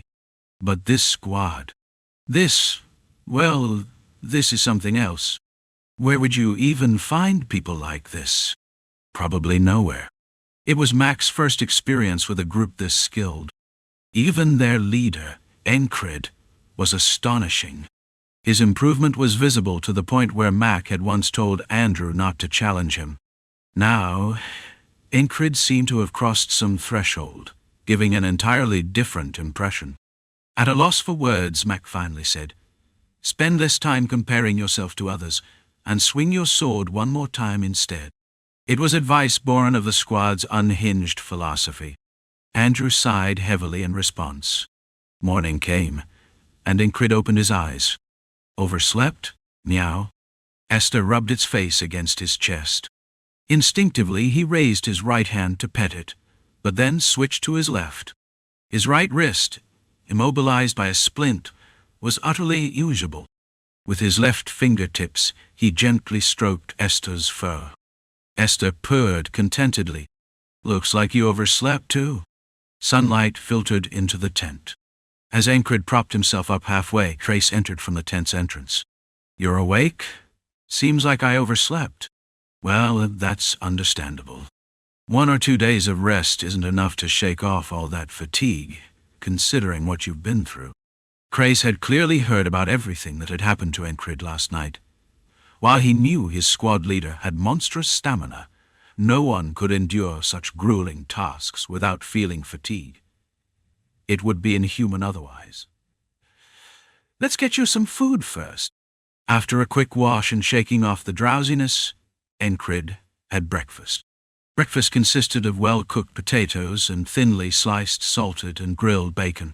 "The food's pretty good. They're putting in some effort, I suppose. Oh, and the rest of the squad has already headed to the front." Chris gestured upward as he spoke. Did that mean they had high expectations for this squad? Was this special treatment? Had Rem and the others moved ahead to give him time to rest? It seemed likely they were trying to give him a break, using his wrist as an excuse to push forward themselves. Would the squad members really act according to their leader's intentions? That was uncertain. Even direct encouragement hadn't always worked in the past. Perhaps for today they might fight a little harder as compensation for letting him rest. If that meant Rem, who had vowed to kill 3 enemies, would go for 5 today, then maybe it was worth expecting. But would they fight as their commander envisioned? That was anyone's guess. In the realm of strategy and tactics, who knew what role his squad would play? This train of thought led nowhere. After all, he had never learned large-scale tactical operations. Their battalion commander would handle things his way. Marcus, the war maniac. He would surely live up to his name. After finishing his meal, Encrid began practicing the isolation technique lightly enough not to strain his wrist. Then he moved on to his usual routine of reviewing and reflecting on what he'd learned. Did I make any mistakes? If so, where? How could he avoid repeating them? Every experience gained in life-and-death battles was a treasure. These were words spoken long ago by an instructor he'd met in a small fishing village during his wanderings. Those words still lingered within Encrid. As he replayed his battles alone, his body began to itch. Unable to remain still, he stood, but his splintered and bandaged wrist made it impossible to properly hold a sword. Standing there, Encrid half closed his eyes and started painting images in his mind. Odin, Ragnar, Remdash. He began the previous day's sparring sessions in reverse, moving back to the fight with the frog, the night against the mage, the moments surrounded by lycanthropes, and the skirmishes with elite soldiers. Luck. Luck had played a part, but it was the kind of luck earned through effort, calculated luck. Repeating his thoughts and movements, his blood began to boil. It seemed impossible not to swing a sword. Training-obsessed lunatic. Hadn't someone called him that before? That nickname suits me all too well. As his stray thoughts came to an end, a sense of calm settled in. Chapter 116. Maddeningly unfair. It's how you hold the sword. The third-rate mercenary from Encrid's hometown hadn't even known how to properly grip a sword. The first thing he learned from his instructor: how to press the blade with his thumb, how to grip with his right hand in front and left hand behind, the way to hold the pommel, how to use the ricasso. Though he often wielded the sword with both hands, even with one hand, it seemed possible. Using the isolation technique, his already considerable strength increased. He tried wielding the longsword with just his left hand. Whoosh! The sword made a circular arc as he swung, but he wasn't satisfied with the result. Still, it was possible. He thrust, slashed, thrust and slashed again, cutting diagonally, slicing horizontally. He even mimicked binding techniques. Imagining opponents, he thought he wouldn't last even a single exchange against Rem or the squad members. It wasn't an issue with one-handed swordsmanship, but his unfamiliarity with his left hand. He shifted to a new opponent. No face, but someone who could handle a sword decently. As he visualized, opponents similar to his past self appeared. Trash with skills and personalities that didn't match, like the one from his mercenary days, who shot thin swords like arrows. Encrid conjured these images, swinging his sword repeatedly. Sharkey. Dragging his foot across the ground, he made a wide swing with the sword. Sweat dripped from his body, scattering droplets in all directions.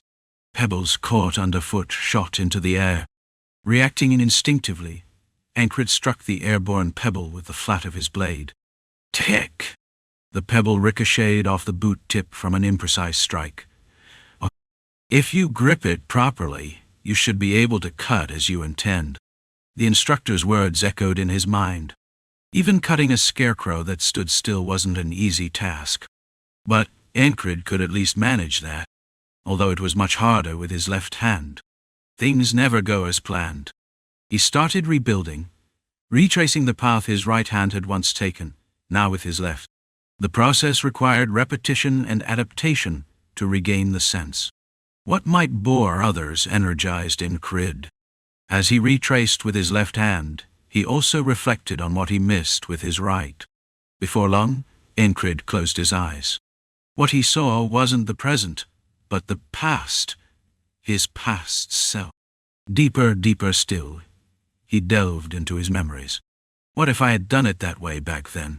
He revisited the countless battles he'd replayed in his mind. Battlefields, fights, monsters, beasts, people. The swords he wielded against all of them. The blades, hands, bodies.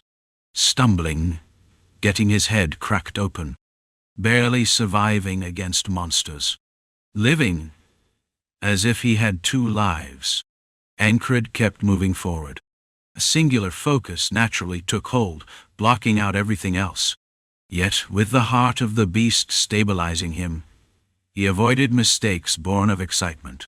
Boldness and composure, among the most valuable weapons in Incrid's arsenal, felt like a companion reinforcing his resolve. Swinging his sword again and again, repeating the process. Eventually, it felt like he was mastering his left hand twice as fast as he had with his right. Snap, doint. Sweat soaked his body, and the leather strap on his grip snapped. Weakened, his hand dropped, the sword's tip hitting the ground.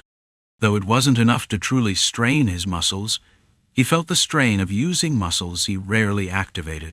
His left arm tingled slightly. You really are insane. A voice snapped Incrid out of his daze. He turned his focus toward it. Haven't you been on the battlefield? Incrid's gaze shifted to the figure, his head tilting slightly. Our squad is assigned to defensive positions? Hand it over? It was Vengeance, the leader of the 3rd Platoon, 2nd Company. Incrid had already noticed his presence, but hadn't paid it much mind. Approaching him, Vengeance took Incrid's sword and tied the leather strap back with practiced skill. Pulling it taut on both sides, he wrapped and secured it inside the grip. I'm just helping because it looked difficult to do one-handed. Since when had Vengeance been this considerate? Was it since he'd saved him from the fire? Curious, Incrid asked. Why did you hate me before? At that, Vengeance chewed on his lip before replying. Jenny? Jenny? Who's Jenny? Incrid blinked. His memory wasn't bad. If he didn't remember, it meant one of two things.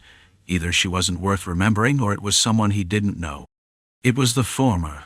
Still looking puzzled, Incrid prompted him, and Vengeance raised his voice. Herb seller Jenny. Herb seller Jenny? Incrid maintained his clueless expression. Vengeance muttered a curse under his breath before shouting, I hated you because of your damn face. This guy's personality was all over the place. He just helped fix his sword, but was now yelling at him. It's that smug face of yours. I just can't stand it. Growling, Vengeance stood abruptly. Take care of your sword. He claimed to dislike him, but still showed concern. As Vengeance walked off, Incrid chuckled softly and rested his chin on his hand. I never cared. You were the one interested. My interest was in the herbs, not her. He couldn't believe Vengeance didn't remember. Incrid often visited the town. Over time, women would develop crushes on him, enchanted by his face. It was nothing but the fantasy of young women in a remote town. Now that he thought about it, he did recall an herb seller named Jenny, but he pretended not to know to tease Vengeance. Messing with him was amusing. It made sense why Rem enjoyed teasing the other soldiers so much. Who cares? Vengeance yelled again, clearly agitated. He had an oddly endearing side to him. But calling him cute would be too far. He was sharp, skilled, and took good care of his subordinates. If his luck holds, he won't die easily. Meow. Lost in thought, Incrid heard Esther's cry. Why are you so sluggish? Hungry? Chirp. At Incrid's question, Esther squinted her eyes, giving him a look that resembled a glare. Are you hurt? He stroked her fur as he spoke. Esther purred and closed her eyes. The reason for her fatigue was simple. She'd spent the night absorbing the exhaustion from Encred's body into her own. Stupid human. Though she cursed him inwardly, she didn't dislike him. His relentless drive for improvement mirrored her own. Even though exploring the world of spells had left her in this state, her determination was no less than his. Lowering her head, Esther drifted off to sleep. Fatigue had piled up, and today's magic was on hold. She was completely drained. After all, drawing on parts of the spell world with her body was always a makeshift solution. Beep! Just as sleep was about to take over, a sharp noise snapped Esther awake. The hand scratching Encred's head froze in response. Lifting her head, Esther caught a glimpse of Encred's jawline. He tilted his head from side to side before standing up. "Captain!" Encred placed Esther gently on the ground. "I don't see you alone." From the distance, Craze could be seen sprinting toward them.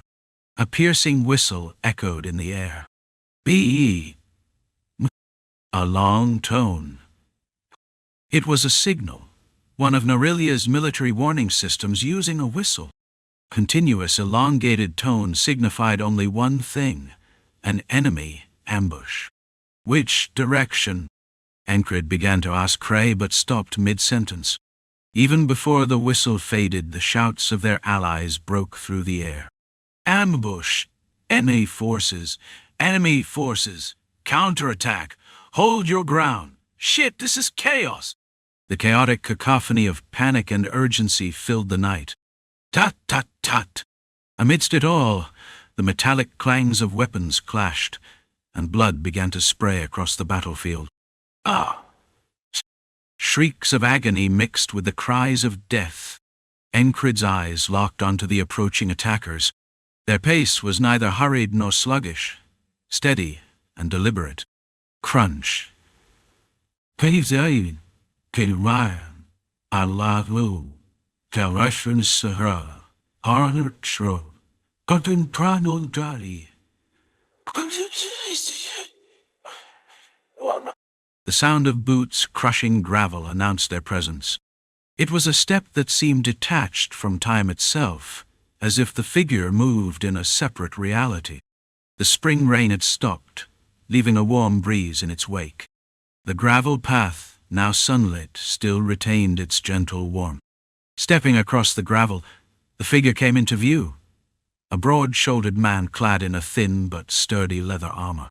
His helmet, distinctively from the Grand Duchy of Aspen, covered his head down to his brow, leaving only his ears exposed. Water dripped from his faded brown hair, plastered to his head as though he'd just crossed a river. Behind him, 2 enemy soldiers swung short spears, their expertise evident in their precise movements. Clang, dot, fadi, die. Their strikes, blocks, and thrusts bore the telltale signs of elite training. Encred recognized this level of skill.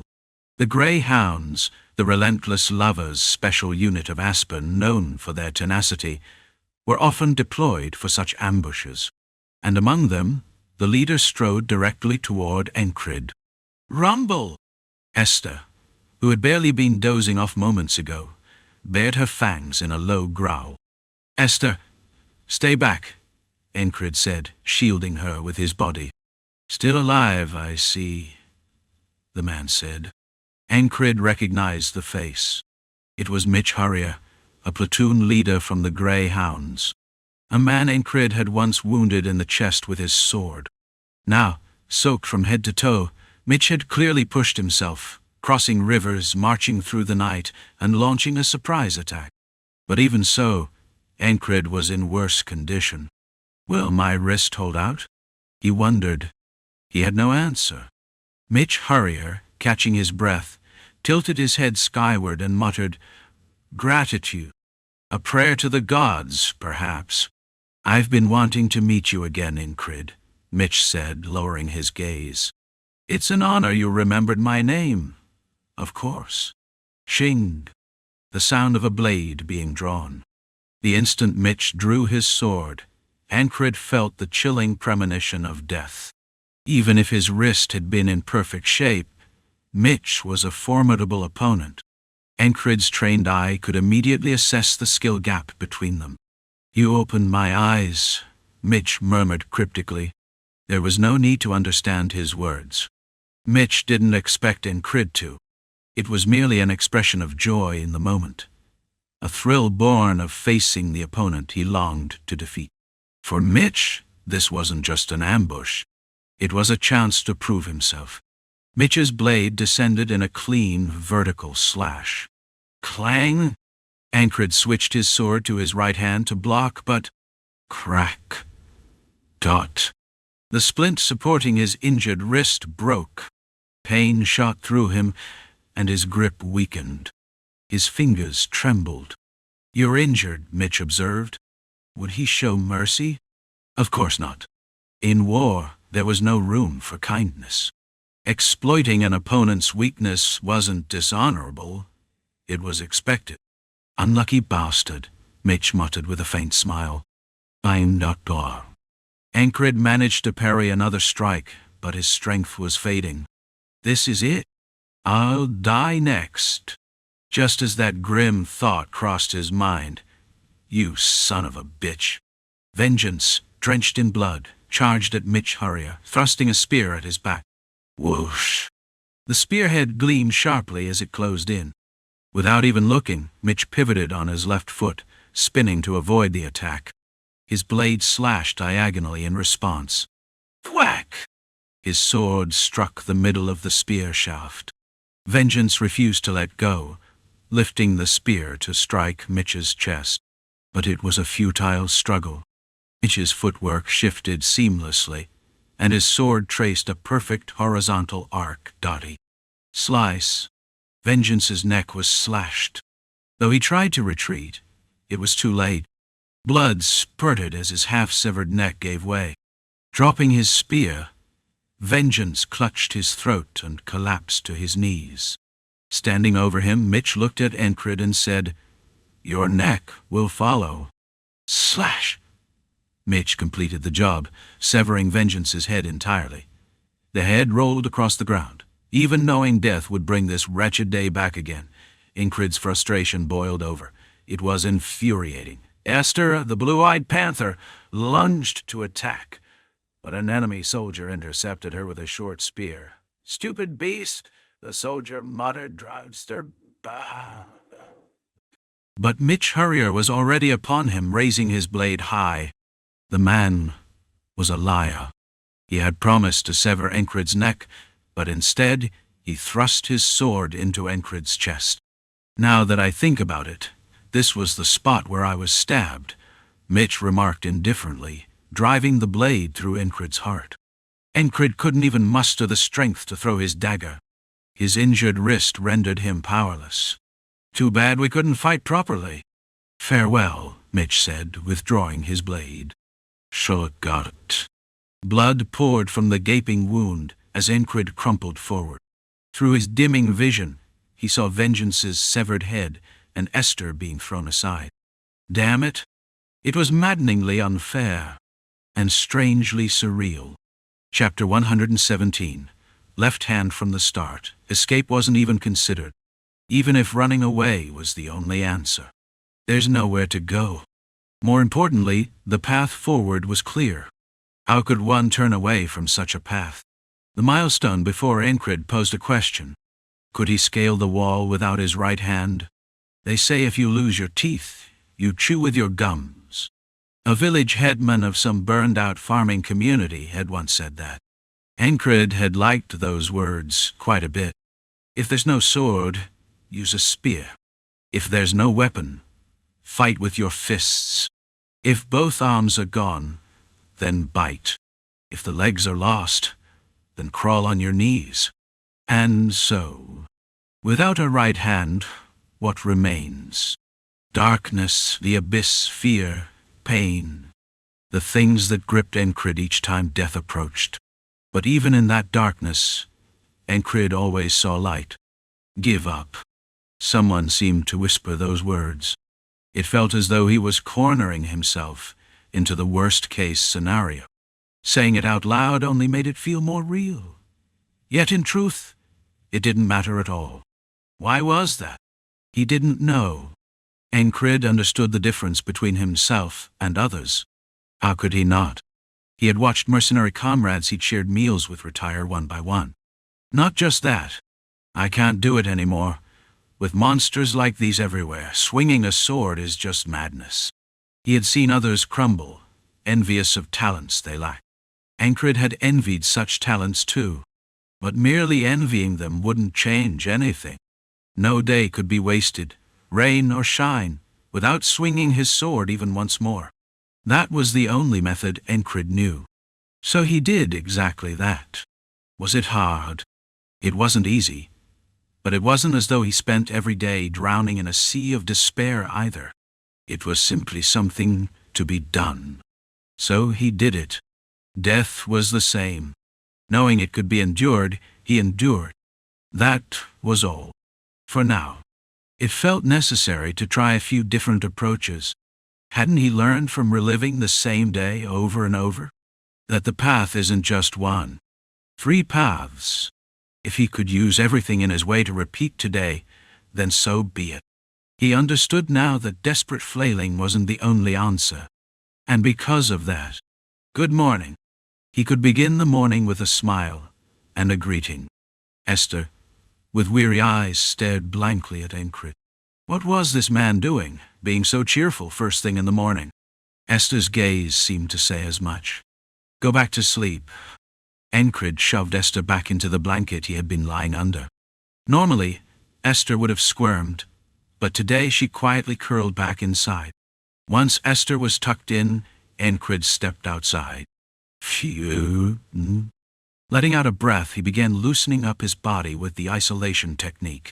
As always, when his body warmed up, his mind became sharp. A sound mind resides in a sound body, brother. Auden had said that once, and Encred had dismissed it as nonsense. Now he understood it somewhat, and it turned out to be true. The more he trained his body, the clearer his mind became. For every drop of sweat shed, his thoughts grew sharper. The wrist, braced with splints, wasn't broken anymore. He had pushed himself right to the edge of death and fractured it, but it had returned to its original state. The things he had honed through training, muscle conditioning, techniques ingrained into his body, all of it remained intact even after reliving the same day. But injuries didn't heal. Damage left its mark on his body, and recovery only occurred after the cycle ended. So while his right wrist was healed, using it to climb the wall was out of the question. Relax the shoulders, broaden the view, sometimes narrow the focus. Think things through, search for the best route, and move toward the path found. What should the first step be? What else? Continue what he'd been doing. Repeat what he'd done every day. What he had done before his death. Training and discipline. The only difference was replacing his injured right hand with his left. Before you start, tie this up. Vengeance, who had been silently watching from the side, stepped closer as Encred spoke. What? Do you think I'm your servant, making me do this? When Encred offered him the sword, Vengeance grumbled but still tightened the grip's cord for him. Seeing this bastard's head roll had been a truly miserable sight. The same with Esther. When he saw those lake-like eyes and the Black Panther flying through the air, a feeling akin to rage had boiled up. If he had to describe that feeling, it was something like misery or madness. Why would they risk their lives in my place? The bitterness lingered. Like an afterimage, he could still see Vengeance's severed head and Esther's fallen body. And why does Esther seem so drained today? That panther, what was she usually like? Savage. A beast that clawed at soldiers' shins, tore at them, and took their lives. A predator that would climb right up to someone's throat in the blink of an eye and sink its fangs into their jugular. And yet, to be brought down so easily? She was out of strength, I guess. Regardless, they were risking their lives for him. So Encred resolved to do the same. To risk his life, and swing his sword. And if he could put his heart into training, he'd do just that. You're insane. Rest when you need to. Vengeance handed the sword back to Encred with a grumble. Encred accepted it with his left hand and replied, "About Jenny, I'm sorry. You knew?" Vengeance ruffled his own hair and muttered, "I know it wasn't your fault. This bastard really was peculiar." His mood was all over the place. He had been so angry when he didn't understand. Encred patted Vengeance's shoulder with his injured hand. "Somewhere on this continent there's bound to be a woman who hasn't seen my face yet. Bastard." Seeing Vengeance's twisted expression lightened Encred's mood a bit. Yeah, this was it. He could understand Rem's mindset now. It wasn't about tormenting people just for fun. With Vengeance muttering complaints as he walked off, Encred gripped his sword. The tip, held in his left hand, pointed slightly toward the sky. The repeated days, the deaths he had experienced. What had they taught him? He reflected on the past, built his foundation, and immersed himself in it. It was pure exhilaration, a different kind of joy than before. The kind of pleasure that could only be felt by being fully immersed in something. Clearing away the lingering afterimages left by his banter with Vengeance, Encred allowed himself to sink into his own world. He relived the experiences of the days gone by, repeated and reflected. The leather strap wrapped around the grip didn't snap this time. Everything starts with the feet. Countless swordsmanship instructors had passed through his life. Reflecting on their teachings now, he returned to the fundamentals. Standing before walking, crawling before standing. This was the essence of the basics. Repetitive training to make the sword move as desired. Encred committed to that practice. Whoosh. Whir. Amidst the dull thuds, sharper sounds began to emerge. Lost in time, he continued swinging the sword over and over again until... Be-oh! A long-toned whistle pierced the air. For some reason it was Vengeance, who had been idly watching, that reacted first. "What's going on?" His shout broke the trance, and Encred emerged from his world of concentration. "Ka!" Sensing the shift in the air, Esther exited the barracks and stood by Encred's side. Encred lightly tapped Esther's head with his fingertips. "Stay out of it today. You seem tired." "What's with this guy?" Esther thought, confused by his words. He seemed to know she was exhausted today. Had he figured out the trick she tried yesterday to recover from her fatigue? Of course that wasn't the case.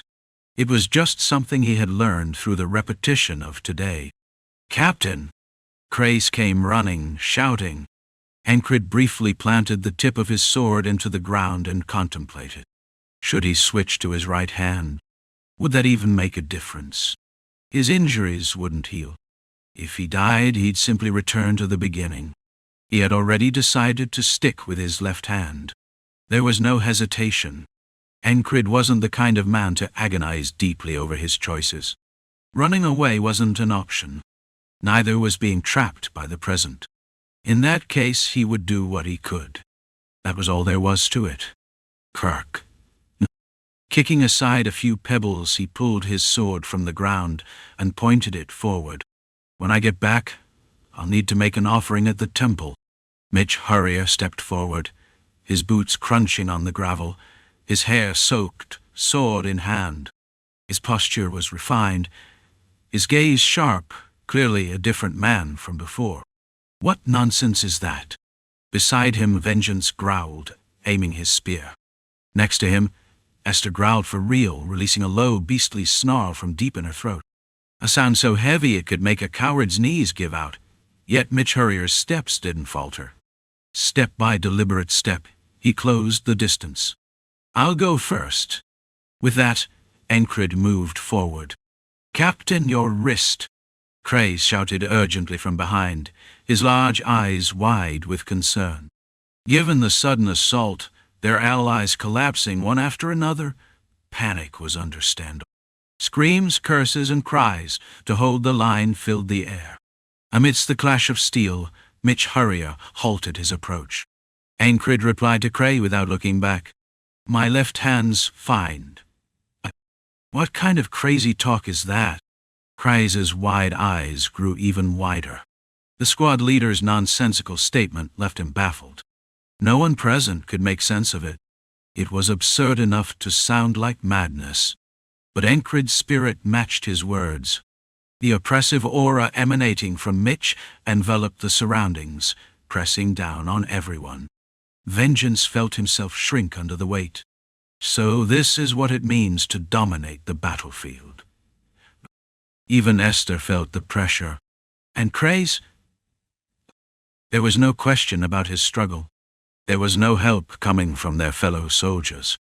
Everyone knew they were on the verge of death.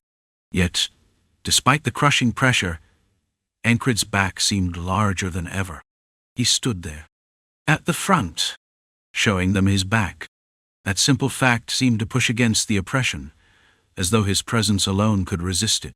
His resolve answered the enemy's imposing spirit. Yes, it felt as if such a force could be seen with the naked eye. A silent exchange passed between Mitch Hurrier and Aincrid. "I hoped we'd meet again. You must have realized your shortcomings thanks to me, huh?" Mitch frowned slightly at that remark. Shaking an opponent's mind with words was among the basics of the Valen mercenary swordsmanship. Through the repetition of today, Aincrid had come to understand the opponent's psyche. He swung his injured right hand as if to provoke, and Mitch instinctively moved his sword in response. Using the feint to his advantage, Aincrid thrust his left-hand sword upward in a sharp motion. A dual-blade feint, a Valen mercenary swordsmanship technique. The left-handed thrust wasn't perfect. It didn't satisfy him. After all, he had only practiced wielding the sword with his left hand for 2 days. Clang! It was blocked. The clumsy thrust aside, Mitch Hurrier's skills had improved significantly, almost comparable to Aincrid, who had also been repeating today. Mitch deflected the upward thrust with his blade, stepping forward with fluid movements. In one smooth motion, Mitch's sword drew a deadly arc and slashed at Aincrid's chest. "Rip!" Aincrid staggered back reflexively. His leather armor absorbed some of the impact, but it wouldn't hold out for long. "Ka!" Esther leapt forward, and, "You crazy bastard!" Vengeance roared in fury. "Captain!" Cries shouted again. But Mitch Hurrier was unfazed by the commotion around him. He closed the distance with precise footwork, as though he had anticipated Aincrid's retreat, and thrust his sword forward. "Squelch! Your right hand," Mitch asked, his sword impaled in Aincrid. Aincrid raised his right hand, the splint still attached, clearly injured. Before Aincrid could respond, crimson blood spilled from his lips. "Bad luck, huh?" With a wrenching motion, Mitch pulled out his blade. A heart split in two couldn't sustain life. Chaos erupted. Cray screamed. Vengeance charged. Esther leaped at Mitch. But why do they keep charging? Aincrid sank into the dark abyss of pain and death. Death came again. And when he opened his eyes, he resumed his left-hand training. Some days, he trained in silence. Other days, "Jenny had a good eye for men, didn't she? Want me to kill you?" He'd tease Vengeance for no reason. Thus, 10 repetitions of today passed. "Your wrist's injured." A panicked Cray would shout, only to hear the same reply. "My left hand's still good. What nonsense are you spouting?" Valen mercenary techniques wasn't working well anymore. So, he began incorporating wrestling moves. Feigning a dagger throw, he closed the gap and pretended to draw his sword, only to trip Mitch with his foot. But Mitch adapted, bending his knees to lower his center of gravity and maintain his footing. Not so fast. The duel resumed. At first, Aincrid couldn't last a single exchange. After 30 repetitions, he held out for 2 or 3. By the 42nd today, an unexpected change occurred. "Let's spar." It was Vengeance, who had been observing, that proposed the duel. Feeling the sweat dripping down his temple, Encred tilted his head. "With me? Who else?" Encred nodded, out of habit. He never refused a sparring match. Normally, Vengeance wouldn't stand a chance against Encred. But now, Encred wielded the sword with his left hand. "No holding back," Vengeance said, pointing his spear, the air between them growing tense. Clink, chapter 118. "Leap, come at me!" Clang, clang, archery. The sword and spear clashed repeatedly. Vengeance fought with raw power and ferocity. No matter how strong an ordinary person might be, his opponent was still a trained soldier. Using brute strength alone, it was hard to overpower the enemy with just one hand. How then? Encred thought as he fought, then acted. He let the powerful strikes flow past him and targeted the openings, connecting points to create lines. Finding the most optimal trajectory, he thrust his sword and gauged the reaction before retreating. His feet moved swiftly. When he spotted an opening, he brought his sword down heavily, embodying the essence of the great sword's might. Clang! Vengeance blocked the strike with his spear shaft and attempted a sweep with his leg. This was a style of combat Encred was more familiar with. He had faced countless practitioners of the Kara's hand-to-hand combat techniques. Moreover, he had learned Valaf martial arts, which incorporated ground grappling techniques, often referred to as the bed techniques. With a sharp motion, Encred kicked Vengeance's leg away and seized the moment to strike the spear blade hard with his sword. Thud! The spear blade twisted to the side momentarily, and in that brief opening, Encred forced his sword against Vengeance's neck. Cracking sound came from the muscles in his left forearm, like something tearing. Still, he had won. "Your left hand? I trained it in secret. It was my hidden weapon." A prepared excuse is always a beautiful thing. Over time, as this routine repeated itself, Encred had grown adept at making excuses. "You're full of it. Why the sudden sparring match, I don't know. Watching you, I just wanted to fight." He had only been practicing the basics: footwork, thrusting, slashing. There wasn't anything extraordinary about his movements. Vengeance had nothing more to say. He already knew that Encred was in a higher league than him, in both skill and character. From the time Encred saved him during the fire at the medical barracks, Vengeance had been unable to truly hate him. Watching Encred train his left hand with a sword had made him wonder, why is he so skilled with his left hand too? Yet, something felt off. What is it? It's strange. What is? Damn it. Explaining like this wouldn't make sense to anyone. Cursing himself, Vengeance racked his brain, searching for the right words. When he finally spoke, his tongue stumbled out the best explanation he could muster. "It feels like a dead sword." That was the best he could do. Explaining further would only lead to clumsy words. What could he even say to someone who fought better than him? Still, the situation seemed absurd. He had been the one to challenge Encred, lost the match, and now found himself criticizing his opponent. "No, I mean..." "Wait a moment," Encred interrupted, his gaze drifting blankly into the air. Though his eyes were open, his mind was elsewhere. Vengeance felt frustrated. His actions hadn't been driven by jealousy or envy. At that moment, Vengeance was pure. It was like when he first picked up a spear, when he joined the army and caught his first monster. Back then, he had practiced morning and night, unable to contain his excitement. The sight of Encred stirred those memories, reigniting the fire in his blood. Why was this man, injured and exhausted from brutal missions, still pushing himself so hard? Why was he smiling? It wasn't jealousy or envy. It was pure instinct. "Thank you," Encred said suddenly, snapping out of his daze. Then, looking directly at Vengeance, he asked, "What are you doing?"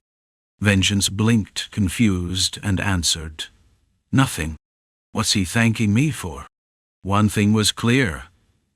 Encred was an oddball, a madman obsessed with training. The nickname Madman Unit Commander suited him far better than Magnetic Leader. Encred realized something from Vengeance's earlier words. Clumsiness. Looking back on the past, he had walked a dissonant path, swinging his sword blindly each day without addressing his mistakes. He hadn't known a better way. But now he did. The difference lay in the senses. The contrast between a right-handed person's dominant hand and their offhand was evident from the fingertips to the muscles. That's where he would start. Even with meals. From holding spoons and forks, he would train his left hand in every small task. Coincidentally, he knew a training method that could help refine both hand sensitivity and arm muscles. Hide knife. This would be his path forward. "Captain!" Kreis's voice echoed once more, accompanied by Esther's low growl of hostility. "Damn it," Vengeance muttered under his breath. Meanwhile, a drenched Mitch Harrier, who seemed to have found sudden religious fervor, stood before them, muttering prayers of gratitude. There was no escape from this cycle. It was a wall Encred had to overcome with just his left hand. Words wouldn't matter. The only answer lay in fighting, sword in hand. Encred fought silently, swinging his sword and setting traps with his feet. He memorized his opponent's patterns, and he died. Pain, darkness, the abyss, death. Each time he rose again, starting anew with his left hand. "What are you doing?" Kreis asked, tilting his head curiously. "Just eating? Did you injure your right hand too?" "No. Just not using it. That's how it heals." "That's excessive." Another lazy excuse. After 20 days of living with his left hand, Vengeance challenged him to spar several more times. Each time, Vengeance's face held the pure admiration of a soldier, drawn to raw strength.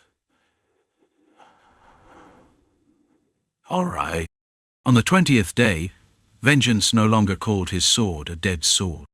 "Thanks to you." And so, Encred continued to swing his sword, fight and die. It wasn't until the 90th day that he began to notice a change. It's different.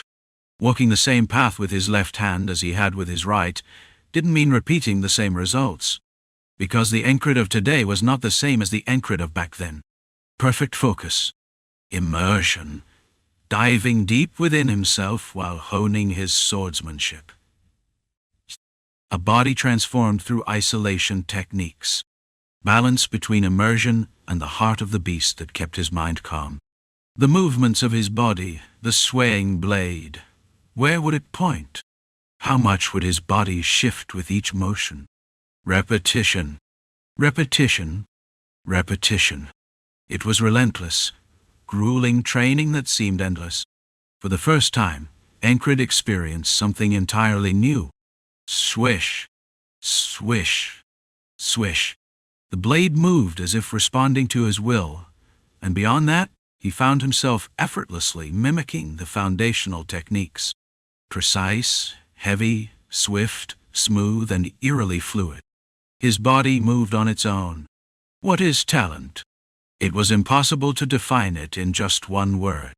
The ability to use one's body skillfully was certainly a part of it, as was the capacity to forget everything else and focus entirely. He didn't even have the luxury to feel exhilaration. The sword moved as if it had a mind of its own, finding its path. His body followed suit without hesitation. He didn't need to pay attention to his surroundings. Even as he moved, he could sense the eyes watching him. It was a moment born from reshaping mediocre talent through sheer effort, a moment he'd never encountered before. Something he might never have experienced in a lifetime under ordinary circumstances. Balancing immersion, physicality, and tranquility, while sharpening his senses further, Encred realized something extraordinary. In just a single day, his swordsmanship had progressed leaps and bounds. "Oh, sorcery," At the same time, he noticed his deficiencies. Precision. How could he fill that gap? It wasn't something that could be fixed by simply swinging his sword repeatedly. Through the cracks in his newfound talent, possibilities emerged. Beyond merely compensating with his left hand, he thought he could master the hide knife technique until it felt like a natural extension of himself. And so the cycle of repetition began again. Simply noticing his shortcomings wouldn't change anything. Thus, he continued, the days could feel tedious, sometimes even painful, but can I really do this? As Encred retraced the path step by step with his left hand, he found joy in it. Watching himself grow, that alone was enough to ignite his passion. Honing his senses further until he felt prepared, today came. Let's spar. As always, vengeance challenged him. He had become a daily fixture now, relentlessly sparring with Encred. The fight didn't last long. Clang! Parrying the spear tip and sweeping his sword upward, Encred's blade curved like a snake, stopping just before Vengeance's neck. Damn it, and you're using your left hand too. I've always been training it. With an excuse no different from the ones he gave every day, Vengeance fell silent. He was dumbfounded. How is this even possible with his left hand? There was no room for complaints. After all, he had only asked for these duels out of admiration. What are you thinking about so much? At that moment, Encred spoke up. Vengeance replied honestly. I was just thinking I need to train harder when I go back. Hearing that, Encred gave him a blank stare, then a soft smile. His face, annoyingly handsome, caught Vengeance off guard. Then, Encred spoke. All right. One day, Jenny might notice you. You bastard. Why did this man always know how to push his buttons? Jenny was Vengeance's trigger. With a laugh, Encred pushed him aside, and Vengeance couldn't help but grin back.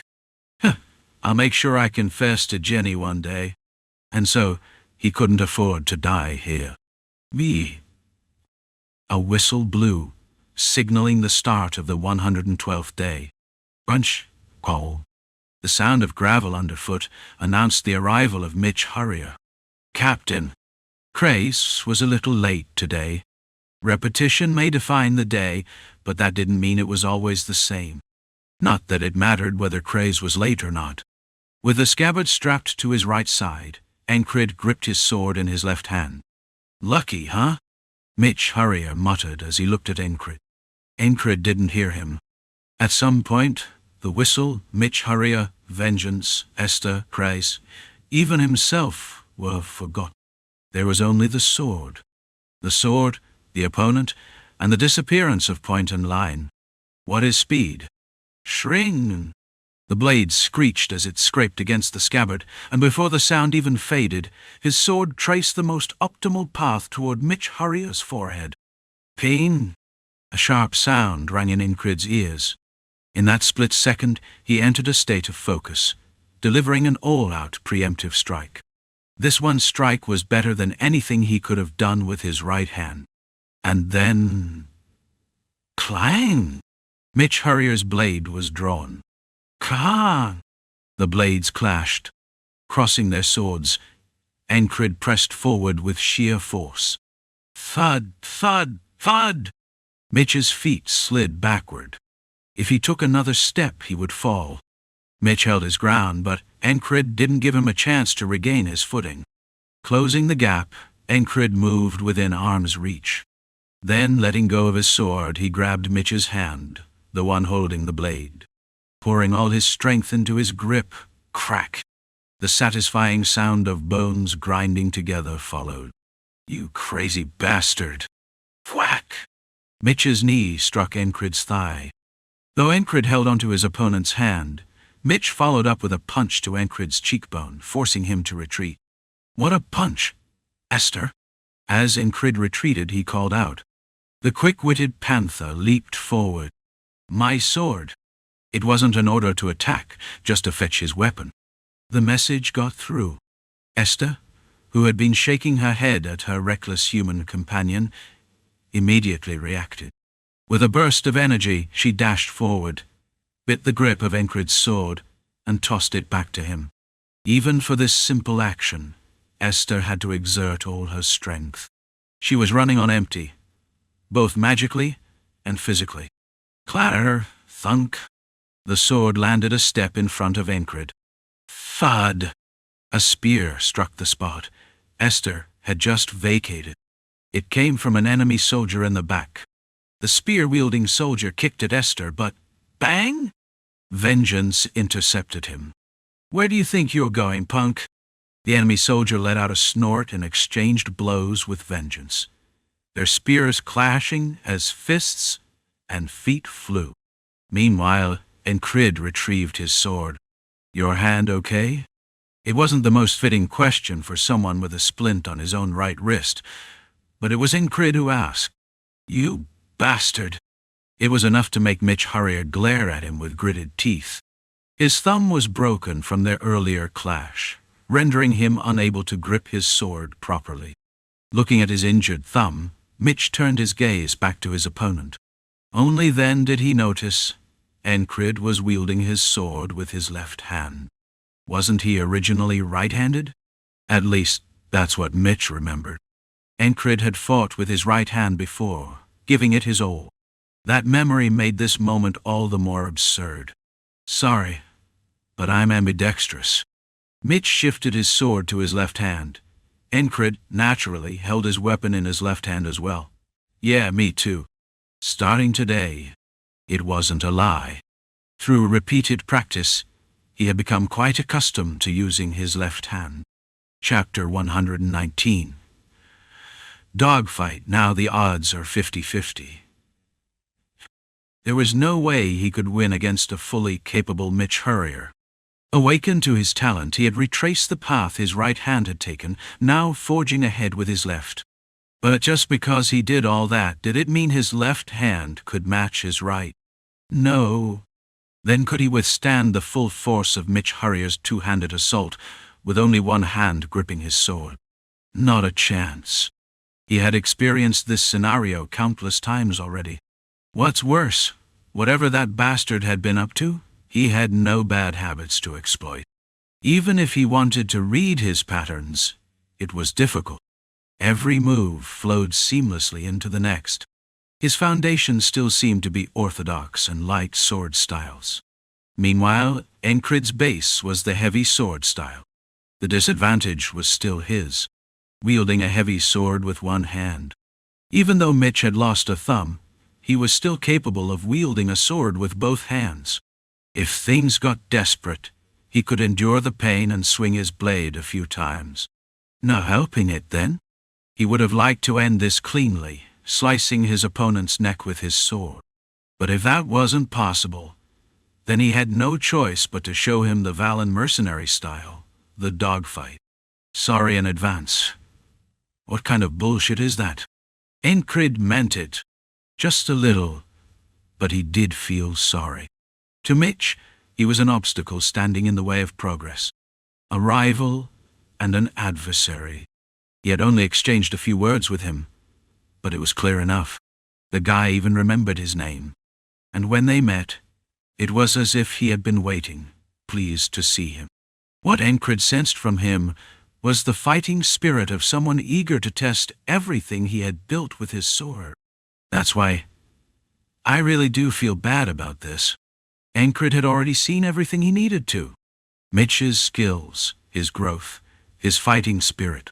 And that's why he realized his best chance of winning lay in a dogfight. Would it be the right choice to repeat this day, over and over, trying to defeat his opponent with his left hand and swordsmanship alone? How long would it take? No, that wasn't the way. Encred knew there was no point in lingering in the present. If his left hand was to advance further, it needed a new turning point. Mitch Hurrier was a good opponent, but I think I've gotten everything I can out of him. He couldn't read his patterns, but he had memorized a few habits. For example, you're still a weird bastard. Like how his left eyebrow twitched just before an attack. As soon as the words left his mouth, Mitch kicked off the ground, and lunged forward. Encred had expected it. No, he was sure of it. Just as Mitch made his move, Encred scraped the ground with his toes.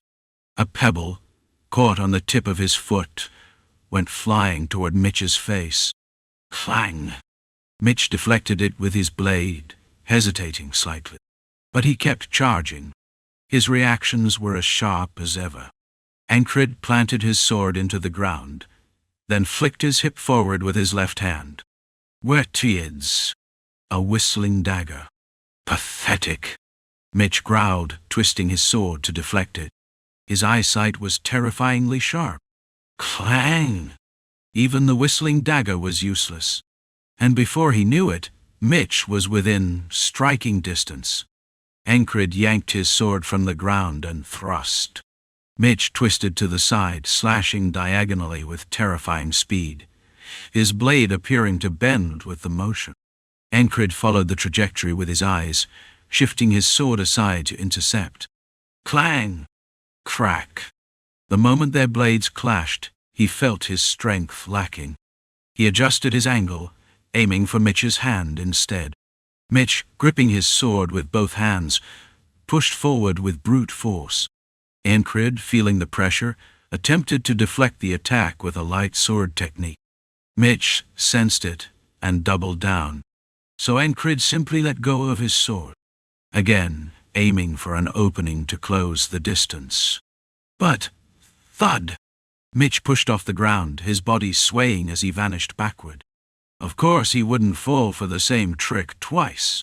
Encred had expected as much. Mitch swung down. Steady still. Down. Encred kicked his fallen sword off the ground. A calculated move. Smack dot. The hilt landed on his foot. The blade shot forward, aiming for Mitch's nape. Normally, one should never drop their sword. That was a basic principle. Only those trained in phantom sword techniques ever dared to fight this way. But to kick it into an attack? Unconventional moves required unconventional responses. With a sharp shout, Mitch caught his sword one-handed mid-swing and brought it down like a crown-splitting strike.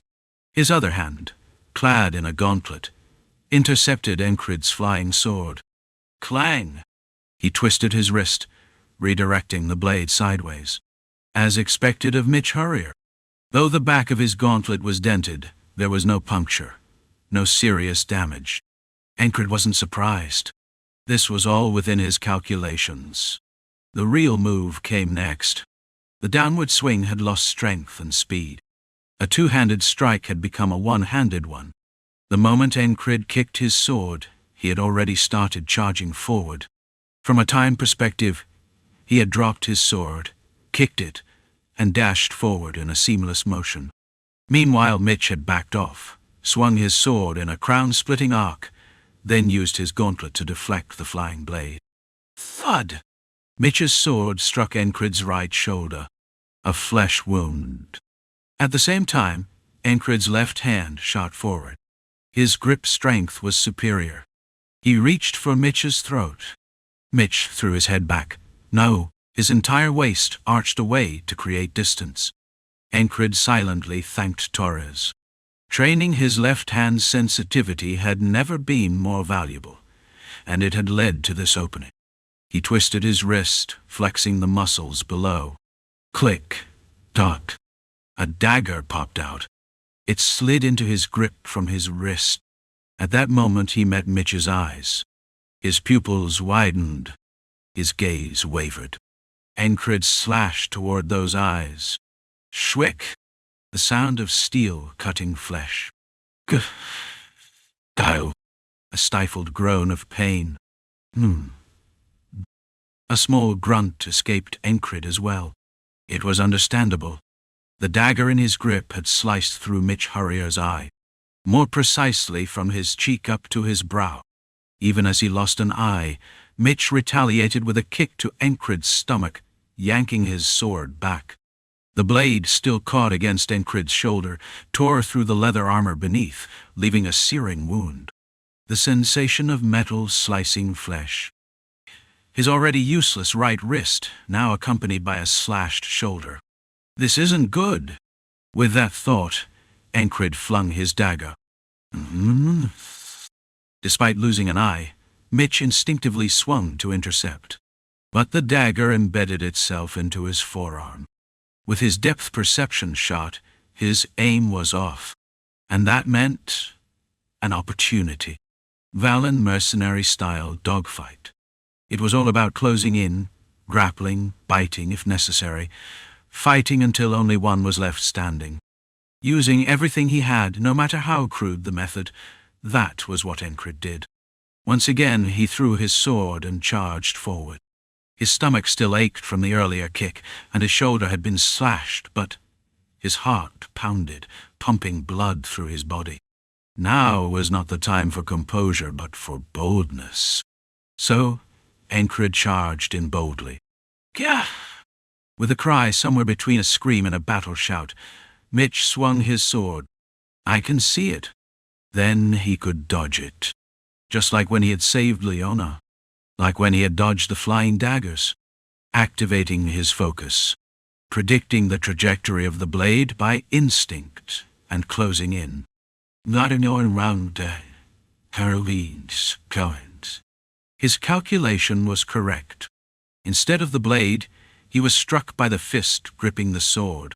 But he had pulled his chin in tight and lowered his forehead. So the impact wasn't too bad. If you're going to get hit, take it well. If you take it well, the next chance will be yours. That was Odin's teaching. His lessons on how to take a hit had always been useful. And just like that, the distance was closed. Yeah, come on. This is what I wanted. Mitch let go of his sword and grabbed Encred's shoulder with his hands. The wound tore open, sending waves of pain surging through him.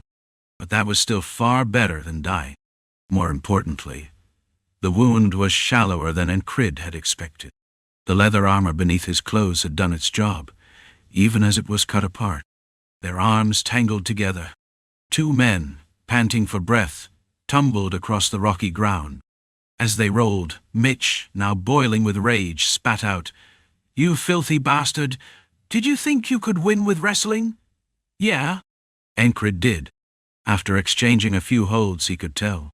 After learning Valaf-style martial arts and sparring with Ilkaras's pins and grapples, he had realized this kind of combat wasn't just about talent. It required an absurd amount of time.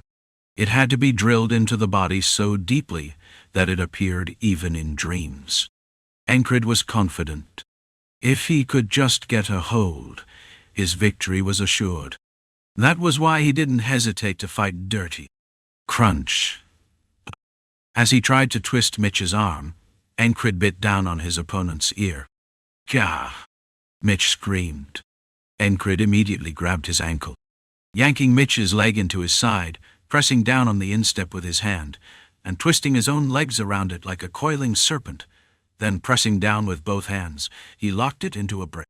The explanation was long, but the action was instantaneous. Cracked. Crack. A sickening sound.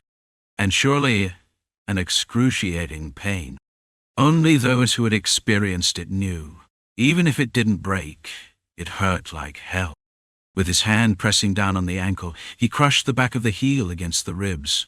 Then, shifting to the other leg, swish. He coiled his legs around it, cradled the foot in his arms, clasped his hands together, and twisted his body like a whirlwind. Crunch. Wisey. They weren't away. This time, the knee joint bent backward at an unnatural angle. Ah! A scream of sheer agony tore through the battlefield. Mitch, drooling, his eyes bloodshot, somehow managed to draw a dagger and stabbed at Encred's nape. Encred twisted his body away. The dagger plunged into his forearm before being pulled free. Releasing his opponent's leg, Encred rolled back. That was it. Mitch was no longer capable of fighting. Ha! Encred exhaled deeply. His own body wasn't in great shape either. Joint locks like that put strain on the user as well. And he had been slashed, his arm, his shoulder. Half his clothes were already soaked. It was all his own blood. Of course, even so, his condition was still far better than Mitch's. "Craze, my sword." Even if he wasn't a combatant, running away wasn't an option. Crace, who had been nearby, quickly grabbed Encred's sword and rushed over. As soon as he gripped it in his left hand, blood gushed from his forearm. That wound was deeper than he had expected. "Damn, I thought I was gonna die, Captain." He didn't even have the energy to respond. Encred gripped his sword and stepped forward. His arms and shoulders were injured, but his legs were fine. "Platoon leader." A few enemy soldiers reacted. Seeing Mitch Hurrier collapse, they charged in. But they were far too late. None of them had thought their leader, Mitch Hurrier, would lose. He was a genius. A man born with talent. A genius who didn't put in effort. That was what they had once called him. But after what he had experienced on the battlefield, he had returned and swung his sword night and day. He wasn't supposed to die like this. He was just beginning to shine. And yet, there was no grand clash of swords. He had simply been hit with a thrown dagger, and then both his legs had been shattered. What was this? This wasn't the fight their leader wanted.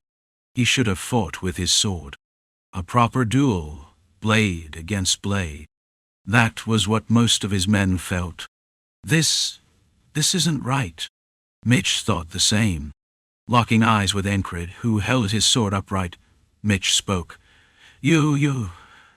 This is war," Encred said, and drove his sword in.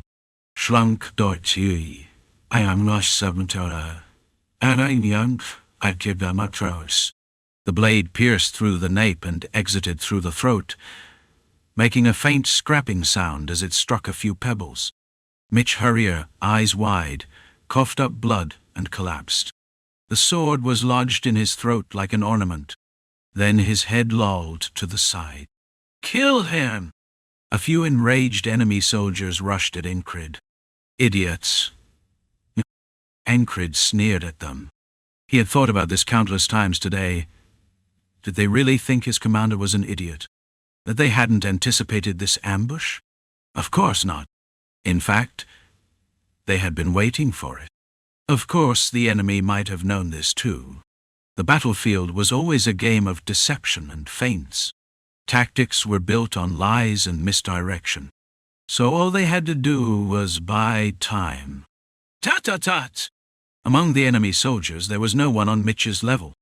Encred's left-handed blade slid out of Mitch's neck and then danced like a butterfly, parrying and deflecting incoming spear thrusts. It was a refined swordplay. A strange mix of heavy strikes, flowing cuts, and rapid thrusts. "Rally up! Wipe them out!" Vengeance was alive. His shout rang out from behind. The enemy was elite, but they couldn't overcome sheer numbers, especially once archers got involved. There was no answer to that. Fire! Fire! About 40 crossbowmen, a squad's worth, turned the remaining enemies into pincushions. Someone had gathered the archers and brought them in. That decided the battle. Encred knew this better than anyone. No one could block and dodge an entire rain of arrows. Seeing that, he slumped to the ground. His body was wrecked. What a goddamn struggle! Still, something remained. His left hand. That was enough to bring a faint smile to his lips. He had survived the brawl. Survived and made it through today, moving forward toward a new path, like a tattered, torn dream barely stitched together. That was how Encred felt. Chapter 120. Doing well, looks like we can move on to the next step. Where will we he? Rem whistled as he walked. If I really push him hard. It was thanks to the squad leader's return that he felt this pleased. He was already looking forward to going back and putting Encred through the ringer. Would it be possible to advance to the next stage of Heart of the Beast? He was even willing to pass down a secret technique that not even a mountain of gold could buy from him if it were a mainlander asking. And yet, he was excited about it. How strange! How strange! Encred was truly an odd man. He didn't particularly do anything, and yet Rem didn't find him annoying. Not at all. He was the kind of person you naturally wanted to take care of. Was it because of his unwavering dedication, swinging his sword every single day? Or was it because he silently took on the menial tasks without a single complaint? If he had to name a reason, it would be difficult to pinpoint. Sure, those things played a part. But I just liked the guy, plain and simple. There were people like that in life. People you just liked for no reason. Didn't expect to feel this way about a mainlander, though. As he walked, Rem suddenly stopped and called out to Auden, who was blocking his way. "Hey, big guy. You pray all the time, but can't you use any of that divine power? Can't you do something about the squad leader's wrist? Shall I split your mouth open, brother? Huh? You want to match your height with my axe?" Encred wasn't here. Auden turned his head, locking eyes with Rem. A cold tension filled the space between them. Then, Ragnar dragged his feet and walked right between them with a lazy stride. "Brother, you really think you can just cut through here because you're feeling lazy? What a lunatic." The moment Ragnar cut through their standoff, the tension fizzled out. This kind of bickering wasn't new. Everyone was used to it and didn't bother interfering. Jackson was walking off to the side, keeping to himself. And Ragnar, if you took your eyes off him for a second, would veer off in a diagonal direction instead of walking straight. No one could understand his sense of direction. Then again, it wasn't a direction issue. It was closer to him not caring enough to walk properly. Everyone was doing their own thing, but whether they admitted it or not, including Rem, each of them was thinking about Encred, their squad leader. I guess I should train him to keep his sword attached to his body at all times. Ragnar was no different. Even if he seemed unmotivated without the squad leader around, he was steadily piling up ideas in his head for when they reunited. Auden, too. Now that the muscle restructuring is complete, it was time to move on to the joints. With adjustments to his muscles and joints, his posture would change, and his physique would transform, strengthening his weaknesses. Bend, then bend again. Carve. Then carve some more. There was even a way to make his body impervious to grapples and strikes. But if he went that far, there'd be nothing left of the squad leader's body. "I'll take it one step at a time, Lord." Auden ended his thoughts with a prayer. Jackson wasn't much different. He really needs to fix his gait. Not necessarily to the level of an assassin's silent footwork, but loud steps often came with unnecessary movements. Minimal movement, maximum efficiency. Jackson reflected on his own training, searching for anything useful. It wasn't swordsmanship, but it'll still help. Jackson had a keen eye. He knew that what he taught would become part of Encred's foundation. Still, he occasionally questioned himself. Do I really need to? It wasn't like he had to teach him anything, unless Encred asked first. Until then, he'd stay put. That was his decision. Of course, even if he decided that, if those other fools, the barbarian, the religious zealot, or the slacker, started teaching, he might just get swept up in the moment. But he'd try to hold back. The idea of being lumped in with them was revolting. To an outsider, they all looked the same. One was whistling an annoying tune and picking fights. Another wandered aimlessly, barely paying attention to his surroundings. A giant soldier mumbled prayers to himself. And the last one, as if to prove he wasn't part of them, kept his distance, lost in thought. Was this what a proper unit looked like? Of course not. Even as a troublemaker squad, they had always stood out. But now that they'd been reorganized into an independent platoon, it was more obvious than ever. It was hard to call them well-trained soldiers. Even their march was disorderly. They were supposed to be under the 4th Company's command, yet they weren't marching with the rest of the company. With fewer than 10 men, The term independent platoon was laughable. And yet, no other soldiers dared to mess with them. Leave them be? Bother them, and we'll be the ones suffering. If you want to die, go ahead and provoke them. After countless experiences, everyone had learned their lesson. These guys weren't just troublemakers, they were crazy. A squad with strength bordering on madness. As they continued marching, the distance from the rear camp to the forward base was about half a day on foot. If a full unit was moving, that's how long it would take. As individuals, they could go faster, but they had set the march's pace carefully, since they'd be heading straight into battle upon arrival. It wasn't a long enough journey to warrant resting along the way. If they kept moving, they'd reach the base before noon. In other words, unless there was an issue, no one had any reason to stop the march. Stop! A soldier in the lead relayed a signal from the front. The march came to a halt. At the very front, the ferry company commander raised a fist. "What's going on?" The third company commander, Rayon, asked from the side. The third and fourth companies had rejoined after temporarily splitting. "There's something off over there." The ferry company commander pointed. "What was it?" Rayon frowned. He didn't see anything. The ferry company commander's finger pointed toward the riverbank. The Penhanil River, the lifeblood of Norilia and the primary water source for nearby kingdoms. Something's hiding. Several large rocks lined the riverbank, providing good cover. Sometimes, ghouls would pop out from behind them. A little further ahead, the forest lay to the right, filled with magical beasts. But this was a battlefield. Any common beasts or monsters had long been cleared out. It was rare for anything to attack an army. So if something was lying in wait, it's the enemy. The ferry company commander's instincts were sharp. "Shit, there's a ferry with them." A man peeked out from behind a rock, muttering to himself.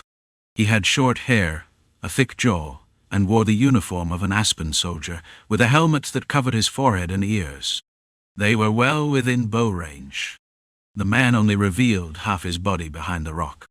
The ferry commander's sharp eyes caught something behind him. Floating on the river was one of Aspen's famed fast boats. A long, narrow vessel that could hold up to 8 people. Its oars were hidden beneath the water, designed to propel it at terrifying speeds when rowed. It seemed they had an escape route planned in case things went south. Once they hit the water, there'd be no way to chase them. That boat is ridiculously fast. It was too sloppy to be an ambush. There were barely 10 of them. A provocation. Rayon followed the ferry commander's train of thought and reached the same conclusion. They're trying everything, huh? Shaking morale is a basic tactic. As they talked, one of the enemy soldiers stepped out from behind the rock. "I am Lowell, a soldier of the Aspen Principality. Is there no one here to fight me? Let's have a fair duel." It was a trick they had fallen for multiple times. Not a battle of troops, but a duel challenge. Not a knight, but a mere soldier picking a fight. A commander stepping forward to face a single soldier? Don't you think that's disgraceful? Or is it that none of you actually know how to fight? The man named Lowell cackled as he added fuel to the fire. "Should I just put an arrow through his head?" The ferry company commander considered it, but held back. At first they had sent out soldiers and lost. Then they sent squad leaders, but they still lost. The enemy soldiers' individual skill was overwhelming. Yet having a company commander step in was a blow to their dignity. It was a strategy that targeted a subtle gap. Wasn't there talk of some genius strategist in Aspen? The strategy itself didn't significantly reduce their numbers. However, morale was plummeting. Why did the enemy have such skilled fighters while their own side had none? If I step in, whenever a company commander got involved, the enemy would taunt them. They didn't lose every single duel. The second company commander Palto once smashed an opponent's head in with his mace out of sheer fury. Yet, even after that, morale still dropped. A commander interfering in a soldier's fight? Shame on you! Such words fanned the flames of the battlefield. At first, it hadn't affected them much, but after continuous losses in both battle and duels, their morale was scraping the bottom. The difference in individual soldier skill and training was this severe, yet their numbers were similar.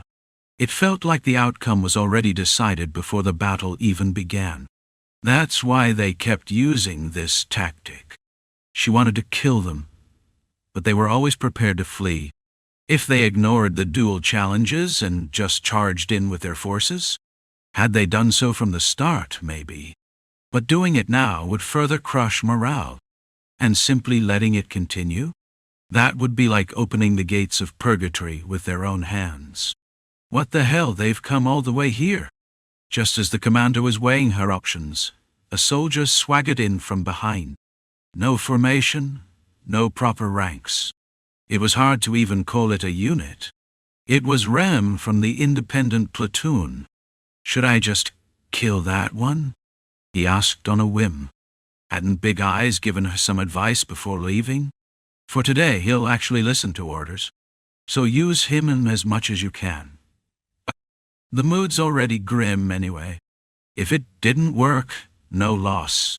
But if it did, all the better. Let's do it. Rem grinned and nodded enthusiastically. He seemed to be in a good mood. Hey, what was your name again? What? Are you here to fight? Rem casually strolled forward, and Ragnar followed without much thought, until Odin grabbed his arm. Brother, that's the enemy side. Oh, right. Jackson was already sitting on a smooth rock, settling in as a spectator. There was no sense of urgency among them. The same went for the ferry company commander. And within their own troops, a subtle anticipation flickered in their eyes. Because Riem was a madman, a bastard of a comrade, but an absolute menace to the enemy. The anticipation ignited into heat. A thick-jawed soldier peeked out from behind a boulder, snickered, and stepped forward. So there was no one else to step up, huh? A filthy outsider, no less. You're not going to lure me in and shoot arrows, are you? Idiot, Jackson thought as he observed the opponent. They weren't within axe range. But for that mad barbarian, this distance was more than enough. Wish. The moment the enemy peeked out, Rem threw his axe. His movements were like the wind. To ordinary soldiers, his hand was a blur, as if he had simply flicked his wrist. It was so fast that it left an afterimage. To them, it seemed like phantom wings had sprouted near Rem's right hand. Swoosh! Whoosh! The sound of fabric flapping in the wind, followed by something cutting through the air. The axe spun through the air and embedded itself in Lowell's forehead. Thunk! With a crisp impact, his feet left the ground. He flew. Even without wings, his body soared briefly before crashing onto his back. Thud-a-grurk. Pebbles skittered as they were kicked up by his falling body. Hey, go. His head was split open, and he died instantly. An axe lodged between his brows, his eyes wide open in shock. A death he never saw coming. Meanwhile, Rem had already drawn another axe in his left hand and dashed forward. Tap, tap, tap. He sprinted, closing the distance, and vanished behind a boulder. Thud! A heavy impact followed. Blood sprayed from the opposite side of the rock. Crunch! Without pause, Rem slipped to another boulder. With another sickening noise, an enemy's severed head rolled onto the ground. Then... one of the enemy soldiers bolted for the river. Rem chased him down, grabbed his head and slammed it into the ground. Boom! Good. A groan, or perhaps a scream. Rem smashed his face into the dirt again. And again. The rhythmic repetition made him look more like a craftsman at work than a warrior. Except Rem wasn't making boots or farming tools. He was crafting death. Boom, boom, boom. After confirming the enemy was dead, he stood up. With 4 dead, the remaining enemies turned tail and fled without hesitation. They ran toward the prepared boats, jumped in, and started rowing frantically. Rem didn't chase. His allies didn't bother wasting arrows either. Idiots. Instead, he made a crude hand gesture, a universal obscene sign, implying something very rude about their mothers. The enemies saw it but continued rowing for their lives. "Let's go." Rem yanked his axe from a corpse and returned. The ferry company commander smirked.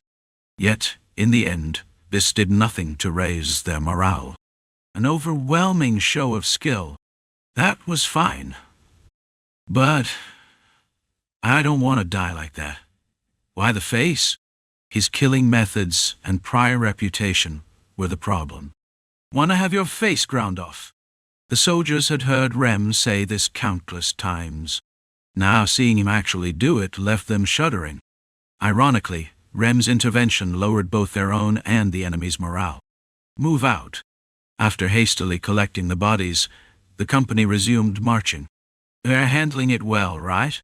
In the rear, Encred was busy tending to his injuries. None were fatal, but they needed treatment to avoid complications. For now, he couldn't rejoin them. Additional infantry reinforcements were on the way. He planned to join them and move forward in a few days. 2 to 4 days at most. They'll manage. He briefly worried about his platoon, but let it go. Right now, he needed to take care of himself. His men. They weren't the type to die easily. If anything, they were the ones who would do the killing. Chapter 121. Let's recover first thing. He flicked the blade with his finger, and a clear sound resonated. Holding it up to the light, he noticed a faint blue hue. It must have been forged from a unique type of metal. Doesn't seem like Valerian steel. This was the sword he had quickly taken after killing Mitch Hurrier. Just by looking at it, he could tell it was a high-grade, expensive weapon. No way he was leaving it behind. Would Krays know anything about it? Encred turned his head to the side. Just 3 steps away, Krays sat staring at him intently. Those big eyes were fixed on him, full of curiosity. Encred opened his mouth and asked, "What?" Before asking about the sword's metal, he figured he should first address that strange gaze. "It's fascinating. What is your left hand?" As he spoke, Krays glanced at Encred's left hand. Had he always been this skilled with it? He didn't think so. They hadn't just spent a day or two together. His left hand, it was unbelievable. Was this what being a genius was like? Krays himself had no talent for swordsmanship or martial arts, so he couldn't really tell. Hadn't he been pretty ordinary before? Aside from his reckless actions, his skill seemed average. When Encred had saved him, risking his own life for someone else, Krays had thought, who even does that? Risking your life to protect someone else? That makes no sense. Was he supposed to save a fellow squad mate just because they were in the same unit? Back then, they hadn't even known each other for a full week. But now, the gap in skill was massive. The enemy that ambushed them was no ordinary soldier. That much was obvious at a glance. Yet, Encred blocked his attack using only his left hand.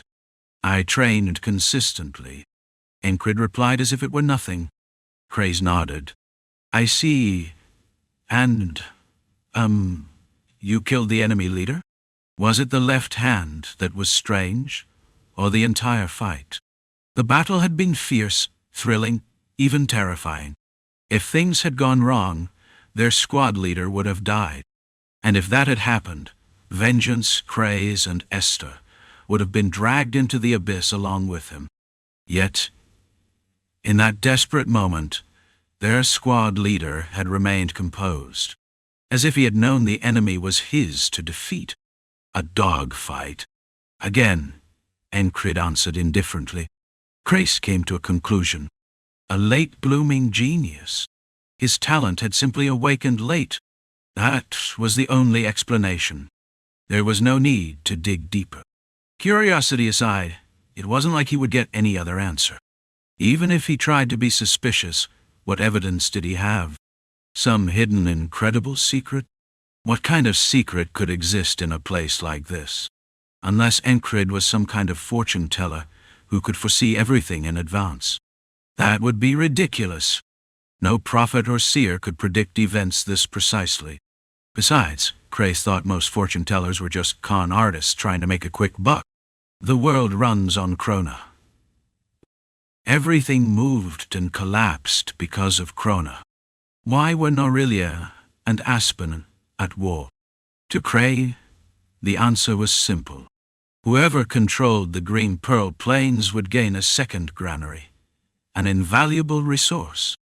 Even I'd fight for that. So this war was inevitable. In an age of war and conflict, wielding a sword for profit was the most natural thing in the world. And that meant Encred's sudden genius was irrelevant. What kind of metal do you think this is? His thoughts were interrupted when Encred held out the enemy commander's sword. He actually took it with him. Good metal. You think I asked just to hear that? Obviously not. There was no need to hesitate. There's a famous iron mine in Aspen. In a place called Demph. I've heard of it. That hidden village between the river and the mountains? Muttering to himself, Encred nodded. He had traveled the continent long enough to know. Crace continued. Yes, Dempf's iron has this peculiar glow. It starts with a faint blue tint, deepens over time, and the highest quality steel eventually loses all color. That was just what he had heard. But one thing was certain. If this sword was forged from Dempf iron, it was even more expensive than Valerian steel, which meant this sword was incredibly, absurdly absurling. If you sold it, I'm not selling. Huh? Are you switching swords? For a warrior on the battlefield, nothing was more important than a weapon that fit their hand. That was common sense. Even Craze knew that. There was no way Encred would abandon his familiar sword.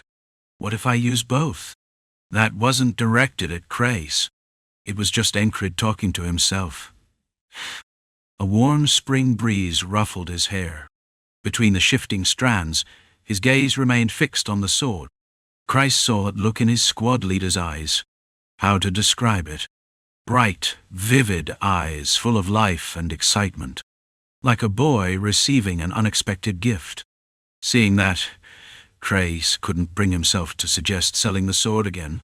His squad leader, Encred, with his lake-like blue eyes resembling Esther's, looked genuinely thrilled. Encred didn't care whether Cray was watching him or not. Why had he suddenly become so skilled with his left hand? He didn't need to make up some grand excuse. Actually, he didn't have an excuse. It wasn't something he could explain. Saying I trained for it was the best he could do. Sure, it made him sound like some kind of prodigy. But what other choice did he have?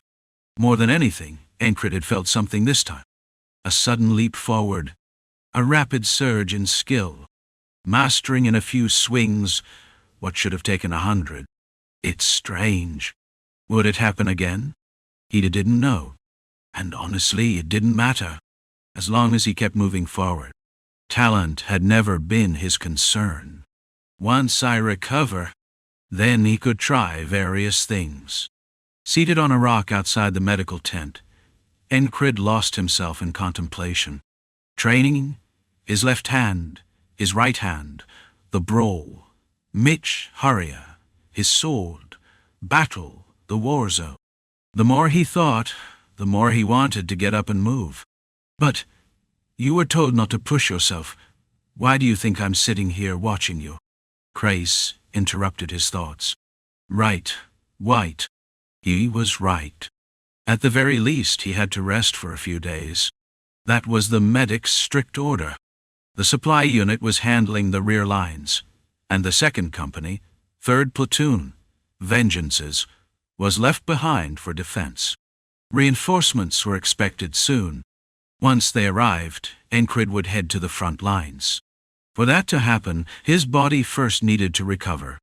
His right hand still couldn't be freed from the splint. There was a wound on his shoulder, not too deep, but a cut nonetheless. A dagger had also left a hole in his left forearm. Individually, none of them were serious injuries, but any major movement could reopen them. This is a mess. His whole body ached from forcing joint locks.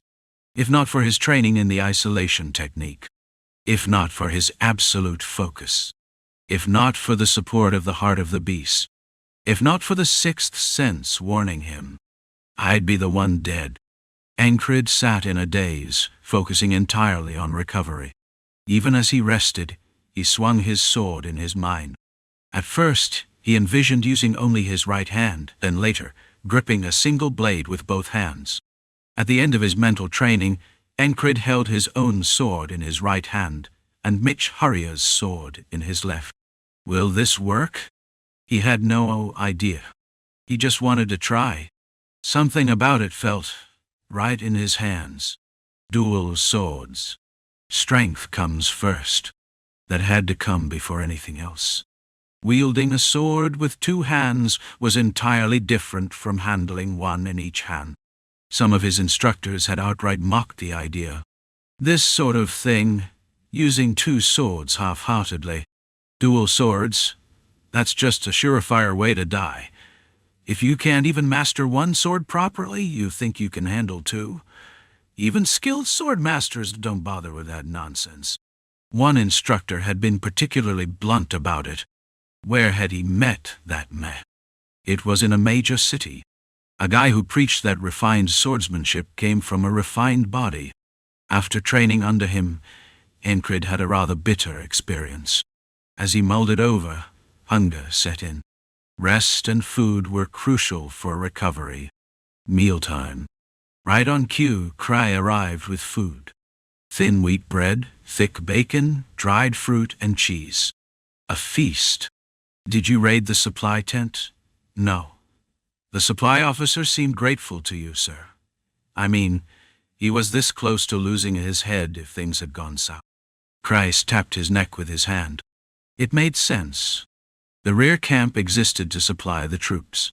If an enemy raid had wiped it out, whose fault would that be? Who would be held responsible? No need to ask. The supply officer was accountable. If the supply tents had gone up in flames, he'd have been swiftly executed. Losing a battle could be tolerated, but failing to keep watch? That was unforgivable. Let's eat. Encred chewed, swallowed, and drank. Water instead of alcohol. Craze stayed by his side, tending to him. Not overly doting, but attentive enough. Like that, 3 days passed. We're moving out. Are you coming? Vengeance, fully armed, asked the question. Reinforcements had arrived in the rear. The front lines were getting even more intense. With his entire squad up there, Encred had to go as well. His wounds from slashes and stabs weren't fully healed, but walking wouldn't be a problem. I'm going, Niall. Beside him, Craze was lost in thought. Seeing the lieutenant fight, didn't seem like he'd die anytime soon. Maybe it was better to stick with him instead of staying back. If he grabbed a few good spoils along the way, he'd make a nice profit. Besides, the supply officer had been replaced, and none of the soldiers in the incoming 3rd Regiment were familiar faces. Staying in the rear would be tough. Might as well head out and collect some loot.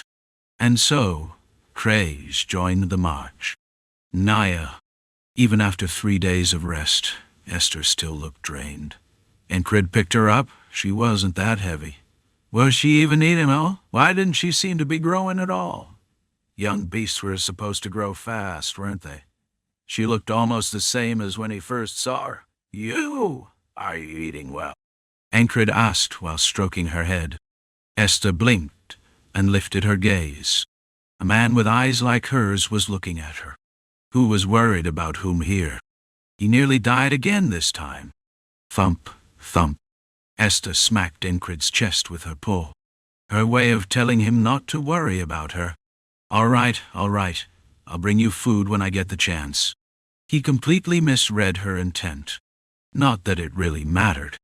Foolish human, let's go. Closing her eyes, still weighed down by fatigue, Esther let herself be carried. Encred took a step forward. The only difference now was that he carried 2 swords at his waist instead of 1. 2 swords? Vengeance asked. Encred nodded. He had seen Encred use his left hand before. They had even sparred. The guy was always pulling weird stunts, so he just accepted it. With that, Encred joined Vengeance's platoon and marched to the front lines. No issues arose during the movement.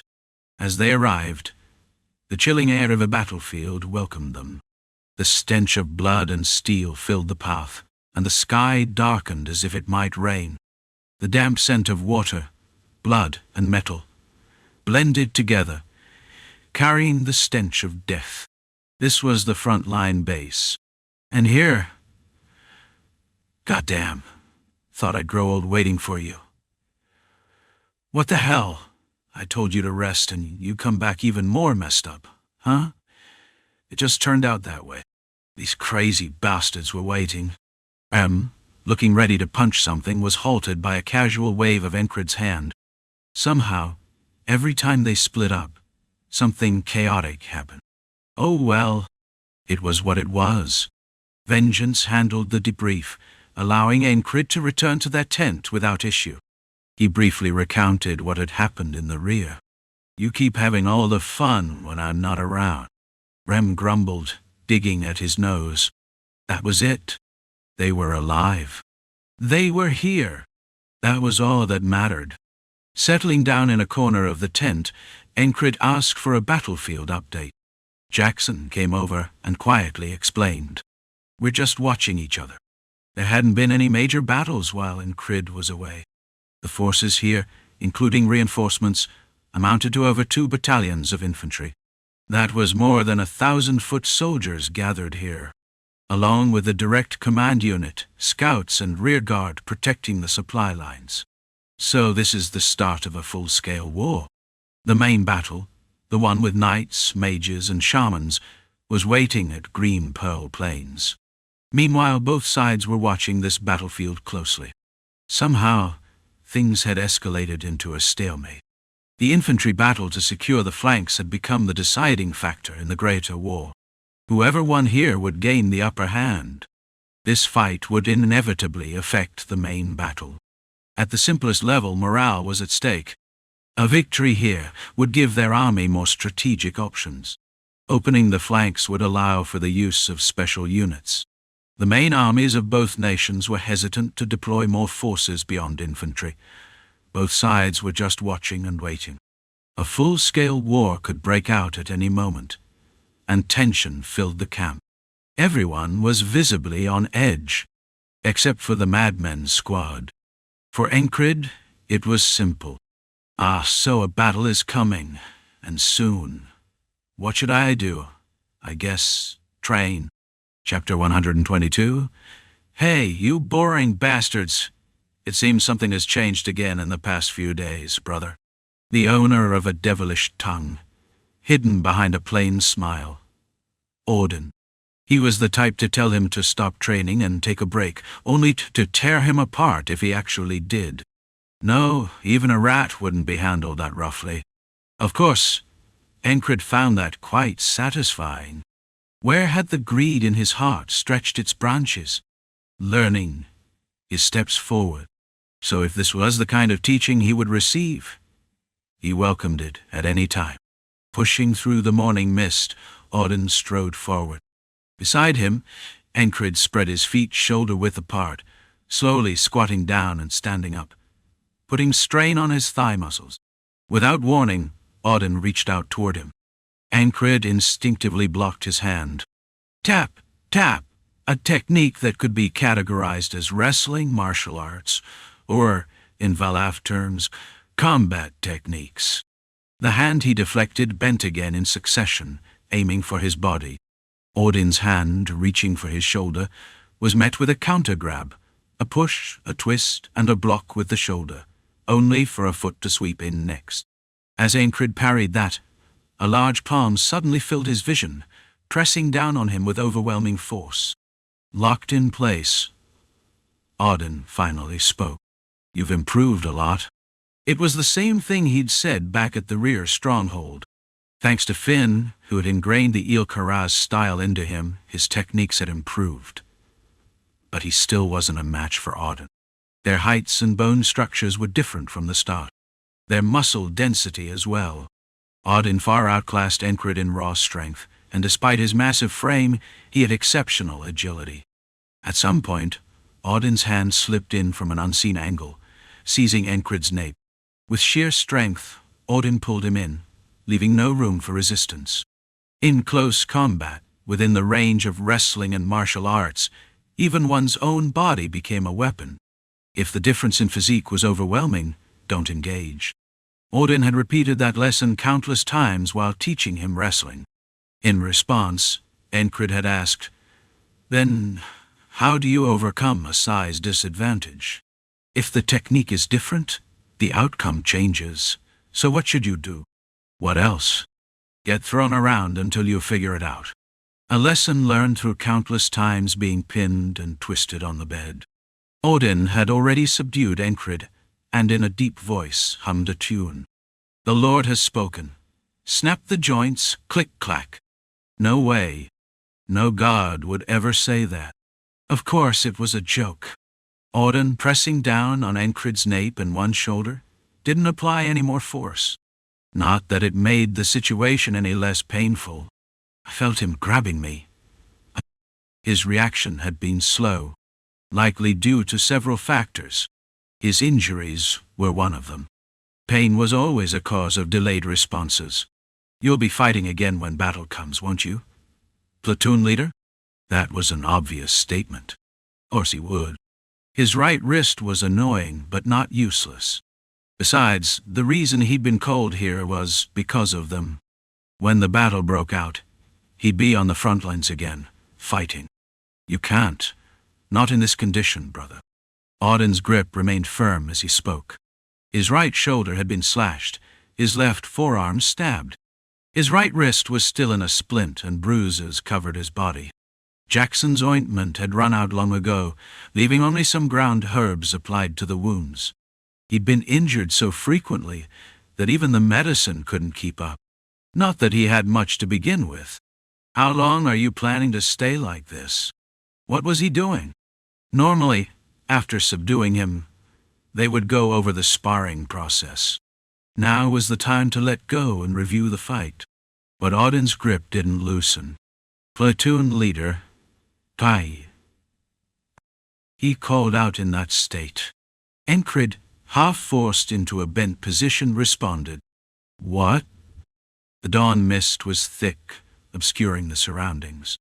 Only a few steps away, their faces would only become visible through the fog. A sentry stood nearby, glancing their way at first, but now showing no interest in their scuffle. Auden made a decision, and acted. SS. Aincred heard a sound he had never encountered before in his life. Not with his ears, but directly resonating through his body. At the same time, something impossible to experience by the riverside mist, something even rarer at this hour before dawn. A warmth seeped into him, like basking in the afternoon sun, reading a book in leisure, or the perfect moment for a nap. How should he describe this? Peace? Whatever it was, it spread through his entire body. Warmth, comfort, and a faint tingling blooming from his wounds passed in an instant. It didn't last long. Auden finally let go of his grip on Aincred's neck. Aincred looked up at him. Religious squad mate, he had once called him that. Auden seemed as devout as any priest. And priests, at times, performed miracles. People called that miracle divine power. This, no, brother, you will say nothing. And you will tell no one. Swear it to the Lord. Aincred met Auden's gaze. A faint yellow hue lingered in his blurred irises, as if light itself resided there. Light, radiance, Something divine seemed to dwell within. "Swear it." "All right." Auden said nothing more and turned away. The mist over the river too is the Lord's blessing. He knelt down and began his morning prayer. For God's sake. Ancred scratched his head a few times. What is he even believing in? Sometimes he wondered why his squad members went to such lengths for him. Did he look that pitiful? Did watching him struggle so desperately stir something in them? He didn't know. The curiosity faded quickly. It didn't matter. Auden Fumre. No one knew that he wielded divine power. Using it might be bound by some doctrine or restriction. One thing was clear. He had taken a risk. "Lord, forgive me." Hearing that prayer, Ancred felt his suspicion confirmed. He didn't have to go this far. But there was no returning a gift already given. Ancred unwound the bandages around his wrist. He flexed his right wrist a few times. Based on his experience from countless injuries, a day or two, that's all he needed. His wrist would be usable without issue. The other wounds hidden under the bandages had also improved significantly. The dull pain had almost completely faded. "Thanks." He spoke to the massive squadmate deep in prayer. Auden, however, was too absorbed in his prayers to respond. "Lord." Between the damp scent of earth, the sharp stench of death from the battlefield mixed in. For Auden, leaving his platoon leader in such a state was unbearable. "Lord, for you are always present." He sought answers from a God who never replied. Was what he had just done truly the right thing? If it was discovered that he had used divinity, the inquisitors would come. He had left the order burdened with many restrictions. Though it hadn't been a solemn oath, he had still placed a binding vow upon himself at the time. Enduring the constraint and exerting even a fraction of his divinity caused a piercing pain, as if an awl were drilling into his skull. Even so, I couldn't just stand by and watch, Lord. The one who had burned himself in the flames of effort was now receiving his due reward. He couldn't let that flame be extinguished here. Call it fickleness if one must, but Auden simply wanted to do it. And so he did. After meeting Ancred, he had come to believe that the Lord's words resided within him. "So I shall follow my heart's guidance." Auden finished his prayer. By then the morning sunlight had begun to break through the dissipating mist. Though he had used divinity to heal his body, not all his wounds had mended at once. If he had done so, someone particularly sensitive would have sensed the divinity at work, and the constraints made it difficult to use anymore. Still, looking at the platoon leader, he seemed much better than before. "He'd chew." Ancred exhaled as he moved his body, looking noticeably lighter. God and man, blessing and curse. He had yet to unravel these contradictions. But at least, seeing his platoon leader like this put his mind at ease. Though he furrowed his brow, enduring the pain, Auden knew he would not regret today's actions. It was a hunch, an instinct, no, a certainty. After finishing the morning training, it was time to change the bandages. Big eyes. He called for Craze. Just then, the tent flap rustled open. "This the place?" A figure with green eyes. A superior officer despite their small frame, with skills that did not match their stature. In other words, one of the people responsible for the forming this lunatic squad. A fairy who had organized them into an independent unit and led them to the battlefield without Ancred. "I heard you got injured." "Yes." Without preamble, the company commander spoke to Ancred upon entering and tossed something his way. Ancred caught the object mid-air, a round wooden container. It was similar in size to the salve he had received from Jackson. The lid bore an engraved leaf emblem, suggesting it was crafted by someone with considerable skill. "Commander, apply it." "You couldn't buy fairy medicine even for a fortune. Consider it our engagement gift." Ancred still couldn't get used to the fairy's jokes. And more than that, this was just too sudden. Coming in out of nowhere, throwing him medicine and calling it an engagement gift. That expression is good. I like it. With just those words, the company commander turned and left. Had she really come just to give him medicine? I'm seriously curious now. Captain, what's your secret? Chryse, having watched from the side, couldn't help but ask. Ancred was just as baffled. I'd like to know that myself. Why had she suddenly come and tossed him medicine? As the commander said, fairies were exceptionally skilled in handling such remedies, considering how they had identified poisons during the infirmary assassination incident. The commander also seemed to have deep knowledge of pharmacology. This seems better than what I had. Sometimes that devilish charm comes in handy, Jackson remarked idly while polishing his equipment, not even looking their way. Though he seemed not to be paying attention, he was always acutely aware of his surroundings. That was why he was the most well-informed about battlefield conditions and sensitive to shifts in the atmosphere. I don't think that's the reason. Ancred shook his head. The fact that they were joking like this proved otherwise. Rem started chuckling. Just have 3 kids. Crazy bastard. Captain, instead of this, why don't you leave the military and open a salon with me? Big Eyes went even further. He prattled on about how Ancred had a rare talent, how nurturing his natural charm would be better than wielding a blade late in life. Ancred, unwilling to spend his days entertaining noblewomen, calmly told them to shut up. Stop spouting nonsense and help me remove the bandages. Ragnar, who had been quietly observing the situation, spoke up. So, can you spar? Lately, Ragnar seemed more eager than Ancred himself. You directionally challenged bastard. Do you think one application of ointment will heal you? Rem scolded. Ragnar didn't argue but merely looked disappointed. True. Applying ointment alone wouldn't be enough. That wasn't the issue. It was the fact that he had already received a miracle healing that even high-ranking nobles wouldn't get to witness firsthand. Chryse unwrapped the bandages, and Ancred subtly twisted his shoulder to apply the ointment himself, avoiding exposing his wounds. I can do it for you, Chryse offered, but Ancred shook his head. No need. Che, what? Because your lover gave it to you? Thud.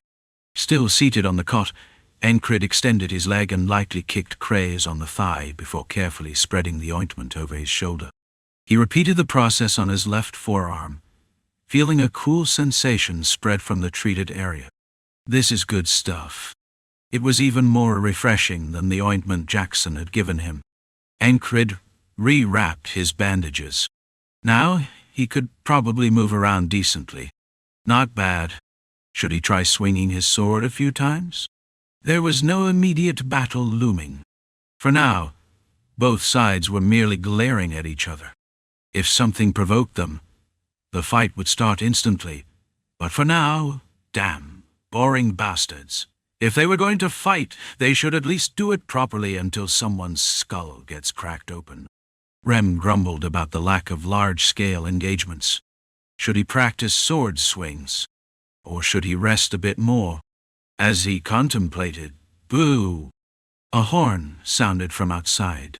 For surprise attacks, they used whistles. But on the battlefield, Norilia's tradition was to blow war horns. Enemy incoming! All troops assemble! Gather by unit! A messenger ran past the tents shouting orders. They're here again, those crazy bastards. Rem pouted and grumbled. You know, those guys really have nothing better to do. My devilishly charming captain. Leave out that last nickname, will you? What now? He hastily fastened his gear and prepared to head out. If a fight breaks out, don't jump in. Take care of yourself first, will you? Rem warned. I agree. Focus on recovery until you're fit for sparring again. Ragnar chimed in. Auden simply smiled. Seeing such a large man smile so gently was strangely fascinating. Were you planning to fight? With that body, you'd have to be mad. Jackson outright scolded him. Was he being treated like a child left alone by the river? No, his platoon members wouldn't actually see him that way. Rather, they simply wouldn't let him get hurt again. Not in front of them. Even Auden, who had used divinity, felt the same way as the others. These were his squad members. Looking at them, it was clear.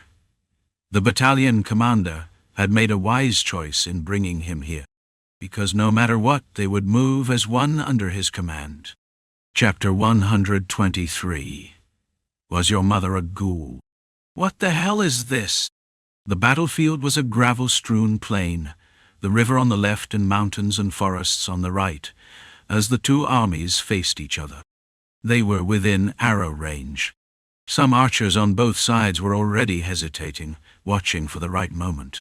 Tense silence hovered in the air, as if the next moment would see men lunging through the rain of arrows, spears piercing throats, swords slashing, or maces crushing helmets along with skulls. But the first move, what was this? A taunt? Hey, shame you're gonna die before you even get to use your junk. 3 men stepped forward, shouting. Their voices were loud, clear, and crisp.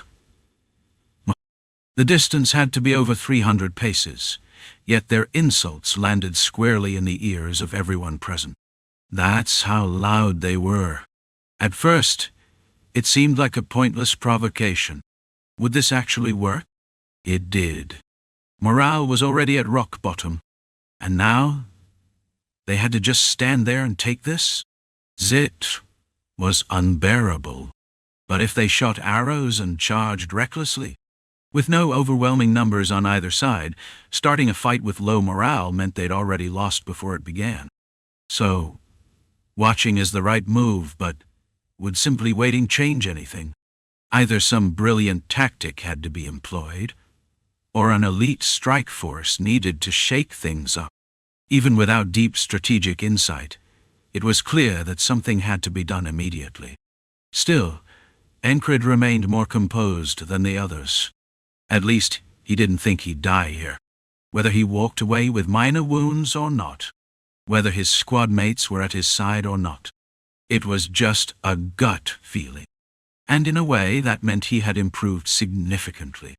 In the past, at a moment like this, he'd be scrambling, thinking of every possible way to survive.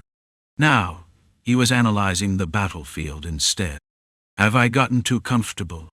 The thought felt absurd. At the very least, this wasn't something Encred needed to be worrying about right now. If he were leading a unit, if the lives of subordinates were at stake, then these concerns would be natural. But as things stood, he wasn't even sure he was really leading this so-called madmen platoon. They followed him on their own. So, for now, it was best to focus on what was urgent. Andrew, don't get riled up. Encred raised a hand, pressing against Andrew's chest to stop him. There's nothing wrong with being a virgin. With those words, he tried to soothe Andrew's wounded pride.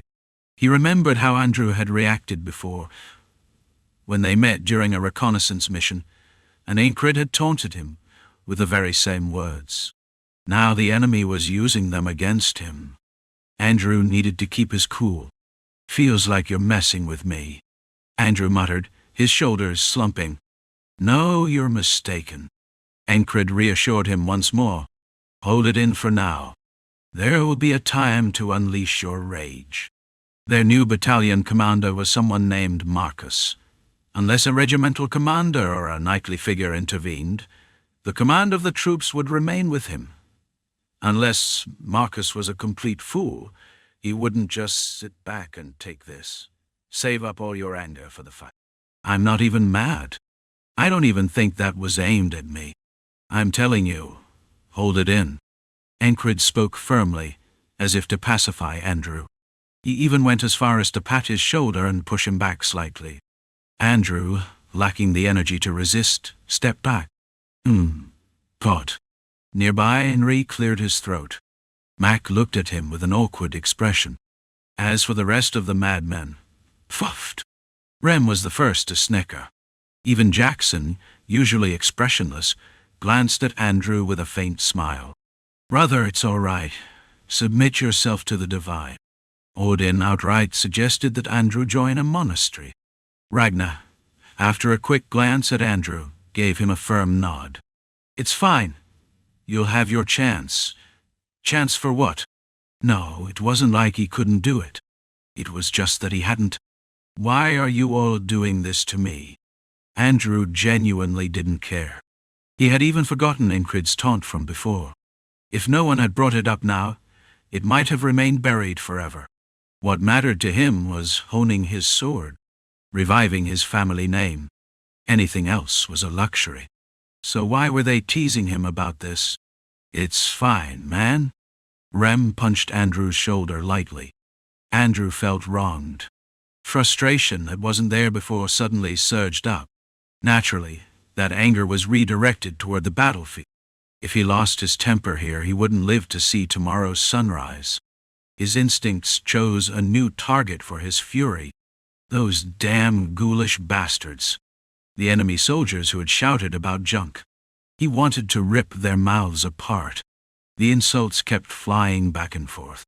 A few of their own soldiers stepped forward to respond, but somehow it felt like they were losing this exchange. A battle of words. It felt ridiculous, but the enemy's intent was obvious. They were trying to grind morale down to nothing. And judging by the way the atmosphere was turning sour, it was working.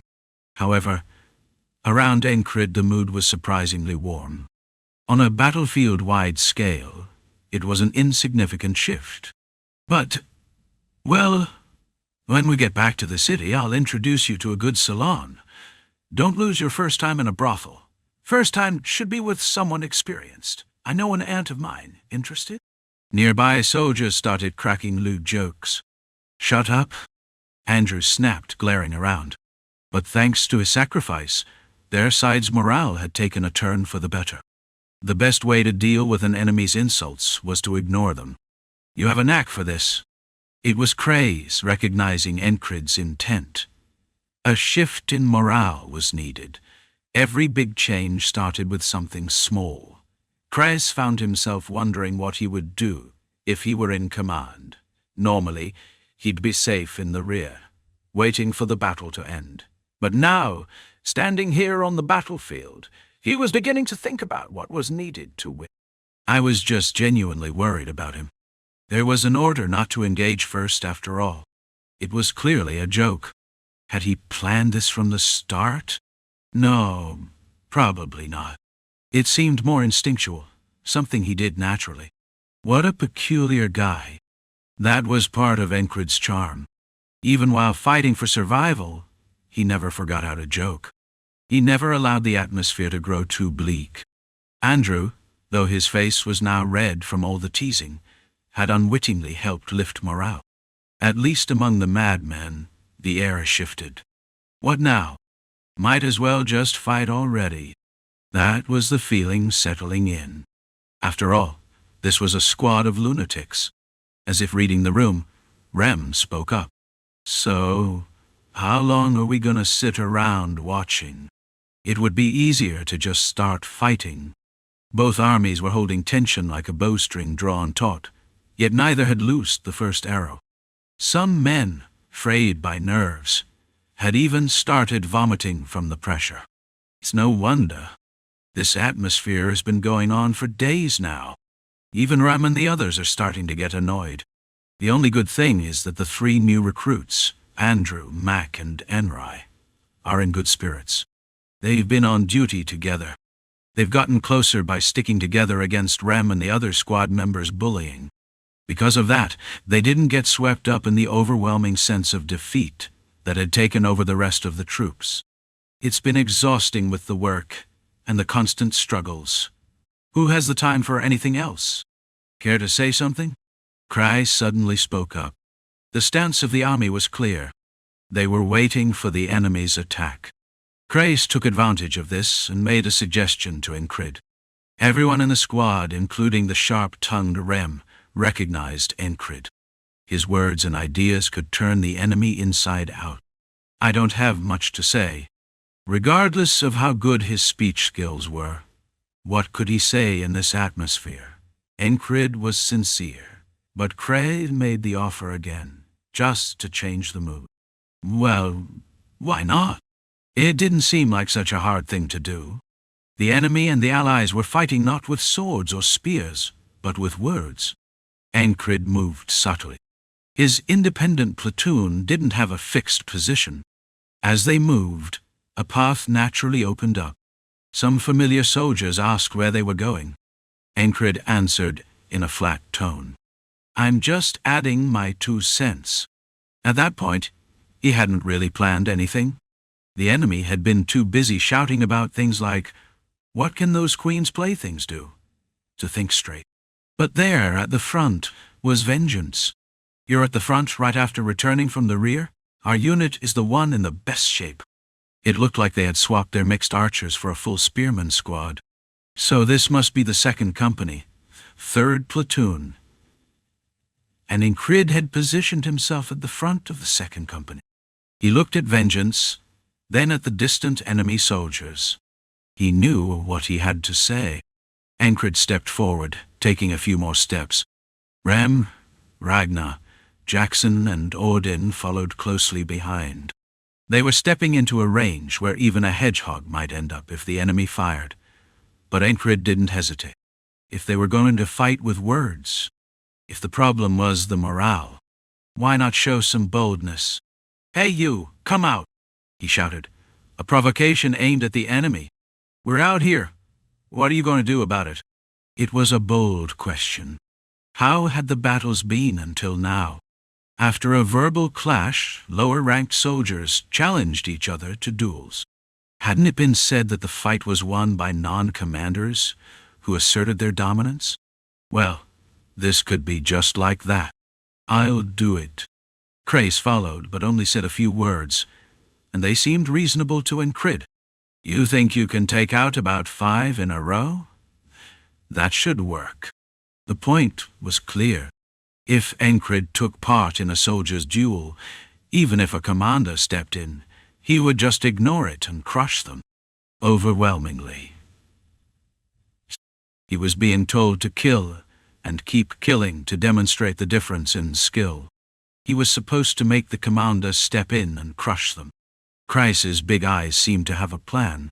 It was all about boosting morale and pulling off some clever tricks. Encred trusted Kreis's head and his plan, so he stepped into the battlefield. With a provocation, he advanced. The allies murmured. "What's going on?" "Ah, it's the crazy squad leader.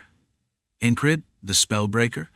They say he is no longer just a squad leader. Those who knew him recognized his face. He had recently proven his strength, so no one questioned his abilities. The whole army had to feel something odd. Even vengeance seemed to sense something was about to happen. Why? No one knew. The atmosphere of the battlefield was as sharp as a blade. Until now, it had seemed like that blade was pointed at the allies. But now it felt like the wind was shifting. Kreis thought his plan was working. Then we'll figure something out. He had an idea of what the allied commanders might be waiting for. He had heard rumors of Marcus, and he could guess his fighting style. They were likely preparing something.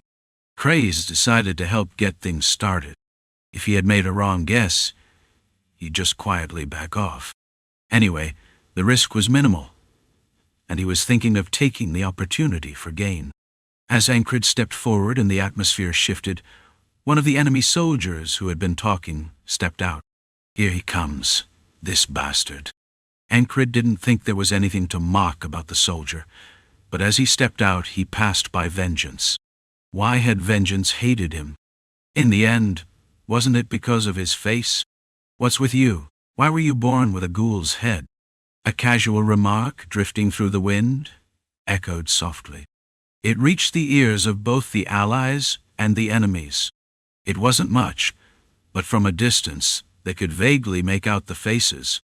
The enemy soldier's face, Cowl's head, was a comment on his appearance. Seeing Encred across the battlefield. What the hell? He was good-looking. It was the kind of face that would make anyone angry for no reason. "What? Was your mother a ghoul?" Ancred wondered if the enemy soldier's mother could have been some other species. It seemed a fair enough suspicion, and he pointed at the enemy's face with his finger. "What the hell, you bastard!" The enemy soldier immediately burst out in anger. A miracle was made with just 2 words. Auden couldn't help but admire it. Even the gods would lose in a contest of words with the brother leader. Rem let out a laugh. "What about the others?" Andrew, who had stubbornly followed even though Mac told him not to, finally showed a bright smile. Yeah, what was he thinking, talking shit with a face like that? His nose was so large it seemed like it could catch rainwater through his nostrils. Why were his eyes like that? If you didn't look closely, you couldn't even tell the color of his pupils. His face was full of blemishes. It was easy to mistake him for a ghoul. Andrew burst out laughing so innocently. "Let's see if your sword's as sharp as your tongue." The enemy soldier took the bait. It started with words, but would lead to spears and swords, and finally, blood. Chapter 124. Madman Andrew Ancred naturally intended to step forward. Wasn't that why he came here in the first place? He was itching to move his body. Using 2 swords at once might still be too much, and while he should conserve his right hand for recovery, it wouldn't matter. From the stance, the steps, and the gestures of the opponent, he was certain. His left hand alone would suffice. The opponent was no Mitch Hurrier. The flat side of an axe held vertically, pressed against Ancred's stomach. At the same time, Jackson grabbed his sleeve. Auden placed a hand on his shoulder, and Ragnar stepped forward entirely, blocking his path. "I'll do it." Ragnar spoke. "Where do you think you're going? You need to recover first." Rem's words followed. His sharp gaze carried an unyielding force, an unspoken command that he could not ignore. The collective will of the squad was palpable. So were they the ones who would step forward instead. Craze had warned that, if possible, Rem and the others should avoid fighting. Then what? Well, that guy should do. "Hey, rookie. Reem, still holding his axe, spoke. The corner of his mouth curled upward, as if he found this situation amusing. And the one he called out to, "Andrew?"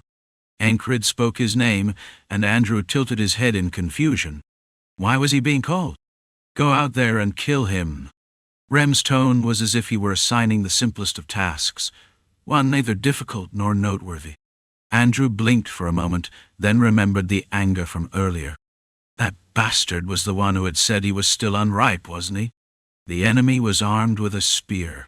The Aspen Principality's main infantry force relied on spearmen. A relatively short spear pointed forward. In infantry warfare, few weapons were as effective as a spear. Come out, you cowards!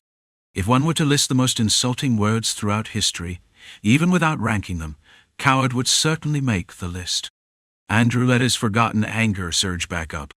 Fine dight yet. As Andrew stepped forward, his opponent did the same. They cautiously closed the distance, eyeing each other. From behind, Mac watched Andrew with concern.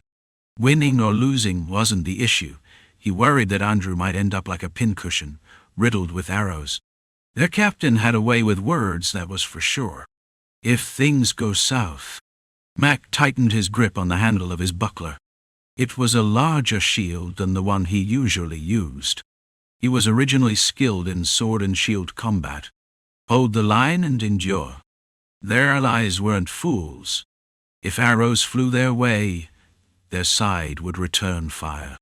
Given that both armies had soldiers with large shields at the front, arrows wouldn't be a decisive factor. As long as he holds out and pulls back, his worries were fleeting. When he thought about it, the people here weren't the type to die so easily. All he had to do was keep an eye on Andrew and ensure he got out safely. Mac set aside his concerns, deciding to watch with a calmer mindset. Outside of the potential arrow threat, there wasn't much to worry about. He had been observing Andrew for some time.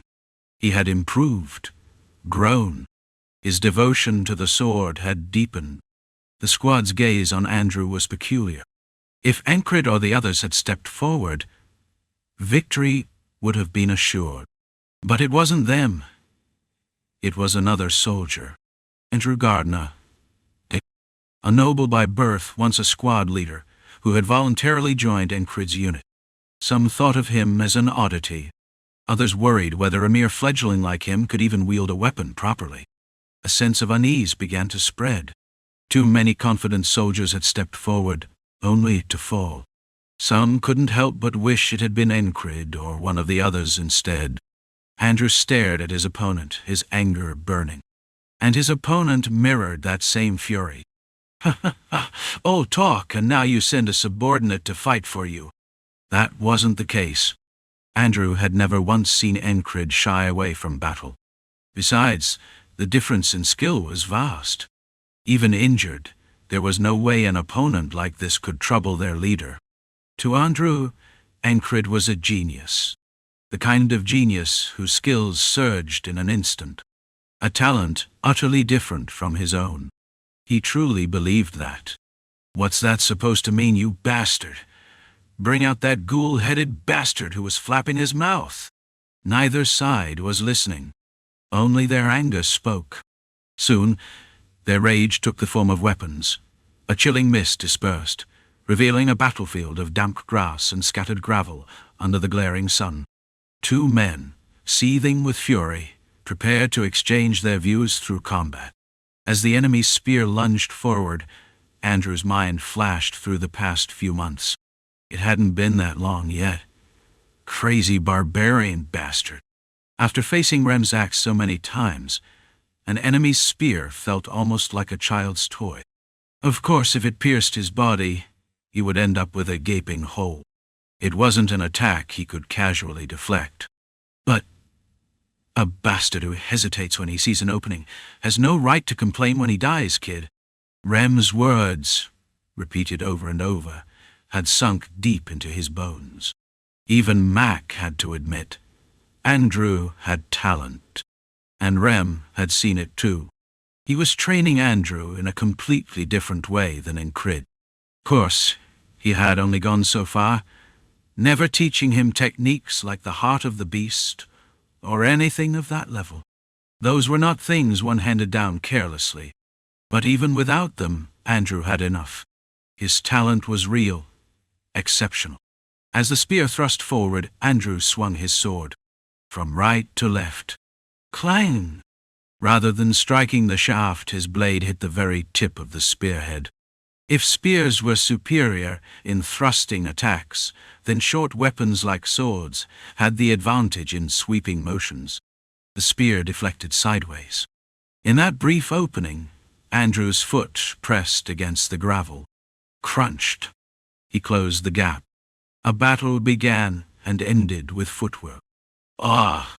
The enemy yanked back his spear and swung his elbow. Andrew, maintaining his momentum, slashed.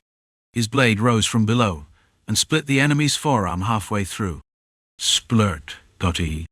Blood spurted from the soldier's arm, soaking through his gambeson. Between the falling droplets, Andrew's eyes gleamed. Why stop with just one cut? No. This was battle. This was war. Andrew stepped forward again.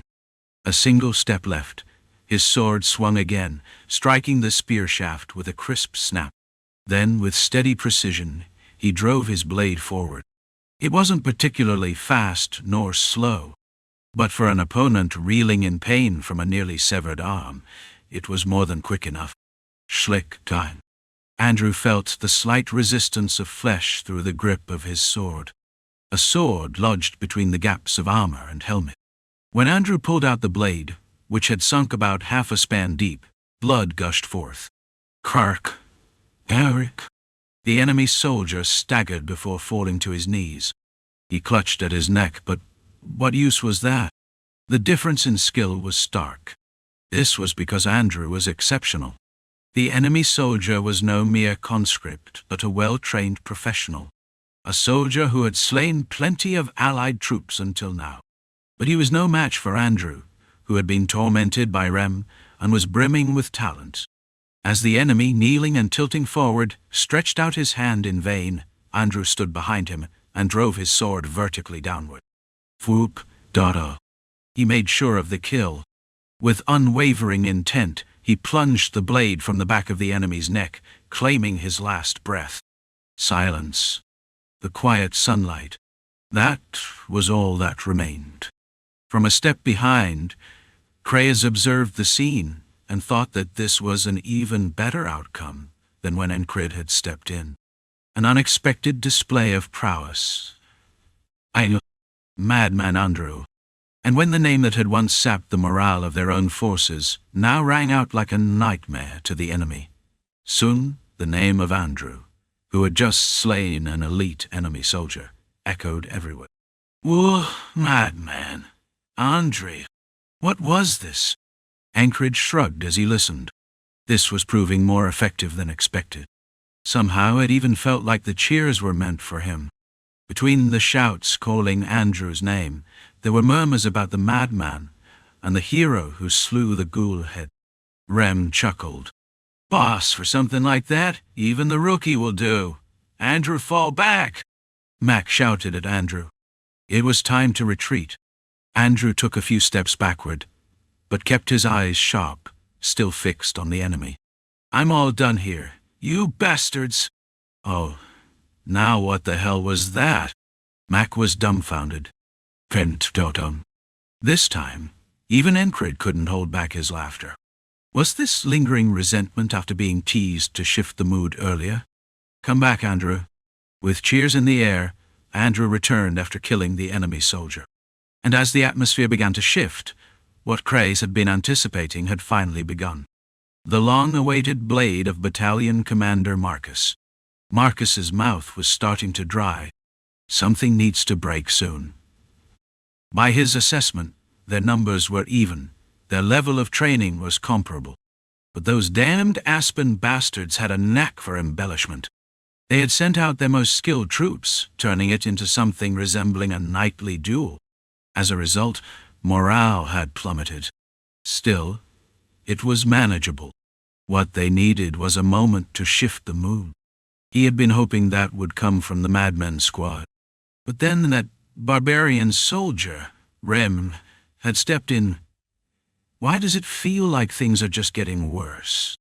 A grimy, vile, venom-laced atmosphere.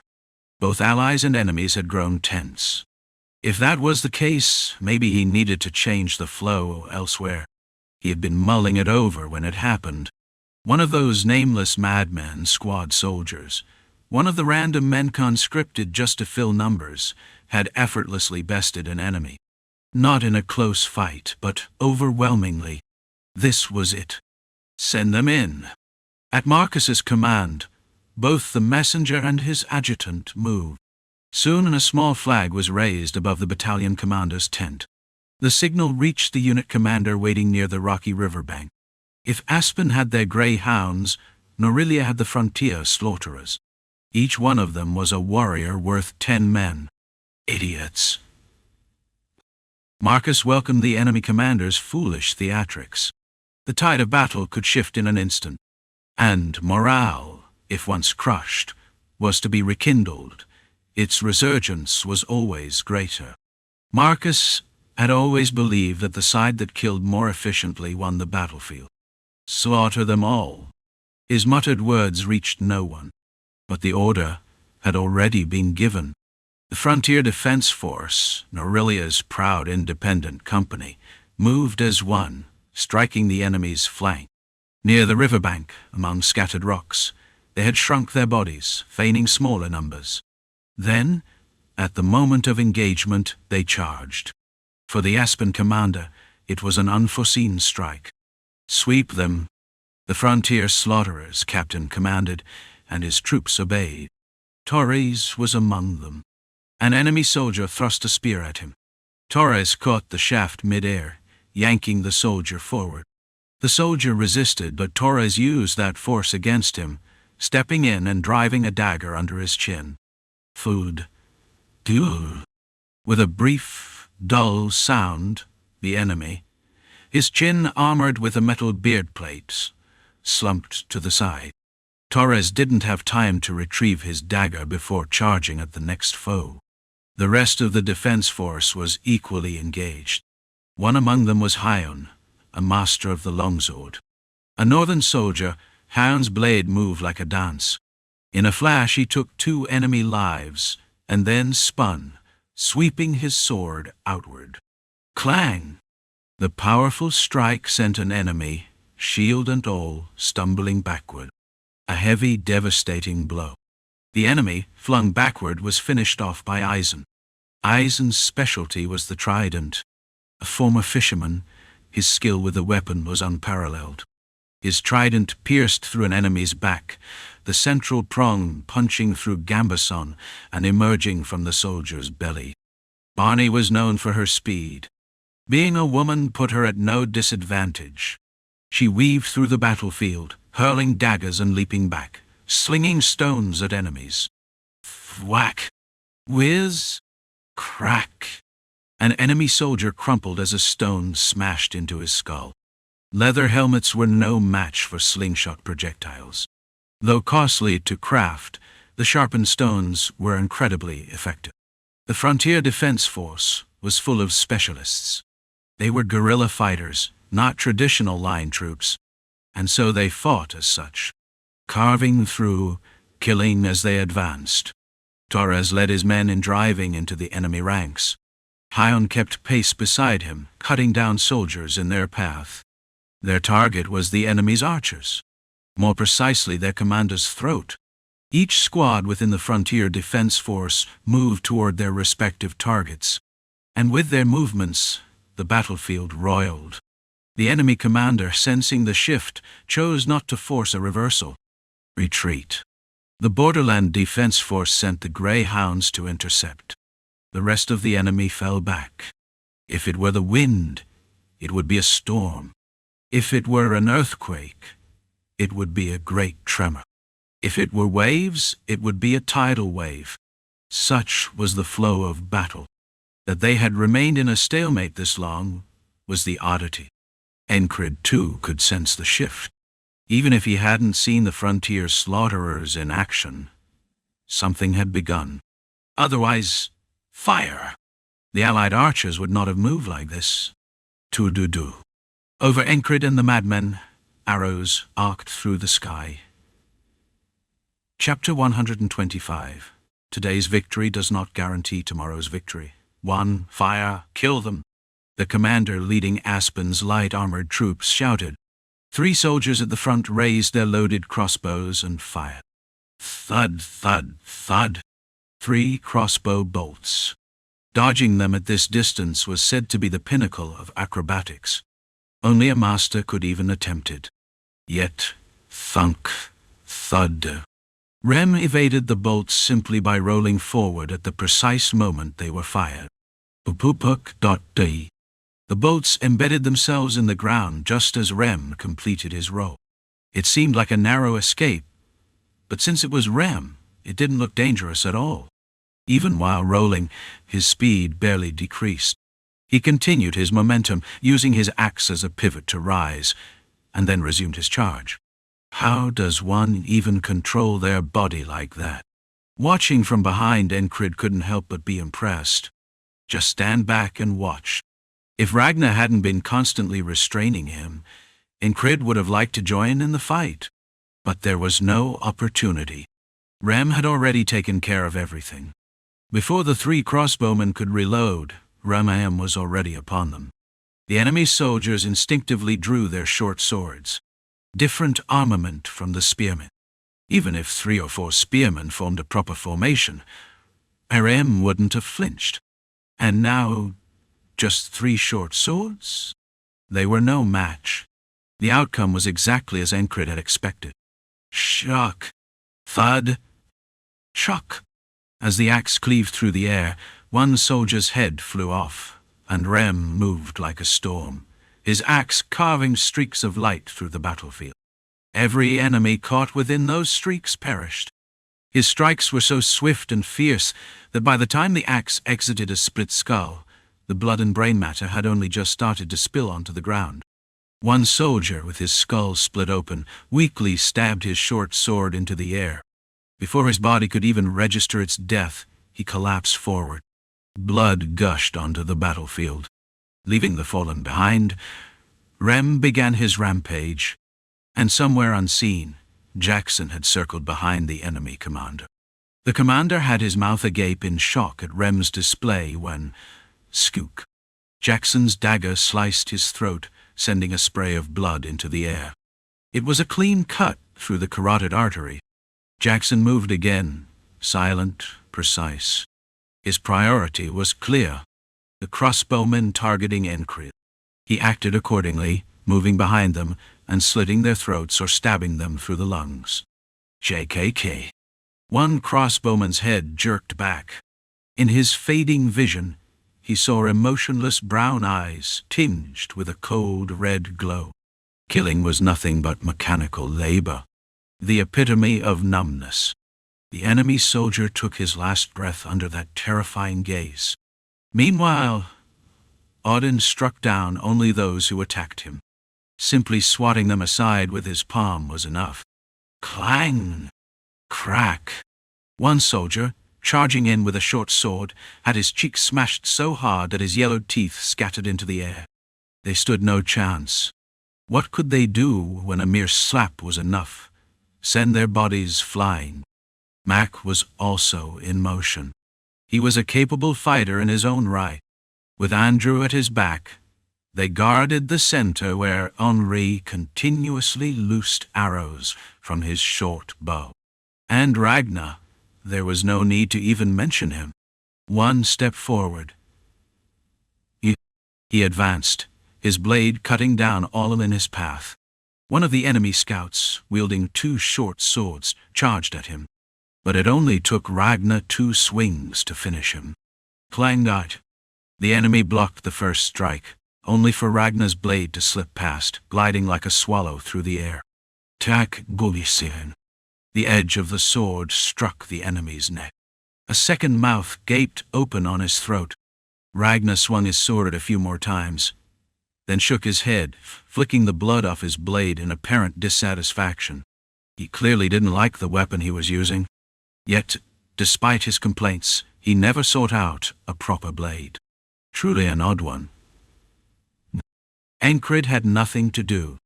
Not only was there no need for him to intervene, but the battle had ended in an instant. While Mac, Andrew, and Henri took down 2 soldiers together, the rest were slaughtered outright. Fall back. Instead of praising the others, Encrid simply gave orders. There was no sense in getting caught between the colliding armies. They needed to retreat to the side and assess the situation. As they pulled back, enemy infantry met the Allied forces, both sides adorned with arrows sticking out of their shields. Like long-separated lovers reuniting to exchange affection, the 2 forces clashed. But instead of love, tongues, and passion, they gouged out each other's eyes with their spears. Pub, boof, book! Spears tore through bodies. Both sides suffered losses. But the battle's tide had already turned. This was the first major engagement. The surprise attack by the frontier slaughterers and Rem's rampage had led to a sweeping victory. Where had this victory begun? Of course, with the Madmen's squad. From the squad leader running his mouth to Andrew swinging his sword. Whoa! Get lost! We won! It's the Madmen! Wait, was it really necessary to call them crazy so openly? The soldiers' gazes fixated on one group, the ones covered in blood. The independent unit, led into battle by Emma. Most bore some traces of battle, but Encrid stood in the center, completely unscathed. Not even out of breath. He hadn't swung his sword once. Not even thrown a single dagger. The squad's intent was clear. Madmen squad, Encrid, Enki, you're handsome. Great, great, great. They're a platoon now, you bastards. Drunk on victory, the soldiers cheered for Encrid and his unit. No matter who did the actual fighting, the independent unit was his. Naturally, people chanted his name. Should he do something? Maybe raise a hand. But he hadn't even lifted his sword. After the first battle, he had pulled back, leaving the rest to the infantry, the real stars of the battlefield. So why were they celebrating him so much? An independent unit with fewer than 10 men making this big an impression. That means we did our job. Cries appeared from seemingly nowhere, slipping into their ranks. That's true. But how come no one's cheering for me? Probably because of your bad karma. Ancred only thought about it and didn't answer. There was no need to ruin his mood right now. Instead, he patted Rem on the shoulder. You did well. Rem smirked. Meanwhile, Ragnar retrieved his chipped sword. I'll need to find a new one. He spoke his thoughts aloud, indifferent to the cheers around him. The brief cheers and fleeting joy of victory had already passed, and the infantry was dismissed.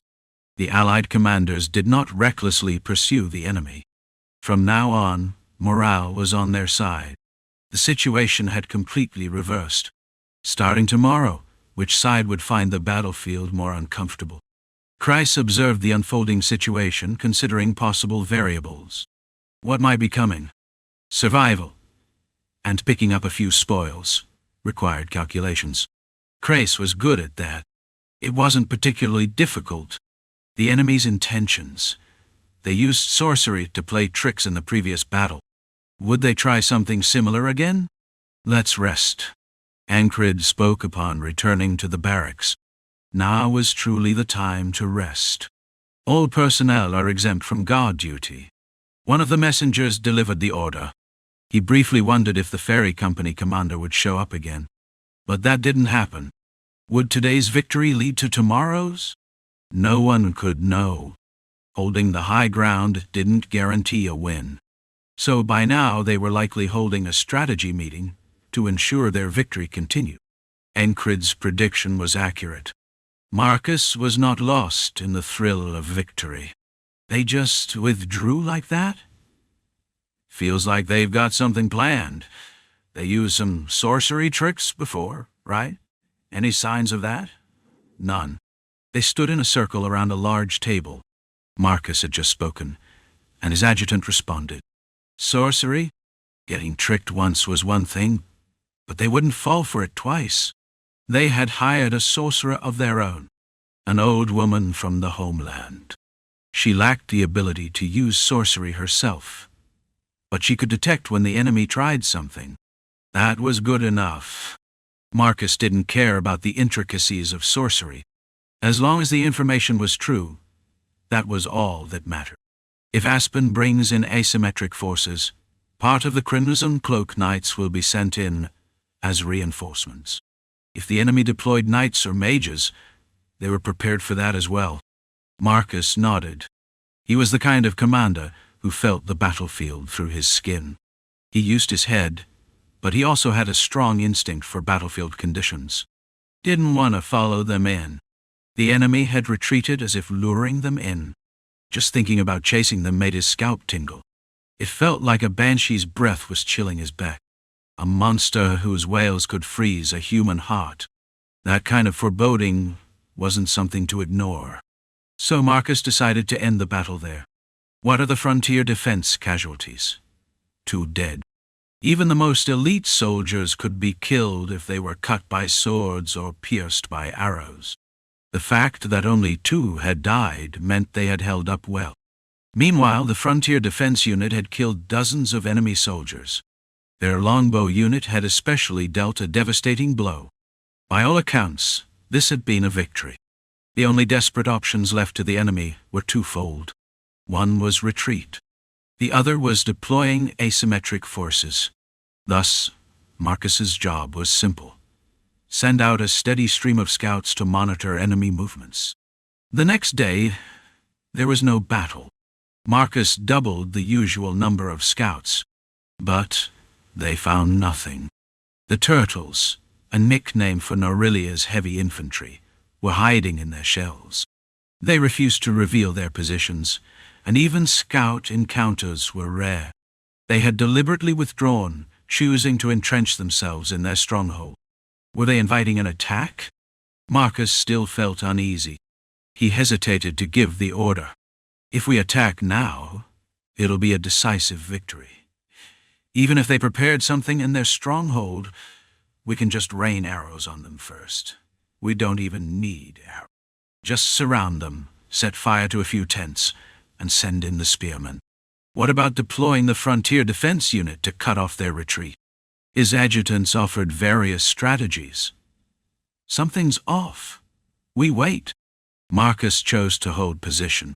It was a decision based on instinct, the same instinct that had kept him alive in countless battles. The enemy still had something up their sleeve.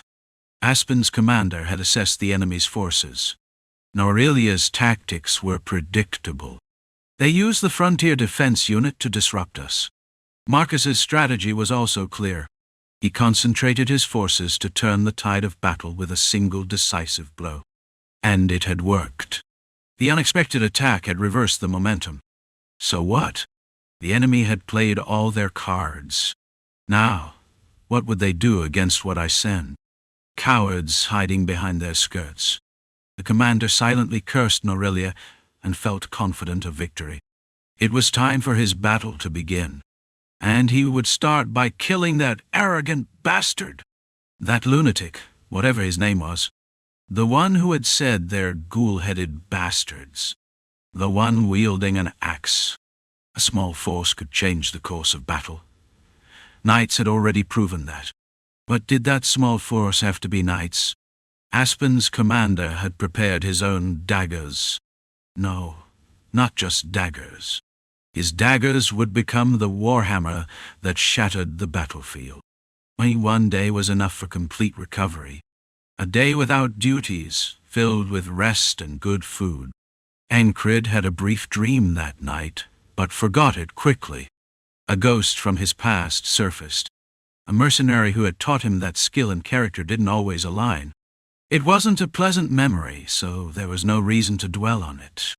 Regardless, thanks to the divine power of Odin and the fairies' medicine, he doubted he'd ever experience such luxury again. I suppose you have my medicine to thank for that. The fairy company commander appeared early in the morning. Ancrid was drenched in sweat, in the middle of training. The isolation technique, dying. According to Odin, it was now time to strengthen his joints. The variety of exercises he was put through sometimes made him wonder if they were just making him suffer for fun. But in the end, the results spoke for themselves. His body was getting stronger. He had already proven that much. Lying flat, he pressed his hands and toes against the ground, extending and flexing his wrists as he pushed his body up. At first, it seemed easy. But after a few reps, it became an ordeal. A heavy weight bore down on his wrists. One pair of green eyes watched with arms crossed. A lake panther, now fully recovered, observed with keen interest as well. Behind them, a hulking brute with a sadistic smile looked on approvingly. In front of the barracks, a wild barbarian squatted, watching silently. Further back, a pair of ominous reddish-brown eyes glimmered. Big Eyes was off to the side, scratching something into the dirt, erasing it, and repeating the process. Lastly, the perpetually lost but genius swordsman stood nearby, gripping his sword, waiting. "Did you have business with me?" Finishing his morning training, Ancrid asked the company commander. The fairy locked eyes with him and spoke. "I don't." "Then why are you still here?" His gaze conveyed the question. But as expected, it didn't work.